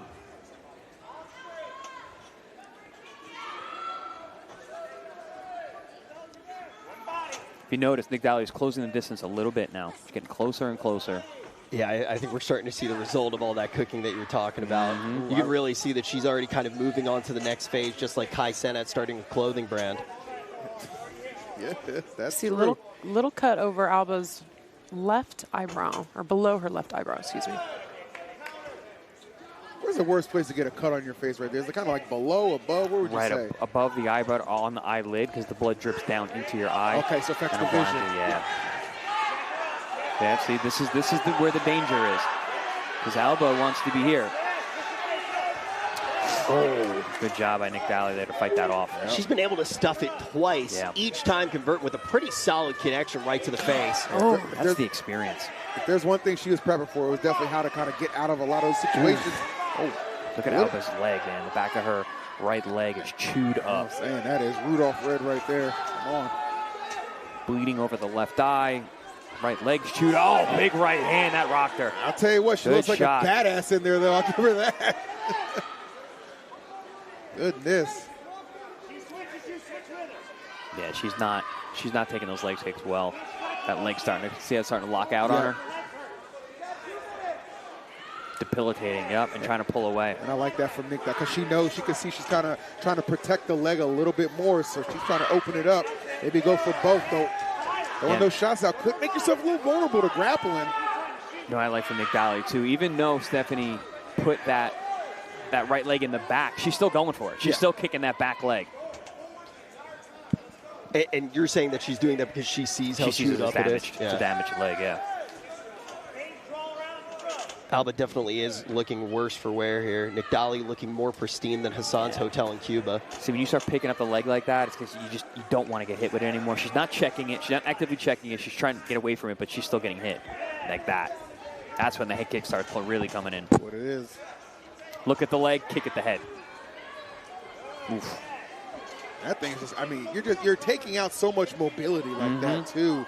And I got to imagine it would affect the ground game, too, even if she does get Nick Dahlia down as well. It's going to be even harder to take her down now. Yeah. Also, it takes away the power of your punches. If you can't get good rotation, you can't get that kinetic chain from the floor, you're not going to have the power in that shot the same way. There's that left hook you were pulling for. Yeah, there we go.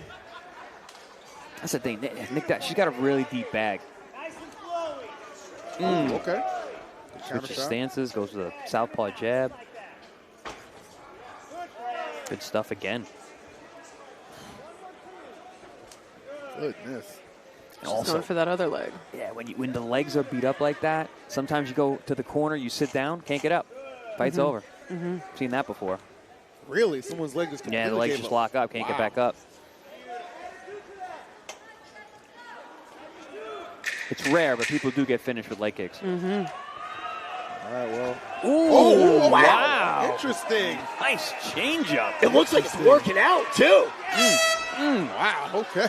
That was beautiful. That was a little bit of a statement right there. Right? I told you. Yeah, I told you about her. That also goes back to what you said, too, because I asked you that question. I say, okay, how much does the tape matter?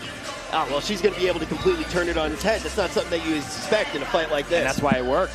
She took down the ground specialist. That leg, I predict, is going to be very debilitating going into this third and final 5-minute round here. Yeah, I'm curious to see what that leg looks like when she stands up after sitting down between these rounds.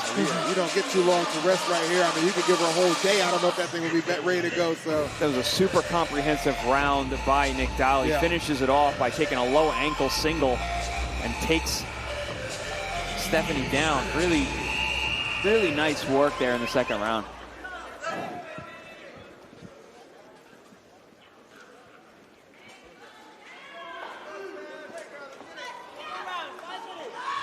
All right. Here we go.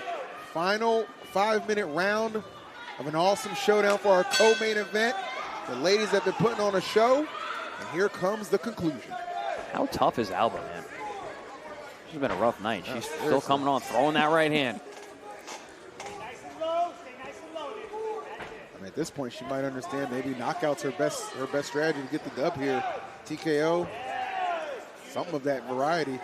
Just getting into that point, into that position when you're basically one-legged at this point. It's a lot to ask for.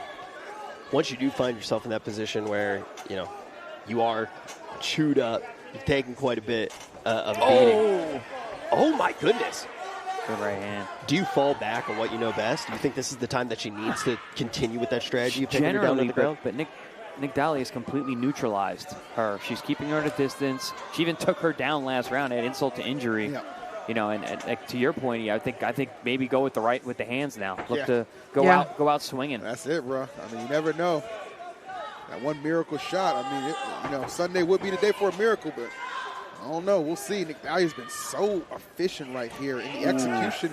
But I don't want to see her get too overzealous and just leave herself a little open at inopportune times. I always think as a fighter, you go down, go out on your shield, try and win. Don't go quietly into defeat. That is exactly what she is doing right there.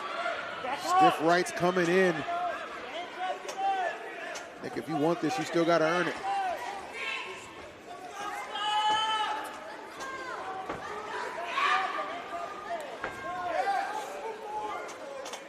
Still cooking. Slowly but surely. That's it. Not quite as much pressure as she put on the last round, but still operating at a high rate here.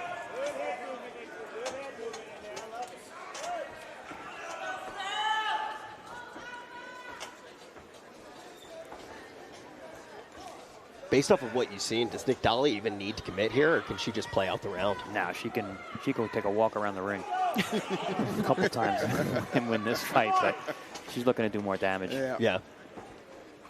Sometimes it's not enough to just get the win. You want to make a statement on top of it. I think there's an opportunity for her to even get a stoppage here if she really pushes. I feel that. I haven't seen somebody do this much damage to something since the Phase Boys tried to live in a house. Oh, sorry, ex-Phase Boys. They were degenerates.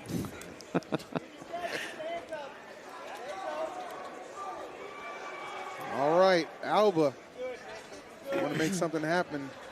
Got to try and maybe get it cooking now with just a little hair under over 2 minutes to go. I've watched a lot of Nick Dowley's footage, and she loves to go out in a kind of like a flurry. Yeah. I'd love to see some of that today. Because I can just tell she has so much left in the gas tank. Oh, yeah. I was going to say, I mean, three rounds might be generous for her, or a little underselling her, man. You could have made this a full 5-5. Yeah, she's cruising. Oh, yeah. She's got just under 2 minutes to do it as well. But if you notice, she's not going quite as hard as she was in the last round. And I think it's because Stephanie was throwing that right hand early. There it is again. Just keeping her honest, just enough. Yeah, it's also it's her fight to lose, like you said, Chris. Yeah, she knows she's comfortably ahead.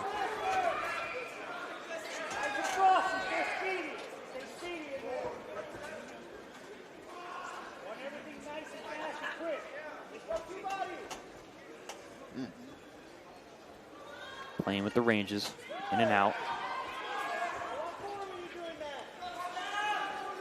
Alba, though, man, she's still in it. She's staying focused. And I think it's pretty impressive, too, to kind of be this much so engaged in the fight, kind of knowing you're fighting a very losing battle at this point, right? Like that's what I agree. That is impressive from Alba. The grit that she has, determination, She's way behind. She's outgunned. She's getting cracked with shots like that over and over. Cut, leg beat up. But still, she fights on. Gotta respect it. Doesn't have an answer either. Oh, Nick Dahlia too, though. Knowing you got it wrapped up, it's still just she not willing to just take her foot off the gas, man. 20 seconds left. Warriors right now. I think we might see what Julia was talking about. Yeah, you can hear it from her corner, calling her to finish it. Yeah, she's lining her Until up. it's pumping her up. Yeah, Coach Travis right there saying, don't let her off the hook. Yep. Keep it going. Keep it scrapping. Oh, my goodness. Good push-pull. Nice right hand. Seriously. Oh, okay. Man. And that's how it ends. Not with a whimper, but with a roar from two gladiators in there. Nick Dahlia, though, no doubt about it, has the W locked up. But how about Stephanie Alba? Super tough. Definitely hung in there as long as she could. A lot of no grit. quitting her. A lot of grit. Yes. A ton. Man, I will tell you, we are eating good tonight with these fights. I have not seen so many good back-to-back fights like this in a long time. Whoa, whoa.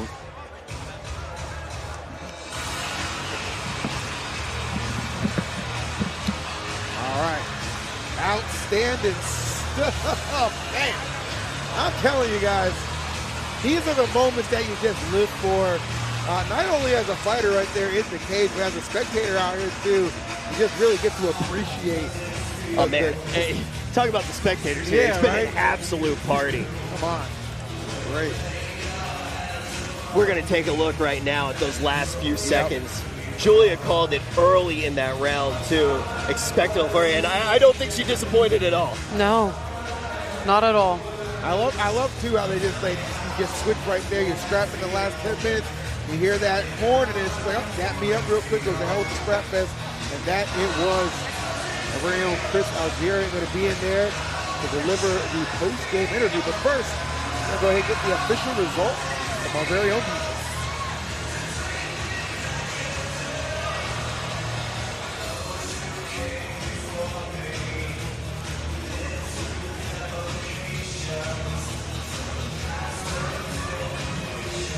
Looked like she said, I love fighting. Definitely walked away with some new fans. I can guarantee you that after that performance. I mean, I'm just so surprised every time that we do get a look at Alba as well that she's even still standing. What a tough person. After 3 rounds of action, we go with the judges' scorecards. Después de 3 vueltas de acción, nos vamos a la tarjeta de los jueces. All 3 judges turn in identical scorecards to 30-27. Los 3 jueces entregan tarjetas idénticas de 30 a 27. All in favor of the winner, by way of unanimous decision. Todos a favor de la ganadora, por decisión unánime. Nick Dahlia!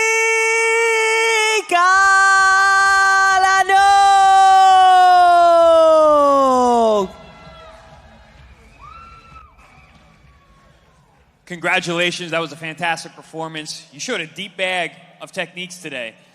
What was the goal here tonight? Well, my goal was to knock her the F out, but props to Stephanie. She's a veteran. She has a lot of fights. She's a black belt. She comes from a great camp, and she's a Texan. Everybody knows Texans are tough. So, and she's Mexican. I'm Mexican too. But you know what?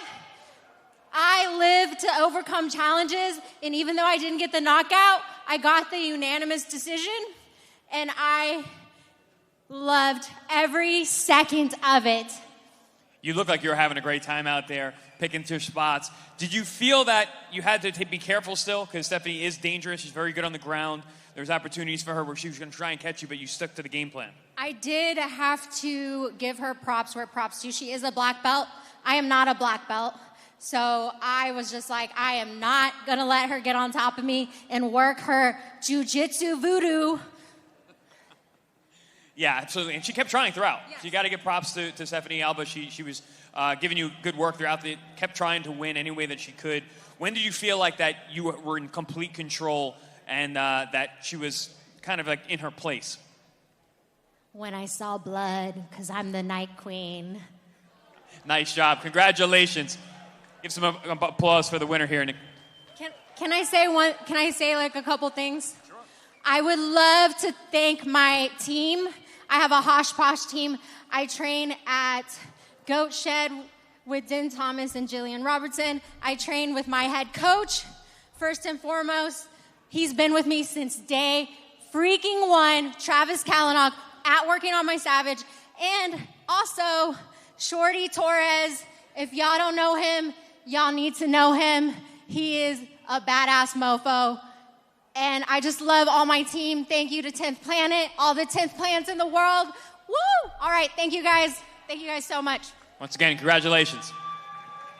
Shout outs to Nick Dowley. Not only good with the hands, good on the mic too. I like they're very well spoken with a lot of confidence behind it as well. And giving props to the people who helped get her to this point. The whole squad right there. You love to see it. That's going to be a hell of a celebration they're going to get to enjoy later. And guys, we would not be able to enjoy this amazing event without our friends at VetClaims.ai. Thank you so much for helping to power this event and bringing us all together to enjoy this wonderful MMA action. But guys, we got some more on the other side. Our freaking main event is right around the corner. Don't go anywhere. We'll be right back.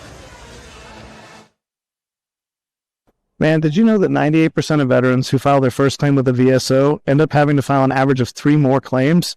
VetClaims.ai, that average goes down to 1. It's okay. We will help them.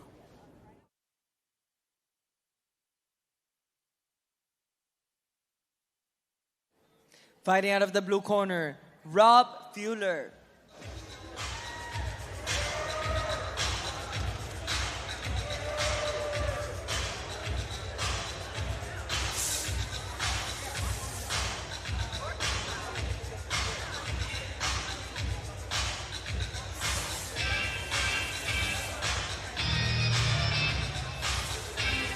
All right, it is that time of the evening for our main event.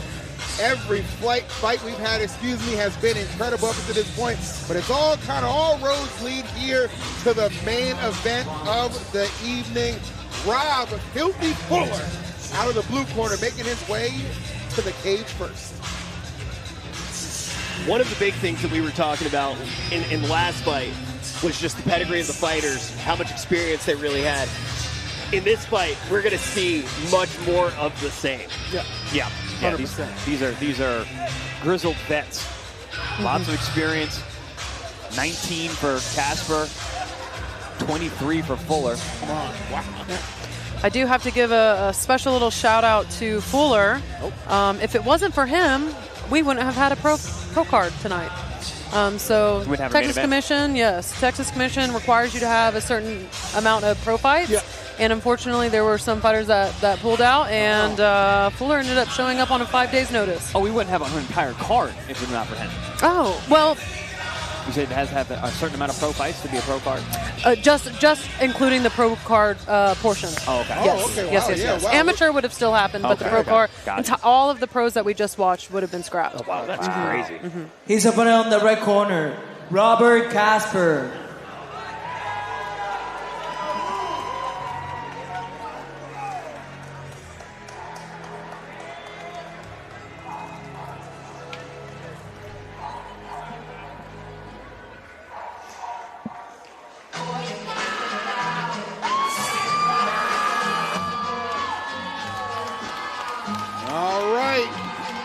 RJ the Bodman Casper coming to do battle right here, scoring an impressive 10-9 record. So another hardened and grizzled vet coming to do battle in our main event. Love to see it.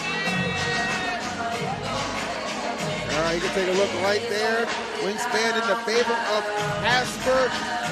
Giving up about 2 inches right there as well to Casper. And then the weight advantage, again, going to Casper. And even the record going to Casper. A lot of things right now going in the favor of RJ Casper. However, Rob Fuller, clearly a lot of veteran experience under his belt too. Not going to be an easy fight for either one of these guys. Yeah, Fuller, I mean, his nickname is Filthy, but he is an absolute wild man. Fights like he's shot out of a cannon, throwing bombs with both hands. Goes down swinging. Oh, yeah. Love that. Let's talk a little bit more about what we can expect stylistically on both sides. Like in this fight, what are you expecting? So Casper, he's very technical. He's a good stand-up fighter. He's well-rounded all around. He can stand. He can go to the ground. He can submit you. He can knock you out.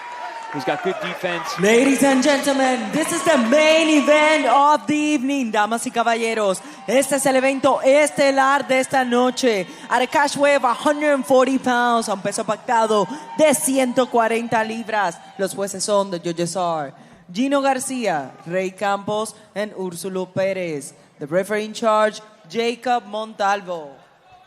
Presentando la esquina azul in the blue corner, wearing pink, blue, yellow and green, vestido de rosa, azul, amarillo y verde. Su peso oficial, 140.8 libras. His official weight, 140.8 pounds. Con un récord profesional de 8 victorias y 15 derrotas. With a pro record of 8 victories and 15 losses. De Colorado Combat Club, Rob Filthy Fuller. Presentando la esquina roja en the red corner, wearing black and yellow, vestido de negro y amarillo. Su peso oficial, 141.2 libras. His official weight, 141.2 pounds. Con un récord de 9 victorias y 10 derrotas. With a pro record of 10 victories and 9 losses. From Iron Fort Gym, Robert de Batman Casper. Well, let me just say, you're going to need to be an absolute badman and a badass, because I'm looking over at Rob Fuller. This man's mouth guard has fangs. This is a scary son of a bitch. Yeah, I mean, look at his trunks. He's a wild man. Oh, Lord. Yeah, he fights like it, too. You'll see. He's entertaining as hell. Here we go. Oh, man. Like a bat out of hell. Told you, fights like he's shot out of a cannon. Oh, my God. I like the head movements, too. Oh, got caught up there. Beautiful. Maybe a little too early to be showboating.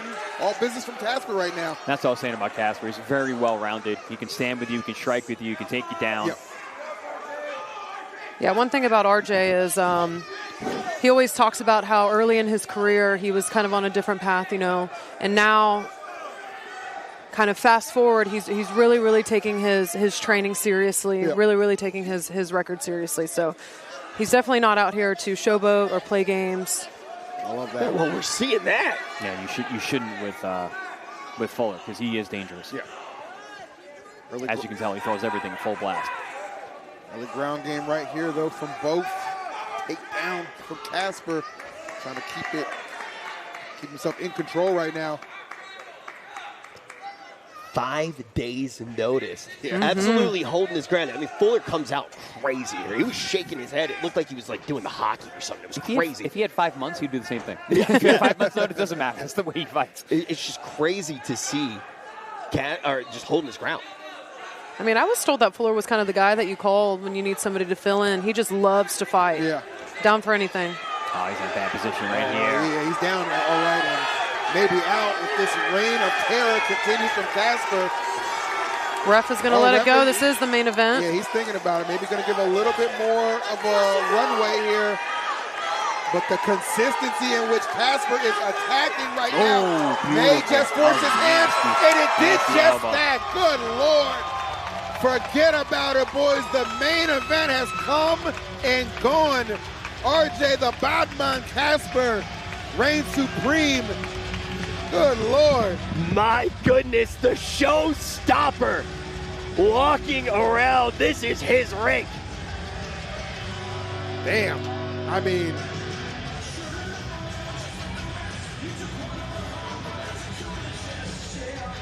gotta say, that energy coming out of Fuller to start things off. Seriously, I mean, a lot of respect right there, but I mean, Chris, his chair didn't even get a chance to get warm again before he has to go back in there and do another interview.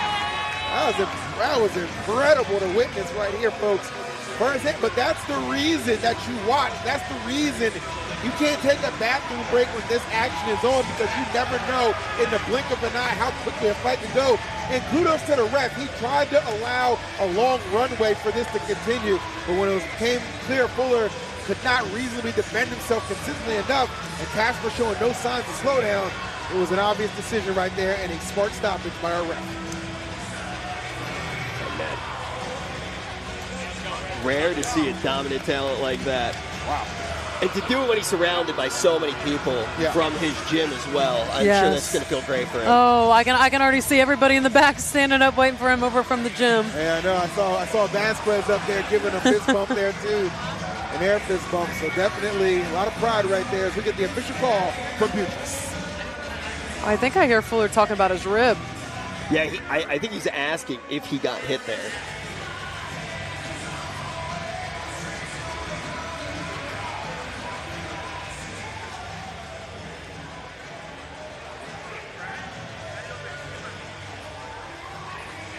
El tiempo oficial, 1 minuto y 44 segundos el round número 1 de official time. 1 minute and 44 seconds of round number 1. And your winner by technical knockout, el ganador por knockout técnico, Robert Casper.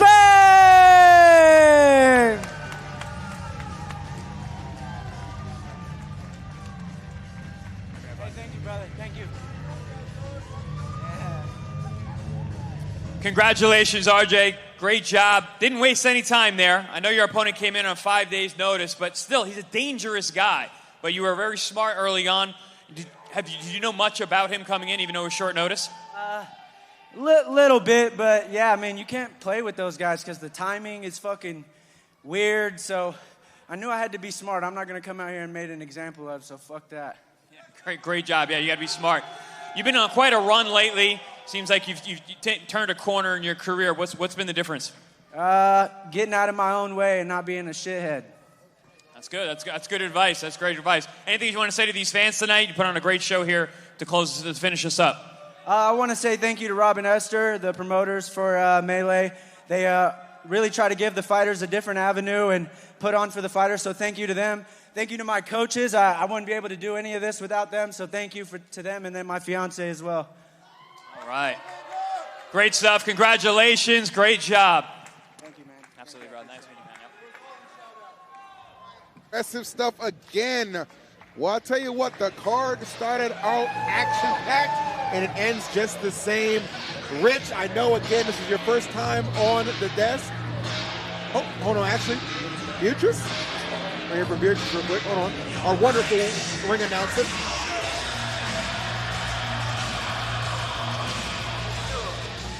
Before we end this evening, I want to give a special thank to our main sponsor, VetClaims.ai. Thank you so much for making this event possible. What do you think about this MMA event? What do you think about the whole card? I want to hear your opinion. I think it's been just a beautiful, amazing event overall. So many people fighting for their dream, putting it all out here. We're getting an entertaining show, and man, the amount of veterans in the crowd. It was definitely an honor. This is my first veteran event ever, so it was definitely an honor. It was wonderful to have all of you guys here. Such a nice and like great crowd. What's the best thing about the event? The best thing about this event is all the hard work that these fighters, that Rob and Esther, and everybody on all these teams put into it, because it all comes to show here. And this Melee Fight League is only getting bigger and bigger. When are you going to be here the next event in June? I'm never going to miss another one again. So guys, stay tuned. Thank you so much for being here and joining us in this magnificent event. And of course, see you guys soon for Melee 7. All right, Beatriz, thank you. You did a wonderful job all event. The voice right there who introduced the fighters, and they obviously they justified that great introduction with some great performances at this event. Now, as I said, Rich, again, first time here, got to share the desk with you. How was your experience? Oh, man, absolutely surreal. I do not want it to be over at all, and getting to sit next to you guys, I mean, truly, such big fans of you guys, and, man, just getting to learn from the expertise.